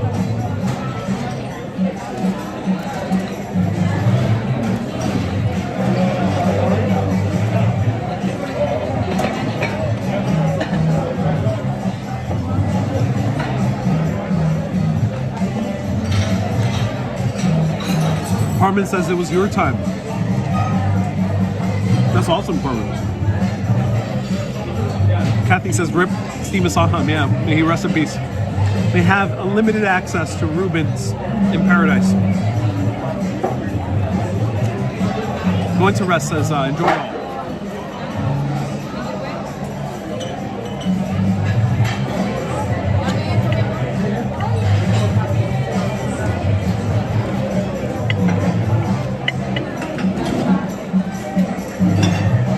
Final bite, ladies and gentlemen.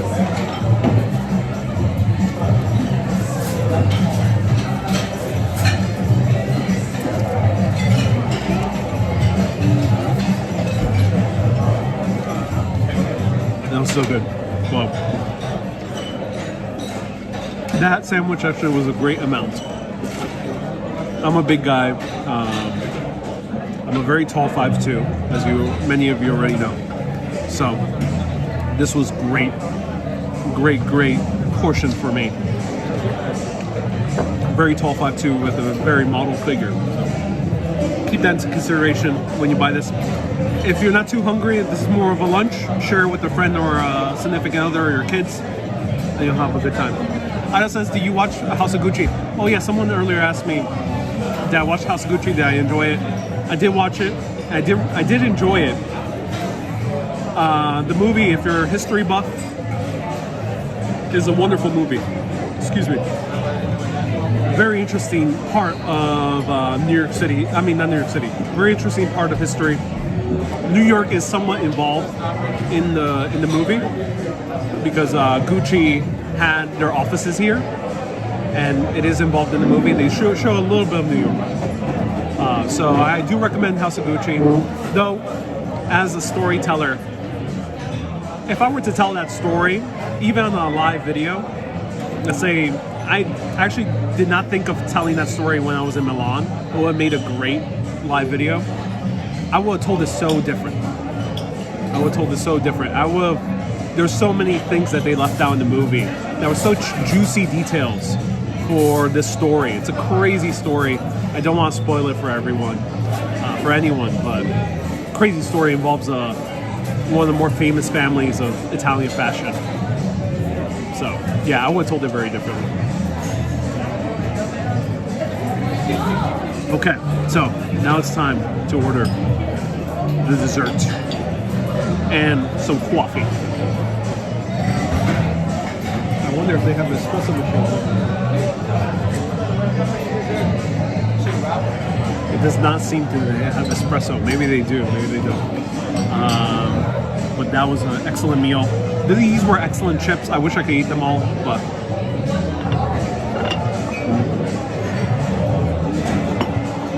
Tom Ford criticized it for being too campy. It's a bit campy, yeah.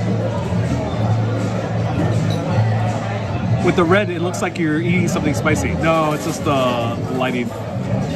They put in orange lighting in honor of urbanists. All right.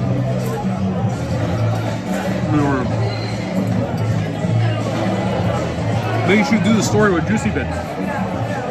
I am so tempted to go back to Milan and do like a story vlog on it. So tempted. Hopefully the waiter hasn't quit in the middle of your meal. That's Josh. Alan says, give me a chip. All right, Alan, here it is. Hey, I'll have a cherry cheesecake, please. And do you have espresso? I'll have an Americano.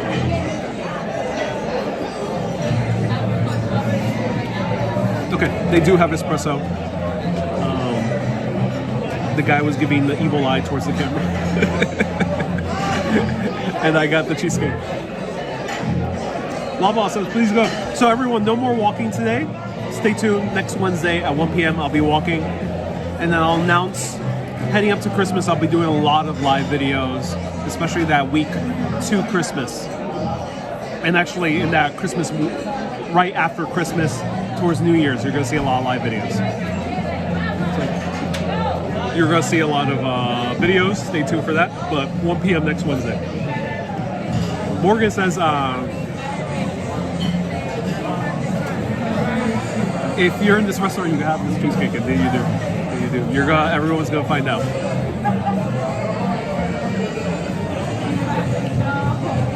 Well said. Back to Milan and Ireland too. Says I. All right, maybe I'll go back to Milan and Ireland. Maybe. Going to be more travel restrictions, unfortunately. I truly hope not. It'll be so disappointing if that's the case. Hopefully a blizzard or two. I do hope. I would love to go live during a blizzard. Believe me, Susie. Yeah, I hope travel restrictions don't get too bad. Can anyone speak with Boris? Can anyone tell Boris to chill out? Thank you so much. So please, can anyone tell Boris to not chill? Let's not get too crazy with locking down everything. I would appreciate it. Thank you so much. And also speak with the French Prime Minister. I don't know his name. His or her name. Oh, so they have proper espresso here. Look at this. It's nice.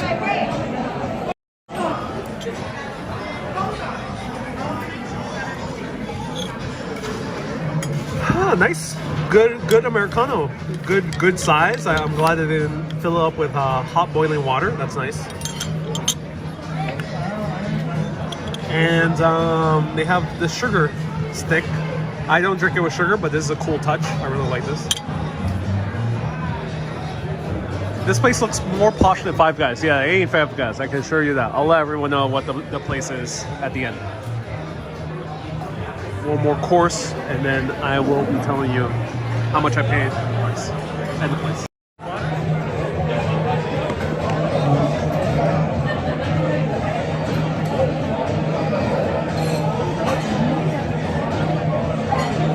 Kathy says, I bet there will be. Yeah, I hope not. I really don't. You could buy cornbread in the pack. Hey, Steve Buffalo. Wow, cool last name, Buffalo. Are you from upstate New York? Do remind me. Thank you so much for the $10 super chat. That's so kind of you, Steve Buffalo. Thank you. Steve Buffalo. Oh, is that you? Hey, Steve, thank you so much. You want to say hi to the camera? What? You come out? Okay, yeah, come over, yeah. So, Steve is the gentleman sitting right next to me. So, shout out to Steve. I like Starbucks. Actually, it's becoming popular to this now. My thoughts on Starbucks: if you're in New York, you don't need. There's better places. Unless if you go to the Roastery, which is like a theme park. That is the best Starbucks to go to here in New York. Is the Roastery and Meatpacking District. But if you're in New York, there's a lot of great places for coffee. Many other places. In this area alone, there's Bibble and Sip. There's UT 47. There's a bunch of Blue Bottles nearby. Try those places for great coffee. But if you're in many other parts of the world, many other parts of the US specifically, there's not going to be too many great coffee shops. There's many cities out there in the US where unfortunately coffee is a bit lacking. so a Starbucks would be a great bet. But if you're in New York, if you're in Boston, if you're in Philly, if you're in Chicago or in LA, you don't need a Starbucks. There's a lot of great places beyond that. Ooh. It's a great classic coffee. It has a really, really old school taste to it. Wow, I like it. This is like old school coffee. This is like a great diner coffee taste to it. Ooh, I like it. It's very acidic. Not in a terrible way. I don't think it'll give heartburn, but it's acidic. It's bitter. It has that bitter, dark coffee punch to it. If you're one of those people who really like their kind of dark, punchy coffee, this is good. It's good. This is like coffee from the past. This is old school diner coffee taste. But since it's espresso, it's a bit more fresh, which is nice. I like it. Wow. It combines with the atmosphere.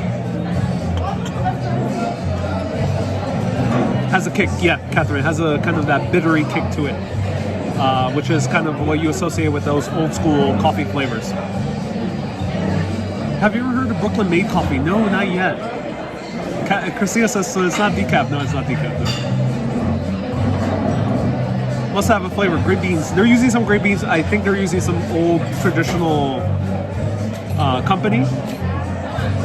Definitely not the modern companies. Maybe it's Starbucks, maybe it's something else. I can't quite tell, but it's really good. It has a very kind of old school flavor to it. It combines well with the atmosphere. Christina says I would have trouble sleeping. I feel you.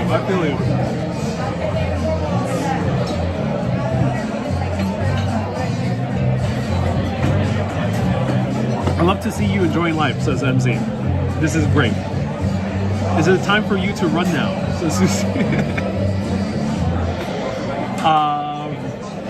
We have the cheesecake. Thank you for the wonderful video. Now I need a Reuben espresso. Hi from Chicago. Jackie, I think you're in luck. In Chicago probably there's a few great delis as well. So you might be able to find a Reuben in Chicago. I think Chicago, New York, LA, Philly, and Boston, you'll be able to find some type of Reuben. SPL says, thank you for the date. My pleasure. Susie says, I made a mistake. It's called Brooklyn Zone. Okay, we'll check it out. Rosalind says, how do I watch your fashion documentary? So, I have my original one. Search New York City Fashion Capital, Urbanist. It's on YouTube. It's on my channel, Urbanist. If you're on Facebook, you can also dig in for it. It's a little bit easier to just watch on YouTube. So go Fashion Capital Urbanist and you'll see it. It'll be one or the second hit because I also did a walking tour of Garment District. And I have a bunch of videos that are associated with that. So I have the full interviews, I have a full tour of the Tenement Museum, all associated with the documentary. However, if you want to see my newest project, on December 15th, I think now I can comfortably say this publicly. This seems to be going to happen. Get your tickets if you're coming here December 15th or afterwards. Get your tickets for Rise New York. RISENY.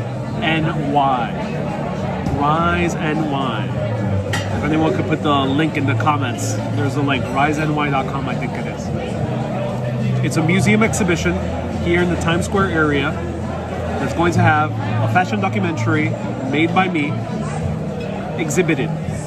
It's a exhibition that's a permanent one. That means a probably be there at least 20 years. And my own fashion documentary is going to be there. Check it out. Rise NY. Buy your tickets if you're here after December 15th.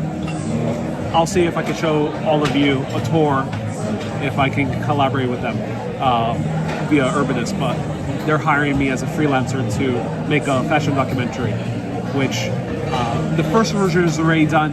There might be a second version with an extra interview, so stay tuned. I'm very excited. I'm going to be in the museum exhibition. My voice is going to be there, and of course, I made the entire video.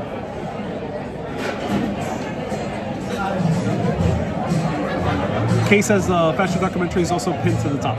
Yeah, it is pinned to the top of the Facebook group. Very good, says Ida. Lucy and Kathy says congratulations. Leanne says that's brilliant. Well done. Thank you so much.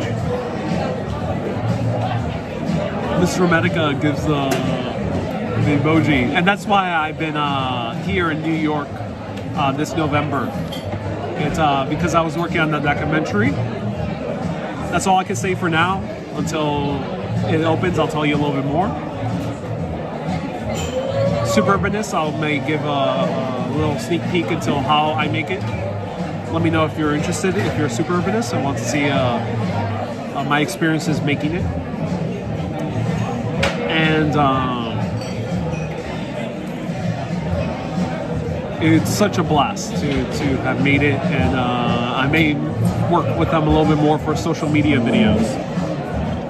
So you might see me in the advertisements. Thank you so much. You want the fries with your dessert? No, you can take it. Not the best combination. Okay. Thank you so much. All right.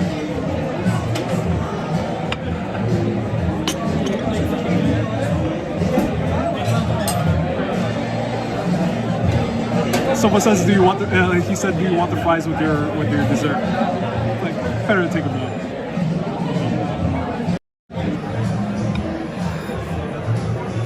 BA says we'll have the chips. Here it is. Cherry cheesecake.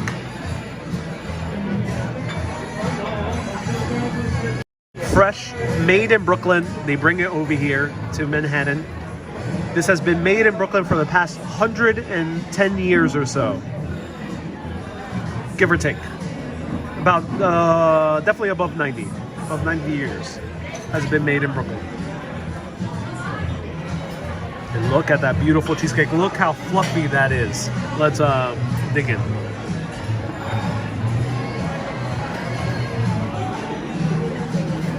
Susie also asked to see a cheesecake, so this is dedicated to Susie, who tunes in from Bushwick. She probably has had this before, but this is a proper cheesecake. With the crumbles. This is why I really love is the crumbles. Buffalo wings? No, it's not for me.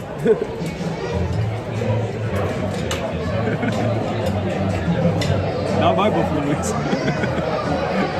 Can't eat anymore.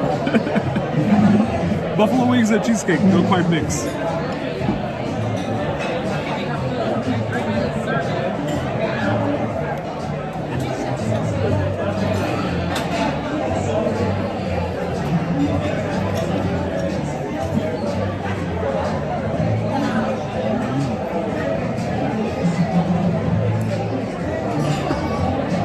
Pizza review says crumbles only in the back.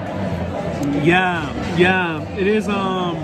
They all make their cheesecakes are all slightly different, so they all have a slightly different flavor to them. They all have a slightly different flavor to them. So some of them are more crusty than others. This one isn't too crusty. Susie says, I actually want you to try the $4,000 cheesecake.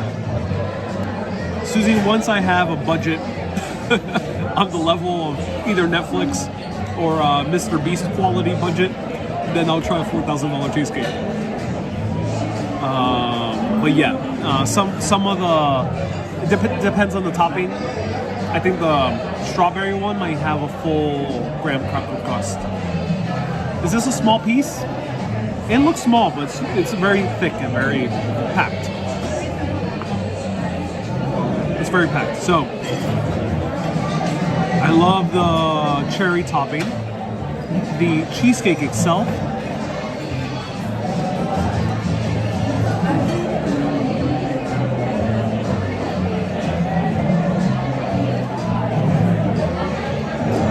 So soft and creamy. It's almost like biting into clouds. I've used that analogy many times before. It also applies to this. Super fluffy. Has a little bit of a bounce back to it, which means it's hard to achieve as a cheesecake. If you have a cheesecake in a typical New York City diner, and there's a lot of diners out here in New York City still, especially in the outer boroughs, in Queens and Brooklyn, the cheesecakes are a bit harder. They're a bit thicker. They taste more, they're different. They're a little bit more in line with the kind of Italian style of cheesecake, or the cheesecake you will have in other countries that are not New York, or not the US. But this one, classic New York City style, super fluffy. Super fluffy.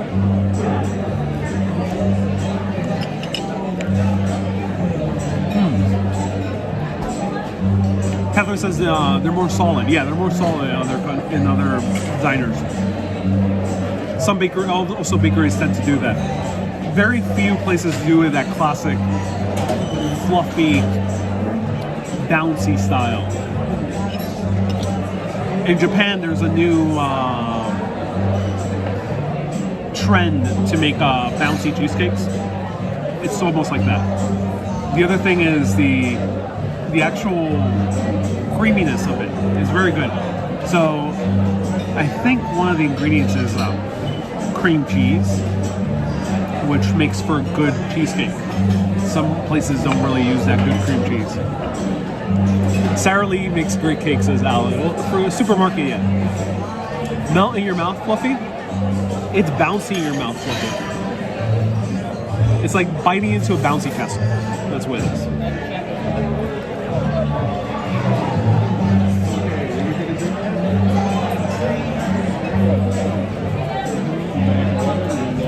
Alright. We're gonna try the crumbs.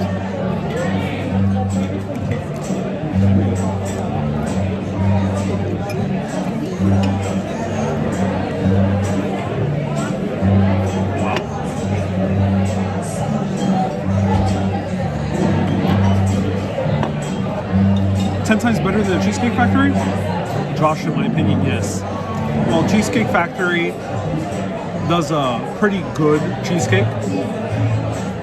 I wouldn't really have the food at a Cheesecake Factory, personally, but I can tell if you don't have too many options, it might be a good enough choice in many parts of the US, but Cheesecake Factory does a good cheesecake. It's a chain restaurant here in the US, but this one, it's just on another level. Cheesecake Factory, you can taste more of the sweetness to it, more of the intensity of sugar. Here, you get more of a good balance between the cream cheese, the eggs, everything involved in this. You get a more nice balance to it.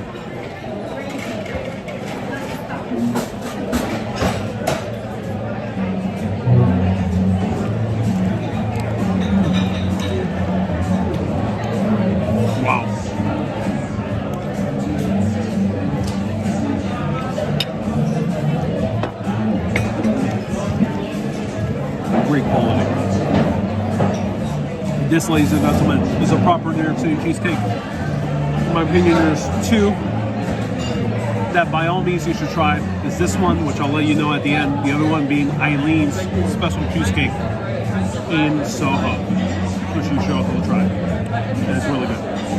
Yes. Hey, thanks again for the super chat, for watching. Enjoy it. It's great, really good food. Yeah, enjoy your time in New York. Yep, we're on our way out. So Oh, cool. Have a good day. Bye-bye.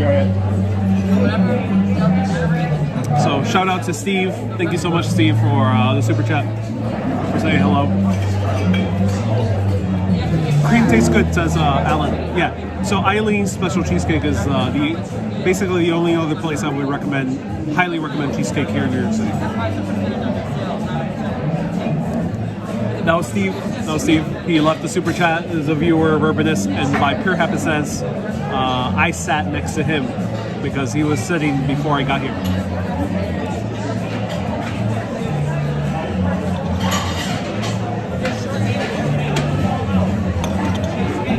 Okay, everyone.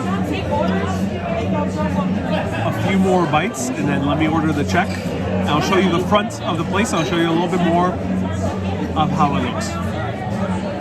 Stay tuned. I don't press anybody hard about anything, but I'll show you the front display of all the cheesecakes. anything guys gotta change sodas, they gotta clean the bathrooms, they gotta, they do everything. You guys don't see most of the things because you're just worried about your tables. What's Chinatown like, says James? I have many videos of Chinatown. I have a full history tour of Chinatown. I have many history tours of Chinatown, but there's one that's recorded as 30 minutes. And I have a lot of other videos and live explorations of Chinatown. SBO says, you do realize what is happening, right? You're manifesting what you hope. So I actually have, S-Fields, thank you so much. I actually have potentially even better news. But I'll tell you once it's official. It's very interesting. It deals with another medium of entertainment outside of documentaries and online videos. Stay tuned. Stay tuned. There might be some good news in December if you enjoy my videos. I just took your West Village tour. It's awesome, Kelly. Oh, so glad. And I am taking new tours. So if you want to join my tours, I am doing private tours again for this December. So if anyone wants to go on a private tour, private 2 or 3 hour tours throughout New York City, starting at $300 is the minimum price. Feel free to go urbanist.live/tours. And you'll learn more about that. Urbanist podcast? Not quite a podcast. I already have one. I like being on them, but I don't really like making my own podcast.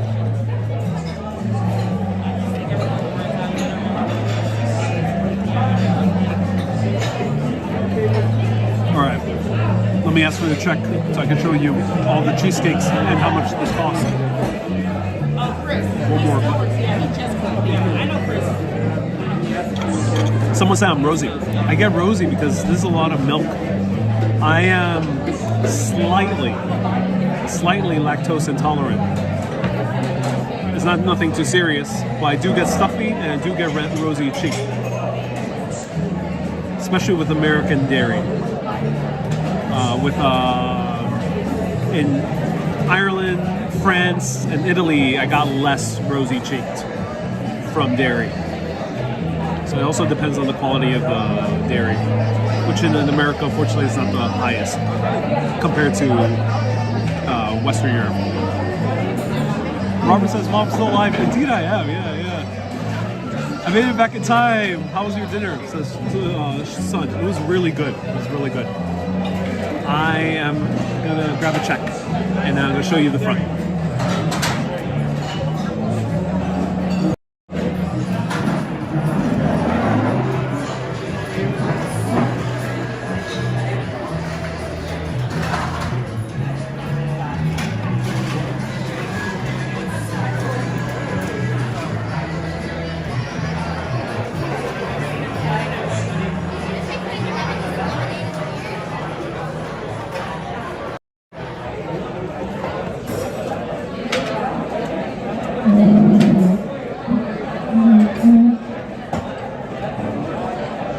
Alan says if I go to New York, it's $100,000 an hour for your tours.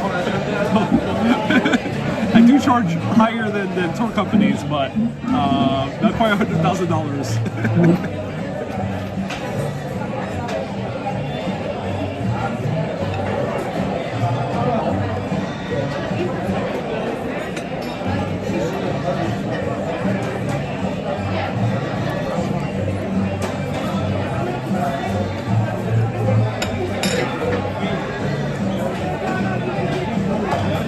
good to know all the hard work has been paying off. So, no, thank you.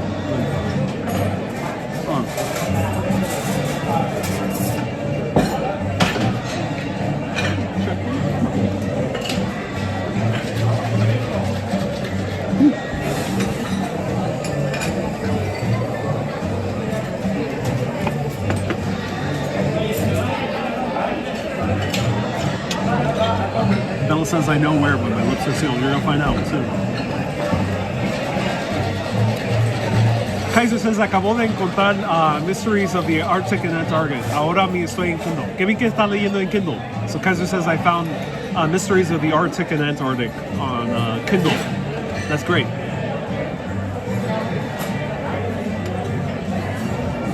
I'm so glad. So everyone, this is the book I'm reading. Thank you so much. And card.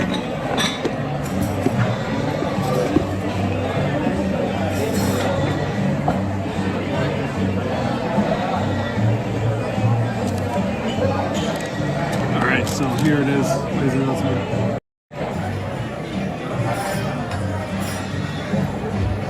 Reuben 19, fries 3.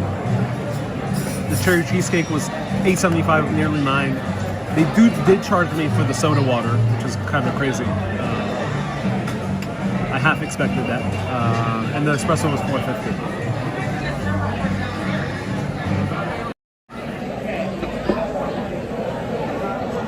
So, 43.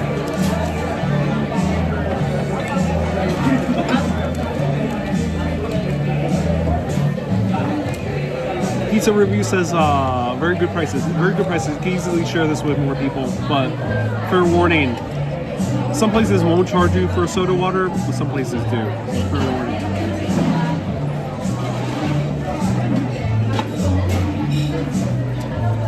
I'm not fully surprised, but yeah, some places do charge you for soda water. But yeah, good price for the middle of Times Square. Probably especially if you share this food, because this is a lot, this will be the best value, I think, in this area of New York.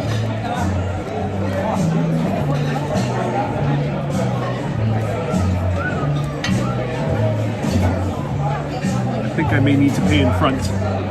So, everyone, this is the address. The tip, they have a suggestion.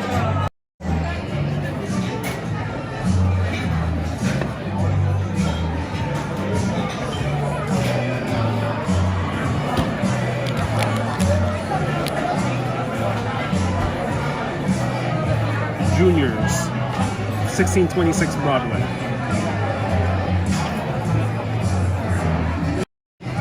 Was the food good? Yes, it was really good. Brittany, really, really good. I highly do recommend it. It was actually really tasty. This type of food, you can eat it a little bit cheaper if you just buy the sandwich at certain delis, but you're not gonna get it for much cheaper. Pastrami sandwiches are still that price even at the delis. You pay more at Cats, but Cats you get more. Yeah, Cats is a bit more stuffed, and you pay just a slightly more. Yeah. So Cats is slightly better value in terms of the amount of food. But here you're in the middle of Times Square, so you can't really expect much less, I think. I don't think you can. Did a reading on you. Only getting better for you, says Susan. Oh, Susan, you did a reading. Thank you, Susan. Susan on Twitch, moderator or mega urbanist, says she did a reading for me, and it's getting better. I'm definitely getting one of the cheaper meals. I've seen Ariel eat a lot. Yeah, this is a lot of food. You could definitely share this with 2 people, especially if it's lunchtime. If you're come eat here before a Broadway show, come over here, share with your friends, family, and then go over the show and eat something late night like a pizza. You'll have a great time. Oh. I wasn't sure if you had to pay.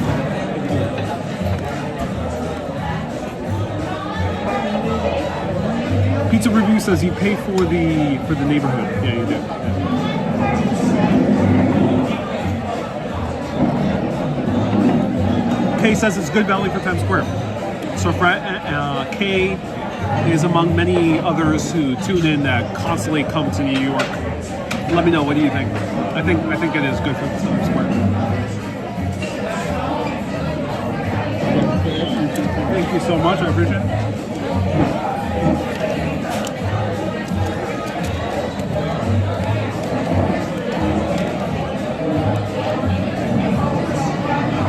They're playing Hit the Road Jack. It's exactly the cue. Exactly the cue.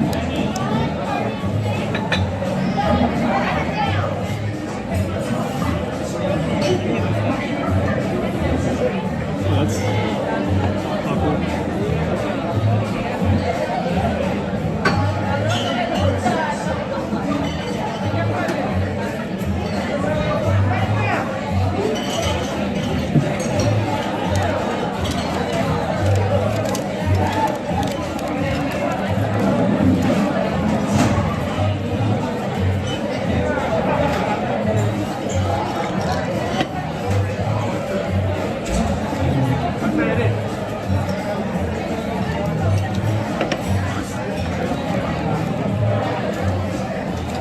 Catherine says this was fun and informative. I'm so glad. You're still here, Ariel. Just out of work. Small business Saturday for the nonprofit shop. Oh, it is small business for Saturday. This is still a family business. Juniors. Juniors originally started about 90 plus years ago in Brooklyn. It's still in the same location as it was 90 years ago in Brooklyn, in downtown Brooklyn. I'll show you the front and I'll tell you just a bit more about Juniors.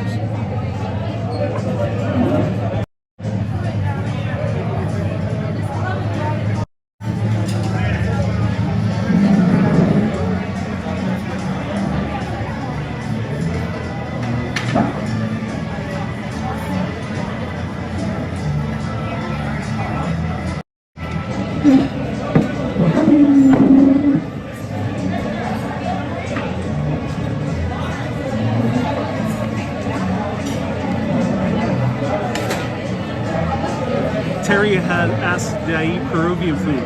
I love Peruvian food. I love the chicken and I love the ceviche. Have not featured it yet, really. Live.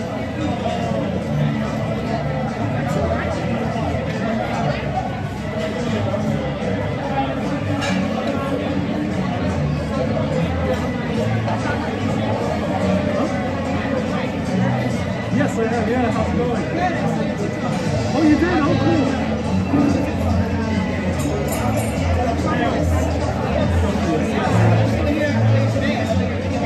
Oh, you did? Okay. Oh, that's awesome. Yeah. I'm glad you enjoyed it. Yeah, yeah. Great sandwich. Yeah. Oh, they are? Yeah, yeah, yeah. Oh, go very early because even when I went, they were sold out. Pleasure meeting you too, and great food here today as well. I was doing a live video and enjoyed the Reuben.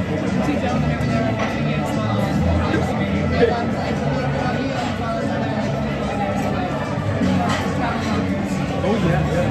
What's your name again? Ashley. That's cool. Yeah. Have a great day.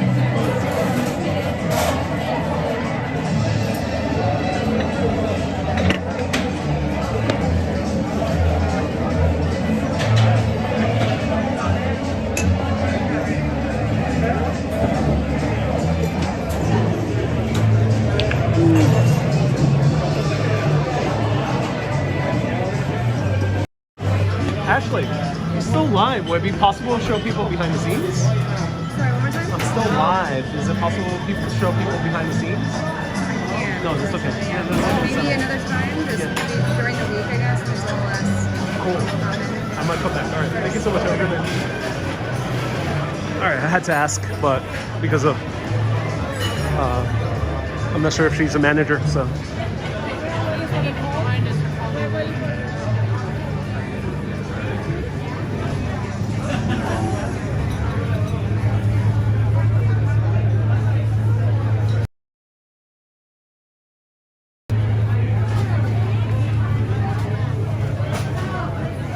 Have pumpkin right here, pumpkin pie as well.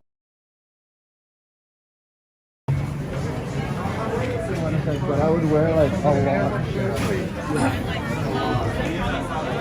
full. Everyone crazy full. So they have cheesecakes by the slices.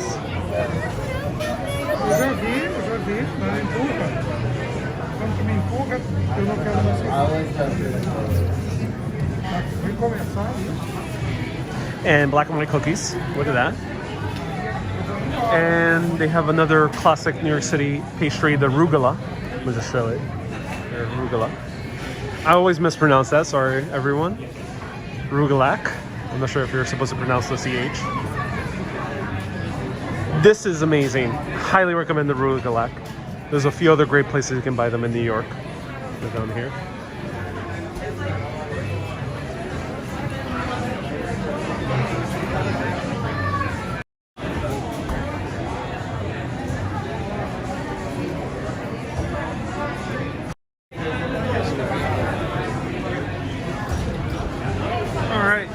Let me show you the front. Oh, okay. Actually, let me show you a little bit more. So they have that huge sign.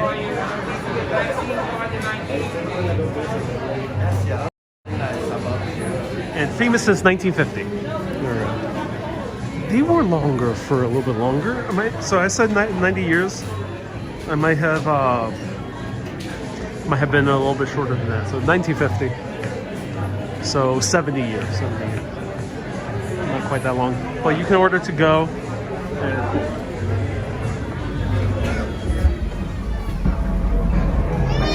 And here's the outside. We are on the corner of 49th Street and Broadway. Send my regards to Broadway. So my mistake, I said 90 years. It's more like 70. Though I think it has a little bit more history into that. 70 years they've been running. Beautiful restaurant. Highly recommend it.